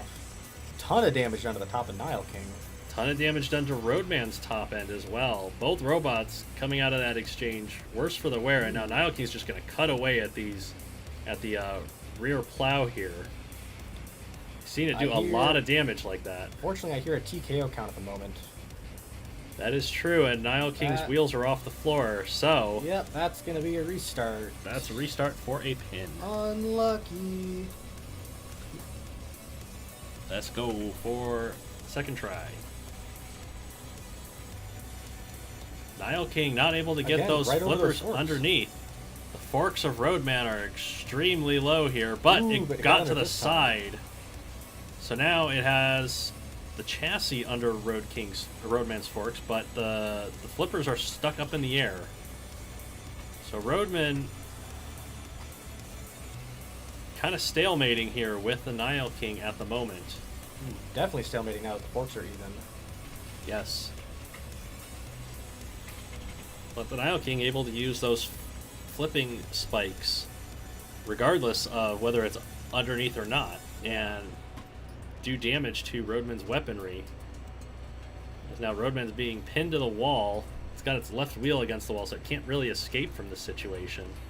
As back up. the Nile King pushes it back into the grinder. Wedged under the grinder. Yes, the grinder's going to be doing chassis damage to Roadman as it takes damage to its weapons from the front. It's gotten free with a spin move, and the Nile King the chance it needed. Throws it upside down. But now Roadman's just going to be digging into the top of Nile King while it's not flipping. Yes. Nile King not flipping because the AI... Oh, it does flip a little bit. Took a little bit. Doesn't really have a whole lot of power left. Yeah, those motors took a ton of damage. Oh, it lost a wheel. The wheel has come off of the Nile King with the grinder. Roadman is driven over the top of the Nile King onto the grinder. This is just a very messy fight from both robots as Roadman tries to cut up the Nile King some more. Trying to keep those saw blades in play. Definitely getting on top of it. Nile King does not have the power to flip Roadman anymore. Yes. All that smoke pouring out of those motors. Those flipping motors in the Nile King have taken a lot of damage. There's a count for somebody. I think it was Nile King and it broke it. Yes, Nile King's gotten free from the count as Roadman attacks some more. 1 minute remaining. Got the Nile King's flippers all tangled up with the spikes and motors and such on the front end of Roadman, who's just pushing the Nile King around. Very interesting. Yes, as we approach 30 seconds remaining. Control board hits now on Nile King. I think that was one of the spike assemblies on Roadman doing that. Yeah, Roadman lost a spike assembly. I think it's the last of its forks are off. And it's stranded with its wheels in the air on top of the Nile King here. Can Nile King move it all? I can't tell who's getting counted out right now. A count is happening. No robots are moving. This is going to end up being a pin. It will. Yep, because Nile King was the one that wasn't mobilized. That is a pin. Unfortunate with 9 seconds remaining. It's a restart.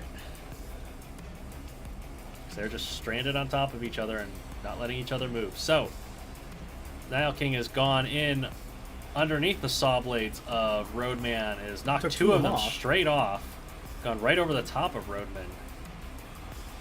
Both kind of stuck to each other at the moment. Just kind of hanging out. Nile King's going to spin away. Roadman's going to spin away. And they go right back in, and Nile King takes another saw blade off by the looks of things, and it's flipped itself upside down. Physics got very And physics unhappy there. says stop doing that. All right, this is our third restart now.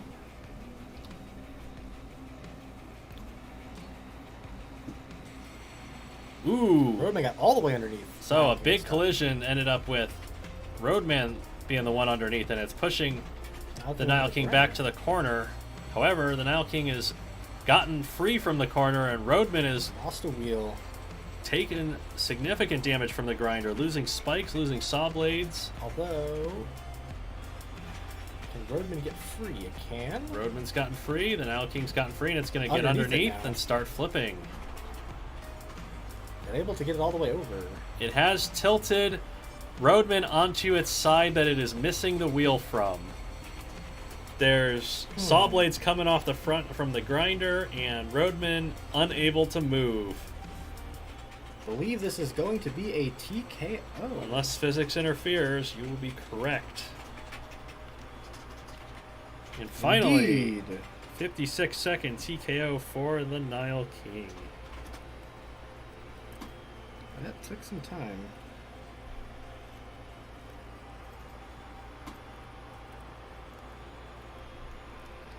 So with that win, the Nile King remains undefeated. And the Legends have the lead with 5 points. I believe that wins them the match. It does indeed with that impending decision. Yes. The Legends have won. Can Team Permanganate get back some more points at the end here and keep the match close at least?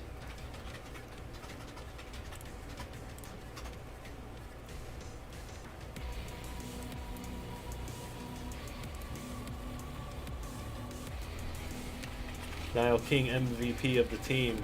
That was a hard-fought win. Definitely, Nile King's been getting a lot of points for the Legend so far. Fought through a lot of physics problems. Managed to land the win anyway. Uh-oh. Core has responded to you. You made a bot with 10 weapon types, and you don't want me to ask you anything again. Okay, I'll ask you. Make a robot with 11 weapon types. So, the final fight in this match is between Anubis for the Egyptian Legends with the 2 angled spinners front and rear. A lot of defensive work around Anubis, a lot of weapon power both sides. Anubis put on great fights this season. Fantastic. It got a fight of the week. It did week 2 when it faced Karabas. Yes. And it almost won last week too. It had a very good fight last week. Anubis, very cool robot. Team Permanganate brings Permanganate. It is a very well-armored overhead axe robot. Got defensive work around the sides and the front.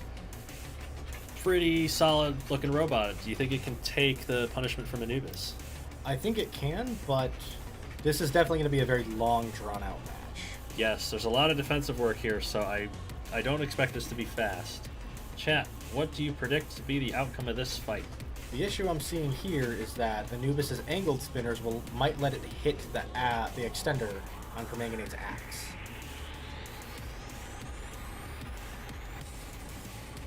Or can Permanganate get to the weapon motors quicker? It might, I don't know. This is another very even match. Chat is a little bit split. Although I think they're in favor of Anubis mostly, so let's get this final fight of this match underway. Anubis up to speed and immediately stalled out by the defensive work on Permanganate. Permanganate not firing the weapon. I don't think it quite has the reach. Doesn't quite have the range to get it into the smart zone for Permanganate. So One of Permanganate's forks has come off. Permanganate Ooh, now it's stalled. swinging It in. goes straight for the weapon on Anubis and takes Immediately it takes it directly off. And now now it's going over right the top, side. underneath that snowplow on the side Caving of in the side Anubis, of Anubis. taking it straight off, taking off attacking the chassis on that side. And Anubis just cannot get away because of those forks on Permanganate. The damage is Control board piled hits, up, and it's a knockout. and Permanganate take back another 3 points. 47? 47. Very efficient win there from Permanganate. Yes, it used the armor to stall the weapon, and then took it out when it had the chance. Right, so...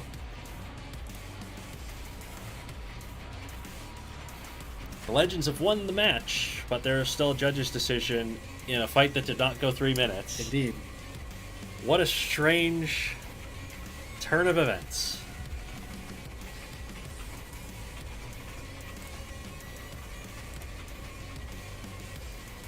Cora says Permanganate. Permanganate. They're making Permanganate jokes. I know, they usually do. Permanganate sounds like a robot name. A little bit.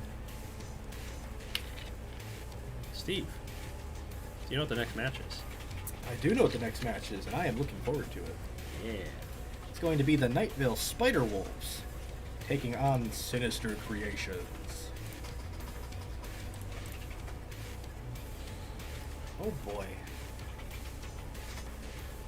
Well, how about you introduce this one? So, the Spiderwolves come into the lightweights with Kevin.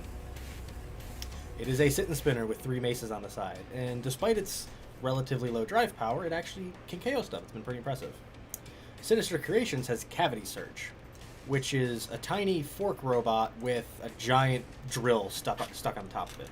Yes. Also has a lot of power on it. That sounds very much out of context. Good. Noteworthy thing with this fight is that, as you know, Sinister Creations is my team. Mhm. The Spiderwolves are actually my sister's team. I get to beat up on my sister. Sibling rivalry time in the Psycho family. Chat, Kevin or Cavity Search? Who you got?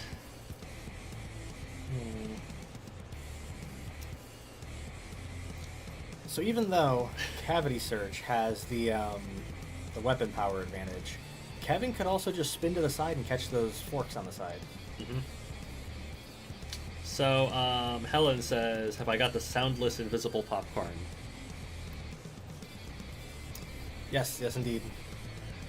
Yes, I am ready to eat soundless invisible popcorn as chat predicts Cavity Search to win this one. Good luck, Kevin, with your Cavity Search. Ooh. Oh, what a hit to open by Cavity Search, caving in the side of Kevin. Gotten Kevin unbalanced. Kevin's trying to get those maces into play. Getting some hits to the side of Cavity Search. Mainly hitting the drill with the maces. And I think Cavity Search is going to win out if they keep going weapon to weapon. The armor panel on Kevin protecting against a blow from Cavity Search quite nicely. Actually protecting Kevin quite well. Yeah, using that ramp plate to try to block the drill a little bit. I think Cavity Search is trying to time it between those maces to get to the chassis. It got a couple of hits, but it's still taking a lot of damage from Kevin. Yeah, Kevin's slowly getting hits on the there's control board chassis hits now. on that corner. And Cavity Search not able to get through. Ooh, but I got 2 of the maces. All 3 of the maces. Nope. Still 2 of them. Kevin trying to get that last one into play and get that last control board hit. Cavity Search down to... I think it's only 3 spikes on that drill, but it got KO'd. Wow, Kevin pulled the win out. How Well does it done. feel to lose to your sister's team? Shut up, nerd.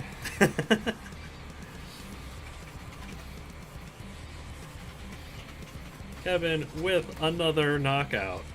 Consecutive wins for the Spiderwolves. What is this nonsense? How many seconds was that? 70. Wow. Barely lasted a minute.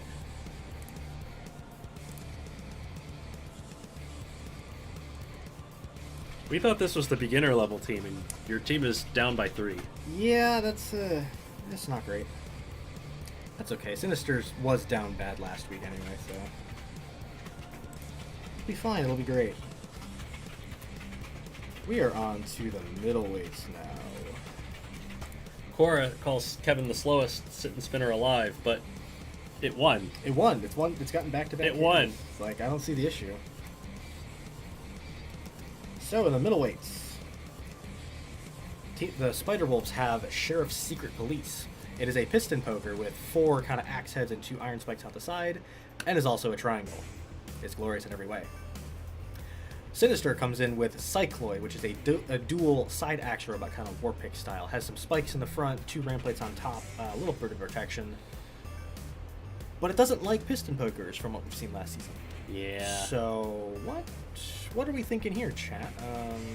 I feel like Sheriff Secret Police has a really unique setup here against Cycloid in that it's got those spikes out the side that Cycloid's axes could come in and hit those extenders on. And break. Yeah. And break right off. The only downside I'm seeing for Sheriff is that the connector for that entire setup is right in the middle, and Cycloid has those 2 static spikes there for protection that might go right into it. Yes, that's definitely a possibility. We shall see. Chat. You got the Secret Police of the Sheriff or the Cycloid? Bammy says triangle supremacy. Triangles are pretty good. It could be the triangle week, who knows? Well, For all one of them. they're mostly on Cycloid's side here. It was pretty powerful last season. Let's see how it does Cycloid against can do a lot of damage, but the could be an Spiderwolves awkward triangle. shape. Ooh. Yeah, so not able to get to the chassis of the triangle. Only hitting The spikes the on the Secret side. Police's spikes. Now it's kind of got to the right side, almost getting a wheel on the Sheriff. Spikes are now coming off. Yes, the spikes and the weapon of the Secret Police are coming apart. I believe Cycloid has lost one of its axes and some of the defensive work in the front. Both of the spikes in the front of it. The left front wheel has come off of the triangle as it tries to Ooh, and it has lost the piston. tried to get the weapon into play on that exposed chassis of Cycloid. And Cycloid is smoking heavily from all that damage, but it doesn't matter anymore. Cycloid is the only one with damaging components remaining. Although, as we've seen before, the Sheriff's Secret Police can be difficult to knock out because it does have drive power to move away. Yep, Sheriff's Secret It's, Police. Especially with the side axes, when they swing one remaining axe, they tend to turn away and Yeah. they don't get good hits. Could take a while for Cycloid to get in here. Trying to get that right side axe into the triangle some more as it's continuing to do damage. There's the other left side wheel. So now Sheriff Secret Police unable to effectively run away.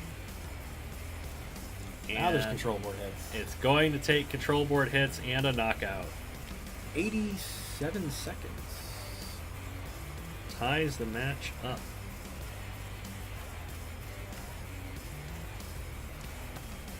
Secret Police almost got in there. They're doing respectfully, getting some damage on Cycloid. They did a lot of damage to Cycloid. Not enough. Not quite. So the matches are tied going into the heavyweights.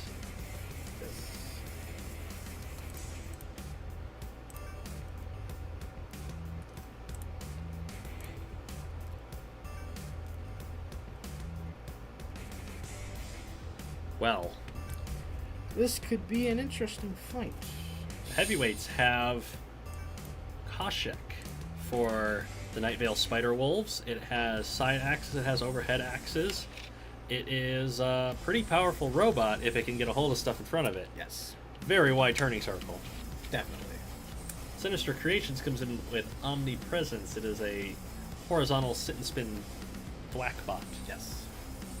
Koshek really doesn't have defense from the side, does it? It has side defense for the back 2 wheels. The downside is the claws on Koshek are exposed, and the main weakness for a sit and spinner is a fast robot, and Koshek's not that fast. Yeah. So, like, while it could potentially get in there and jam Omnipresence up, it's unlikely.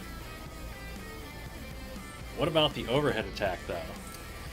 That's the main thing, is if Koshek is able to stop Omnipresence, that top claw could definitely get into the chassis of Omnipresence.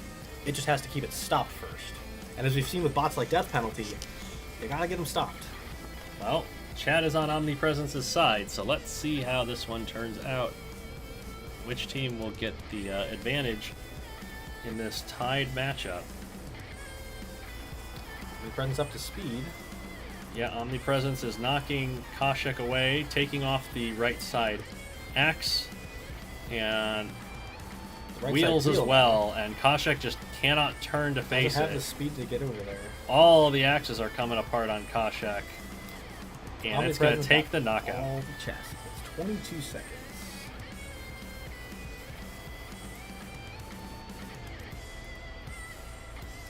So what I thought was going to happen is Koshek just did not have the speed, nor really the durability to stay in there.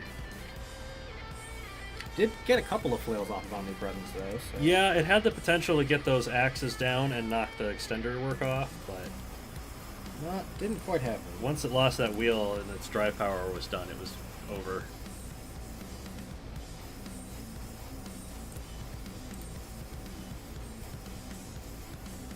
And the final fight of this match in the super heavyweights. No pressure, Sister Psycho, but you have to get a KO to tie. Yeah, and she's got to do it with Glow Cloud, a horizontal saw blade spinner. Yes. It's a big robot. It's difficult to get under. It can be, despite not having a wedge. It's hard to get under. Sinister Creations have Eldritch Horror, which is a front, side, and rear hinge flipper all in one. Yes. It's like a bear trap kind of attack.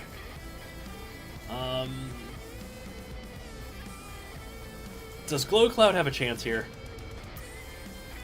Well, it depends on how. I don't know. Because Eldritch Horror can misfire pretty easily. And I don't believe the pure chassis wedge is going to be able to get under Glow Cloud effectively. But I don't think Glow Cloud's saws are going to reach it, so I think Glow Cloud's only real chance is to take it to a decision, and that's going to be a tall order. Well, if the center rear hinge flippers miss, especially going down that gap in the center of Glow Yes. Cloud, it's distinctly possible Glow Cloud could just push a decision with a microwave. It could, yes. Eldritch has a lot of weapon power that Glow Cloud could very easily get into. So, Well, chat is all hailing Eldritch Horror, not Glow Cloud. Most hailing, not all hailing. Let's see how it goes. Not able to get underneath Glow Cloud, but they are in the strike molesting. zone, so it's spamming its weapons and it's going to run on battery power fast it that caught way. both of the saw blades off of Glow Cloud. Saw blades are off Glow Cloud, but still unable to get underneath until now. Just sliding underneath it. And there Now it's goes more components off of Glow Cloud as Eldritch Horror attacks away at the underside. Not able to lift Glow Cloud as it's stranded on the front It's wedge. stranded on something. Glow Cloud trying to get some space. Ooh, But goes right up into the straight wedge. up Eldritch Horror's wedge. And Eldritch Horror's going to push it back into the grinder. It does have a plow back there to protect the rear of the chassis. And they're going to have to break a count here, which they do, and Glow Glow Cloud Cloud ends goes up right on of top. it. Eldritch just kind of spamming those flippers, not really timing it well. Yep. Don't look now, but we're already a minute into the fight. Yeah, and Glow Cloud is doing all right so far as the remaining armor remaining panel comes armor. off. Still not really going up Eldritch's wedge at all. Yeah, and those rear hinge flippers are right through the center. And you can see how slow they're getting on Yeah. Eldritch Horror. It's running out of battery power fast. Eldritch looks like it has taken a bit of damage to the front from those saws, but evidently not a whole lot. Ooh, back up for a second. Underneath Eldritch once underneath again. entirely. And Eldritch Horror starts slamming those weapons into the underside of Glow Cloud. Can't really tell if they're getting a lot of hits. That Glow Cloud is now smoking.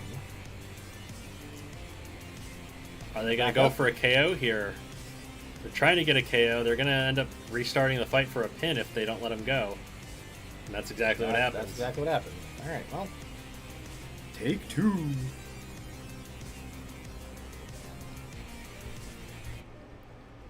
Glow Cloud making Eldritch Horror look tiny, says Helen. That's Yeah. true.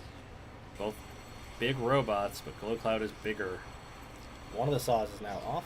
Both saws are off. Yep, the rear hinge spike flipper is doing their job knocking the weaponry off of Glow Cloud.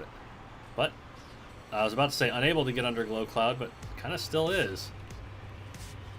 Now Eldritch Horror is underneath and starts spamming away at those flipping arms. Ooh, a big hit there on Glow Cloud. Lost one of the big wheels. And now Glow Cloud flipped over upside down, where only one wheel would be on the floor. That was a big hit there on the other side of Glow Cloud. Eldritch Horror not giving Glow Cloud any chance to recover here and keeping it off balance in the air. Well, the Ramplates has come off the Glow Cloud now. Glow Cloud being pressed into the grinder, using that rear plow to absorb the damage so the chassis doesn't, but now the chassis is exposed. Glow Cloud Can get free. trying to get free. Did not do so.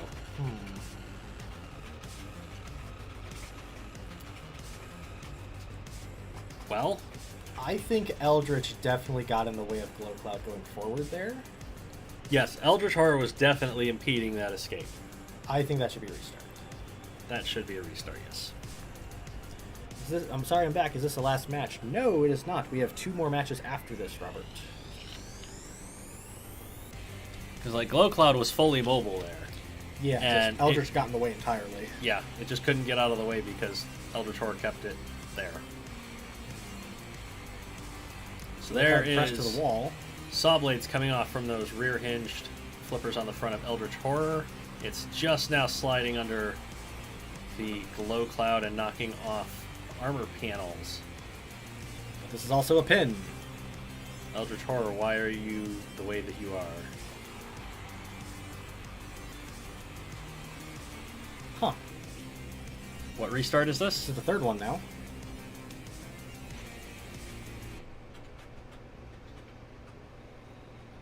Yep. Welp. This could be an issue. This time Eldritch gets right underneath Glow Cloud. Yes, no problem Over getting on under top of Glow the Cloud. grinder. Dropping it on the grinder. Glow There Cloud was stranded briefly. Eldritch Horror going to continue holding it on the grinder to make sure it doesn't get free. Glow Cloud's wheels are spinning, but it's not It's going not on anywhere. the ground. Eldritch Horror's not even touching it. Yeah, I believe that is an official TKO because Glow Cloud was propped off the ground by its snowplow. Yep. It was hitting the saw blades, but it was not touching the chassis and stopping it from moving.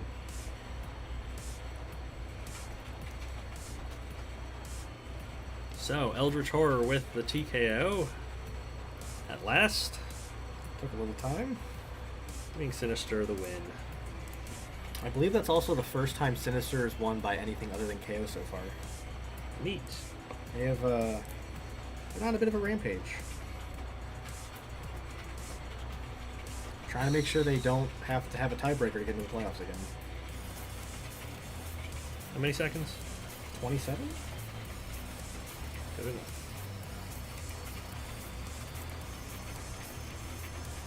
Okay, 2 more matches remain. Indeed.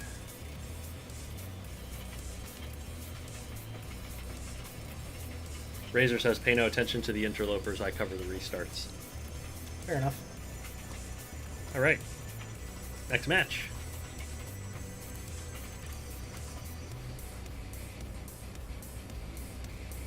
Nope. Not the next match. The next match is me versus this game. Thank you, Patreon stream sponsors, for once again sponsoring a crash of Robot Arena 2 and making it possible for me to continue being extremely angry at this game when it does this to me. Yes. It does it all Your the time. support is wonderfully appreciated.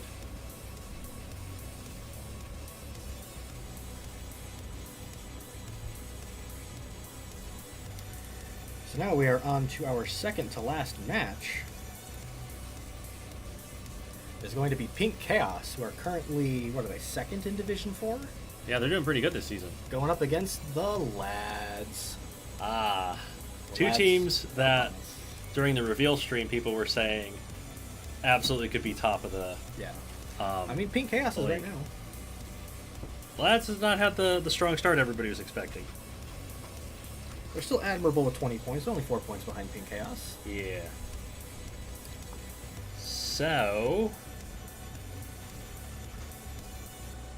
Pink Chaos have Firestarter as their lightweight, asymmetric 360-degree spinner. It is facing 1 o'clock from the lads. It is low-slung horizontal spinner out front. Both horizontal spinners. What do we think is going to be the result of this one, chat?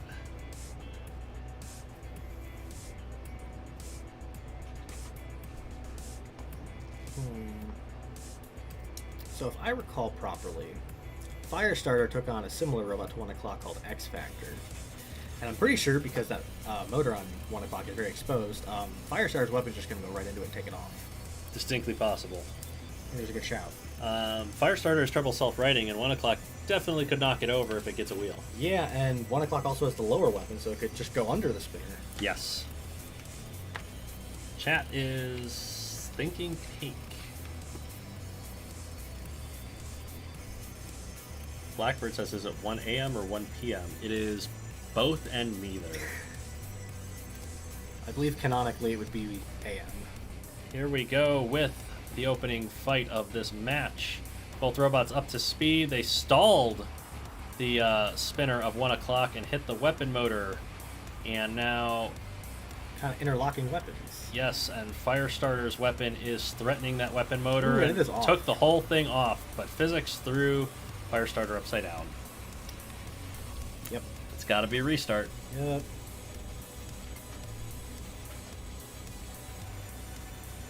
So here we go. Both robots coming in. Firestarter getting the weapon into the weapon motor on 1 o'clock here. 1 o'clock is still able to get a couple of hits in while the Firestarter's weapon was stalled. However, it's now off. Yes, the whole weapon motor has come off of 1 o'clock, but it's managed to flip Firestarter upside down. Firestarter can sometimes self-right. Takes a bit of effort, though. It takes a while, though. 1 and 1 o'clock over to the grinder. trying to get it over near the grinder to get it to destroy itself. Or at least keep it near the wall and prevent it from getting back up.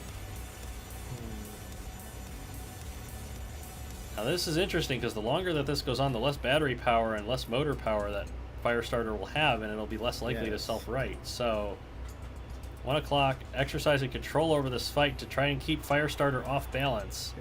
1 o'clock has lost the extender and Firestarter is back up. Yes, so now Firestarter can, well, they're kind of hugging.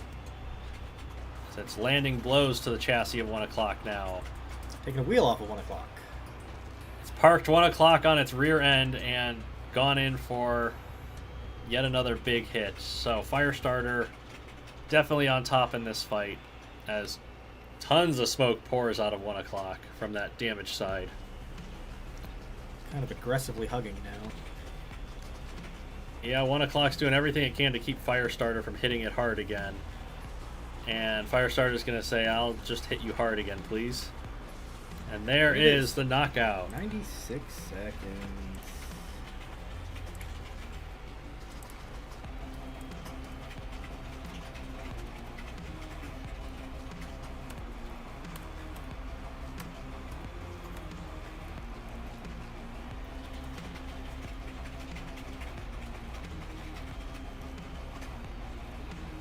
Pink Chaos with the early lead against the lads. Robert Bull is in the chat. Hello, welcome back.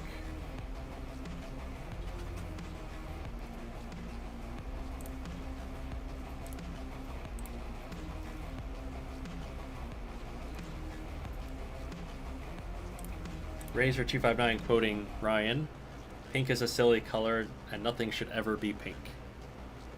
And that is why I have an entire team of pink robots. Yes.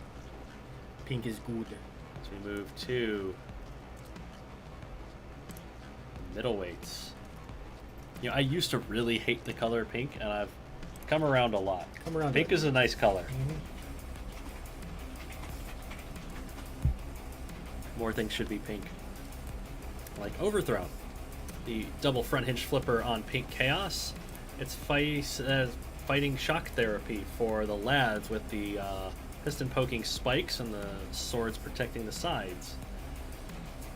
Shock Therapy had a bad time against flippers before. Yeah, it didn't do great against RRL, getting thrown around a lot, so... Chat's so far, Chat is leaning towards Overthrown in this one. Overthrown was really good last season. Overthrown is pretty impressive, but it did have a bad time against that one piston poker last season. Yeah. So I don't know if Shock Therapy is going to do the same, but it's possible. Certainly has the disadvantage for weapon power Overthrown has. Yes. Well, Chat is definitely in favor of Overthrown here, so let's see how this one goes. If the lads can come back from their 3-0 deficit. Ooh, right up the front. Big of Overthrown. flip as Shock Therapy goes straight up the weapon. It's firing its pistons, and Overthrown is not firing its flippers. Just going to wear Shock Therapy as a hat. Little hat therapy. Yes, going to I'm holding it right now. stall Now it's out, firing. attacking the chassis and waiting for Ooh. Shock Therapy to expose its chassis and not the weapons. And that is a KO. Overthrown crushed it in the corner against the grinder, and that was it.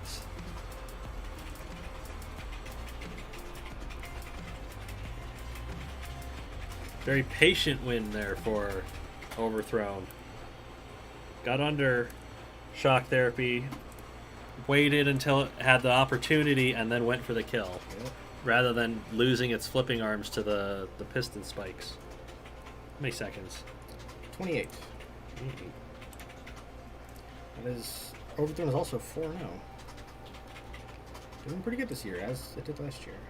Razor says this is why it's so difficult to build a decent middleweight. Because it fights Overthrown. Yes. I mean, that was the entirety of last season up against Explicit Equation. So, Pink Chaos have 6 points.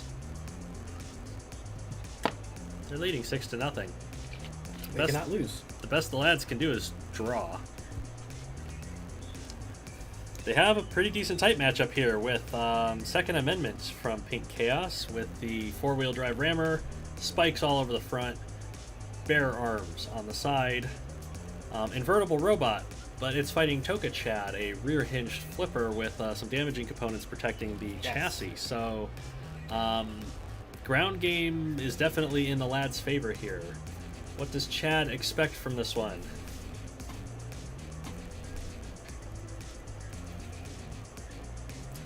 Could we have a tactical loss from Pink Chaos? It's possible for sure. However, combination of Second Amendment's front spikes being pointed downwards and the defensive work on Tuka Chad, I think will prevent Second Amendment from going on the arena. I think. Still very possible. Yeah, I have a feeling that it's probably going to stay in the arena on the box rush, but you know, if they throw it out of the ring right away, that's 2 points for the lads, Yeah. and that loses them the match. So we could have a tactical loss here from Pink Chaos. They tend not to do that kind of thing. They try to win their fights. Yeah, they usually try to. Although they have been the victim of tactical losses before. This is true. Have they learned? We're about to find out. We're about to find out. Tactical loss or attempt at a shutout. Well, Did not go over. they didn't charge as fast as they could have, and as a result, Tuka Chad has put it up to the Toka Chad's corner. put Second Amendment over the wall in 9 seconds.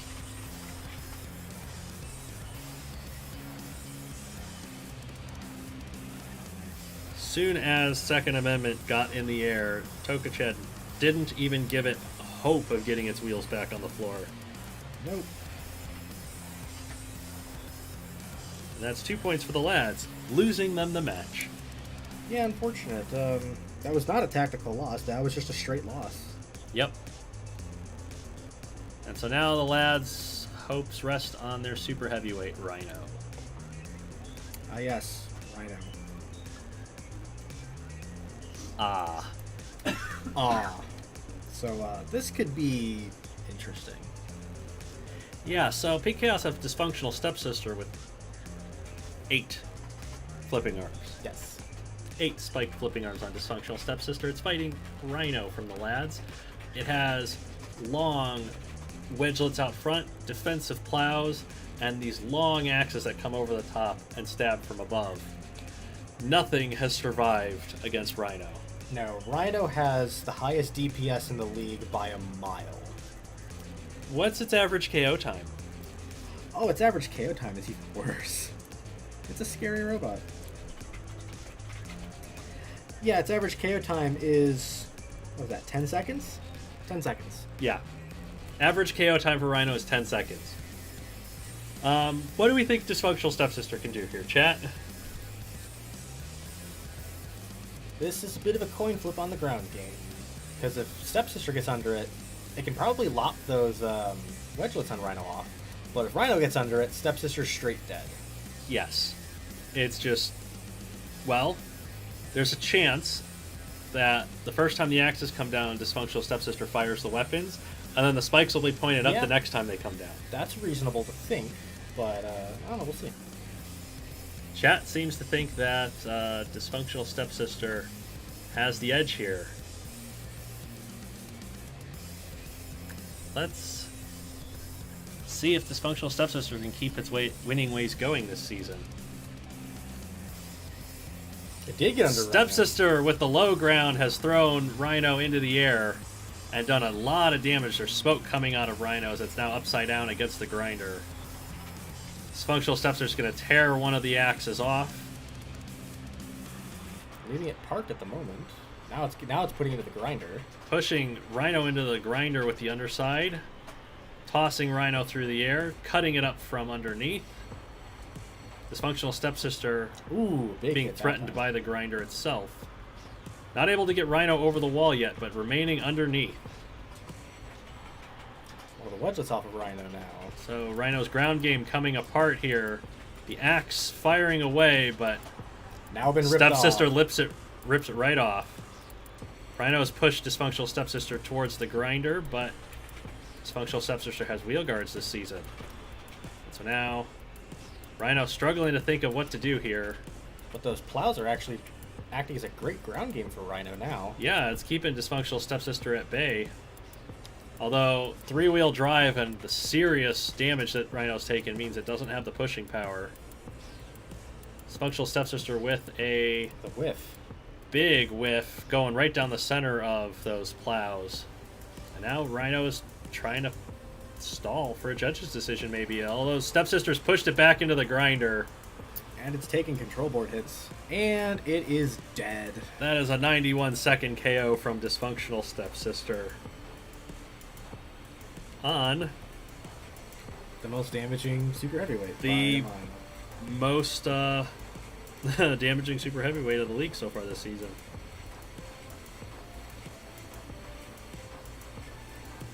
Rhino never really was given a chance. And I guess that's the way to beat Rhino. Pretty much. You give it a chance, you die. Yeah, so, okay. So, before this fight, Rhino's DPS was 380. Miles ahead of everything. You want to know this now? 103. Cut it into a third. Yes. What was its total fight time before this? Fucking. Oh, not very much. Let me look. Rhino. 31 seconds.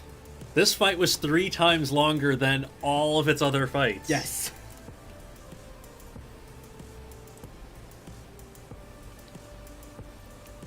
Dysfunctional Stepsister does not care about Rhino's quick wins. That's because Stepsisters don't care about anything. That's why they're so Dysfunctional Stepsisters don't care about anything, I should say. Final match time. Final match of the stream. The Wiltshire Magnums. And Powerhouse. Powerhouse.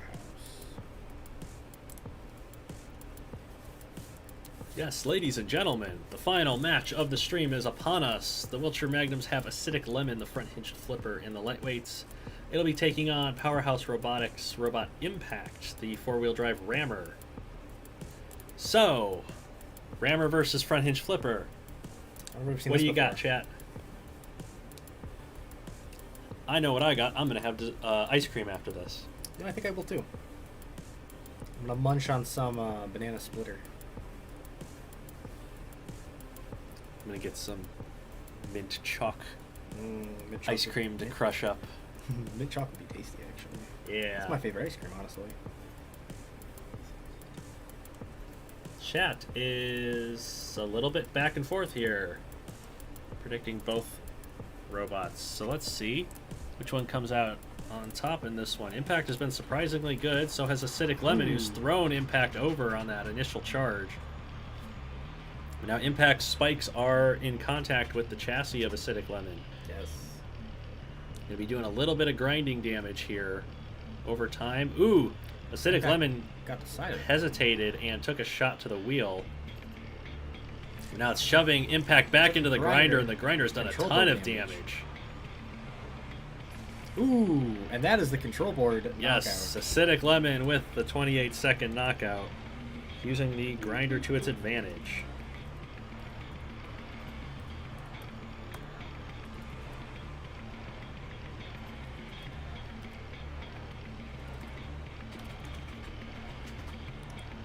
And Wiltshire, who's been in a little bit of a slump the last couple weeks. They started out great. Mm-hmm. In a little bit of slump, they get the opening 3 points in this match. Indeed. Middleweight time.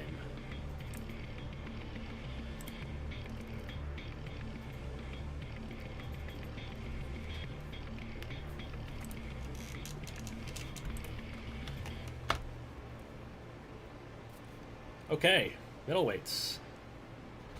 The Magnums have Mint Chalk Crusher. 2 vertical drill weapons on the front. Big, tall robot. Powerhouse Robotics have Side Strike, the armored plow up front, Yeah. and the side axes that come in and attack from the side. Could that match up well here with Mint Chalk Crushing? Stop their weapon and attack from the side. They've done that to other robots already. Mm-hmm.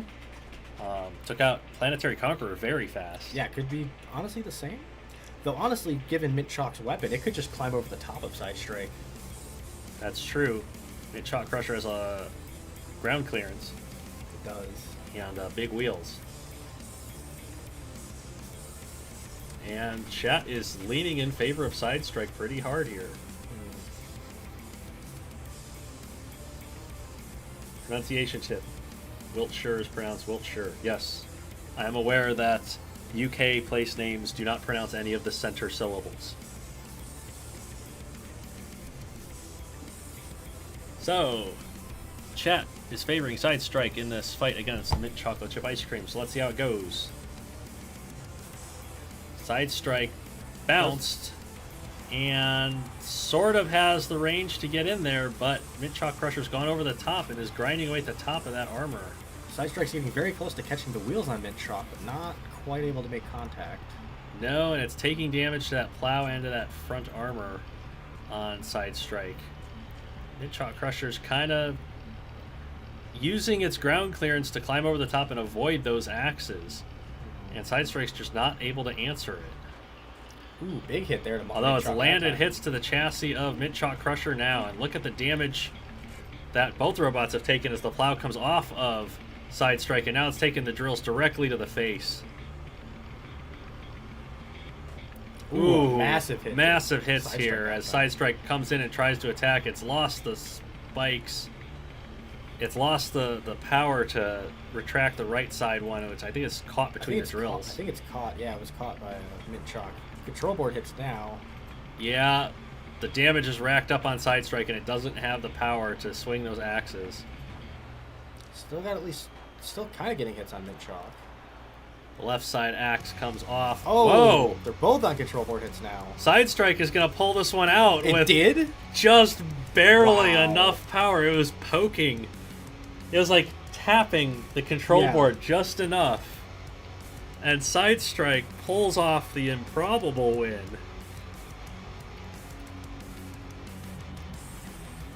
Oh, very surprising.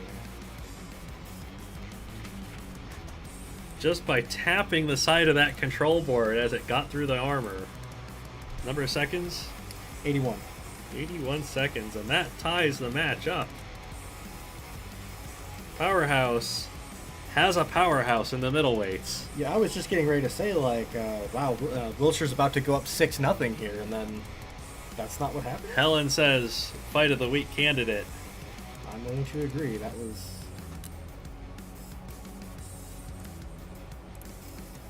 Applaud Sidestrike for not giving in when all seemed lost. Yes. Absolutely. You never know how it could turn out in the Robot Rampage League. Never give up, never surrender.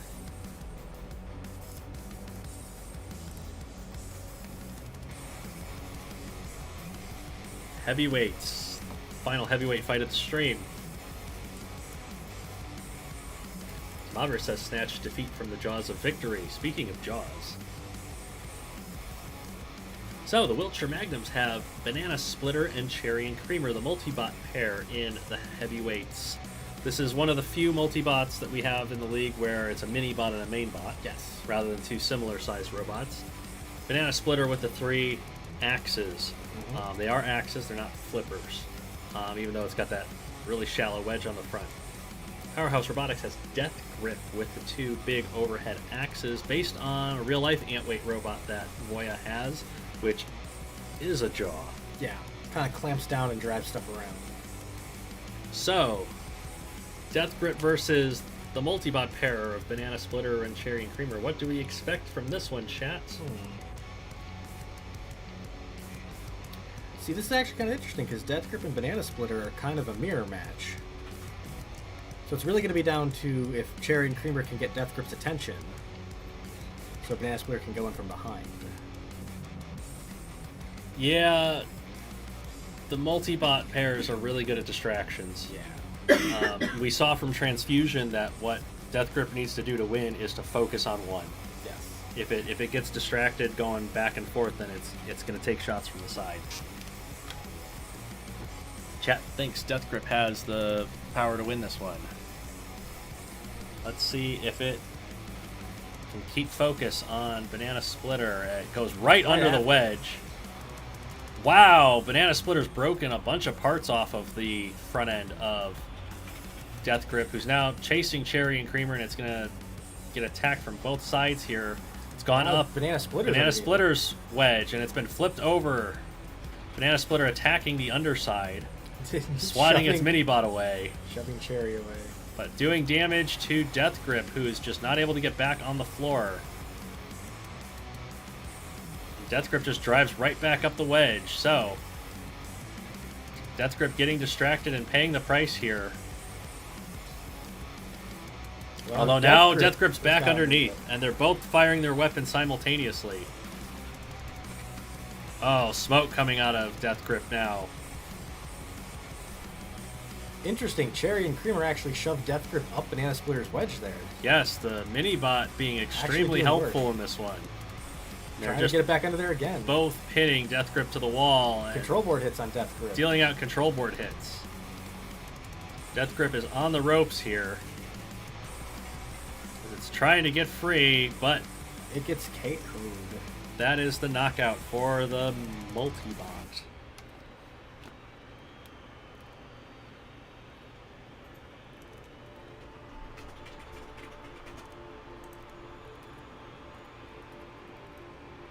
How many seconds? 75.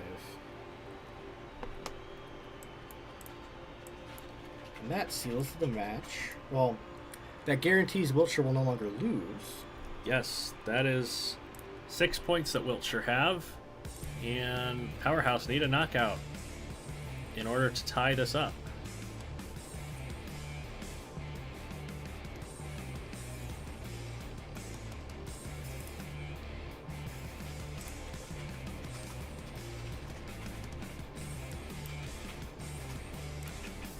Waiting for the day Cherry and Creamer gets a damage point.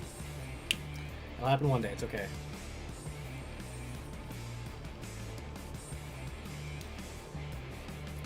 Swin, Cherry and Creamer is the only confirmed returnee for my team. I like that, that's great. That's funny.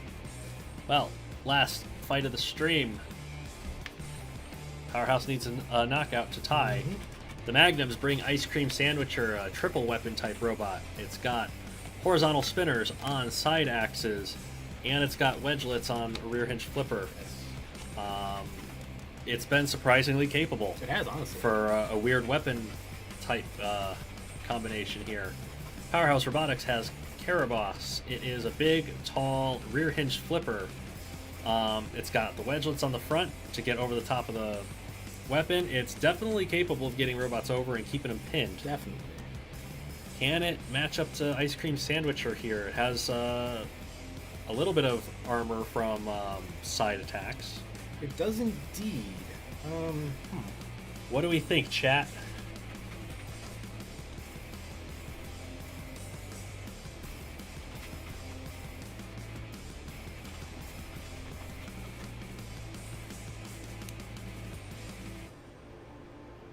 Chat's leaning towards Ice Cream Sandwicher here. We'll see. The only issue I can see with Ice Cream Sandwicher is that when it fires those side axes, it kind of oscillates back and forth. That could give Caraboss a chance to get under it. Yes. And we've seen when Caraboss gets under something, it does not stop getting under it. It just pins. Well, chat's on Ice Cream Sandwicher's side. Ice cream sandwiches sound delicious. Let's find out how this match ends. Both robots meet in the middle, but Caraboss ends up with the ground game advantage here. Well, because of how tall Caraboss is, those side axes are getting in there doing damage. Yes, they're doing damage to the top of Caraboss and knocking... Both of the flipping arms are off now. The flipping arms away. And now Caraboss is weaponless. Does have pretty good wedges, though, to deal with Ice Cream Sandwicher.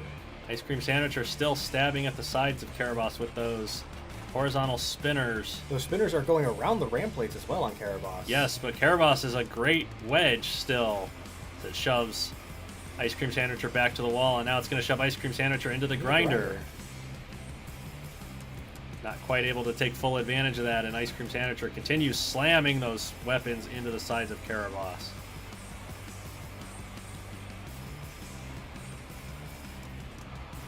Caraboss exercising control and aggression here, but I don't think it's going to matter too much longer. And that is the KO. That's a KO in 60 seconds.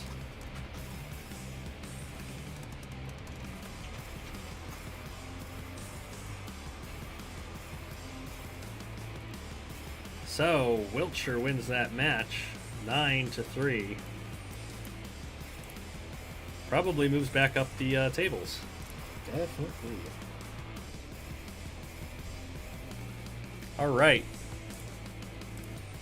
That was a lot of robot fighting. Indeed, as always. One more time, I would like to thank our Patreon stream sponsors for their generous contributions to keeping the Robot Rampage League running. It's $10 a month over on Patreon to become a stream sponsor. It's about $2.50 per stream. You can, of course, always leave your super chats in YouTube if you would like, or purchase MS2 stuff in the merch store that also supports the league. So, wrap-up time. There were some good fights. Indeed, there were quite a few really good fights in there, honestly. Chat, what were your favorite fights this stream? I think one of my favorites, not because it was close or anything, might have been Dysfunctional Stepsister against Rhino. Yeah, that was honestly pretty competitive. We have not seen Rhino struggle at all. No. And Dysfunctional Stepsister absolutely dominated that fight. Definitely. Very, very interesting to see. It's cool to see Dysfunctional Stepsister being successful. Yeah. After its poor performances last season. It's already 4-0. It's been looking one of the top point scorers on Pink Chaos so far. Yes.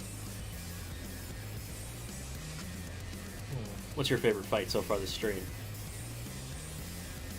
Oh god, I have to think.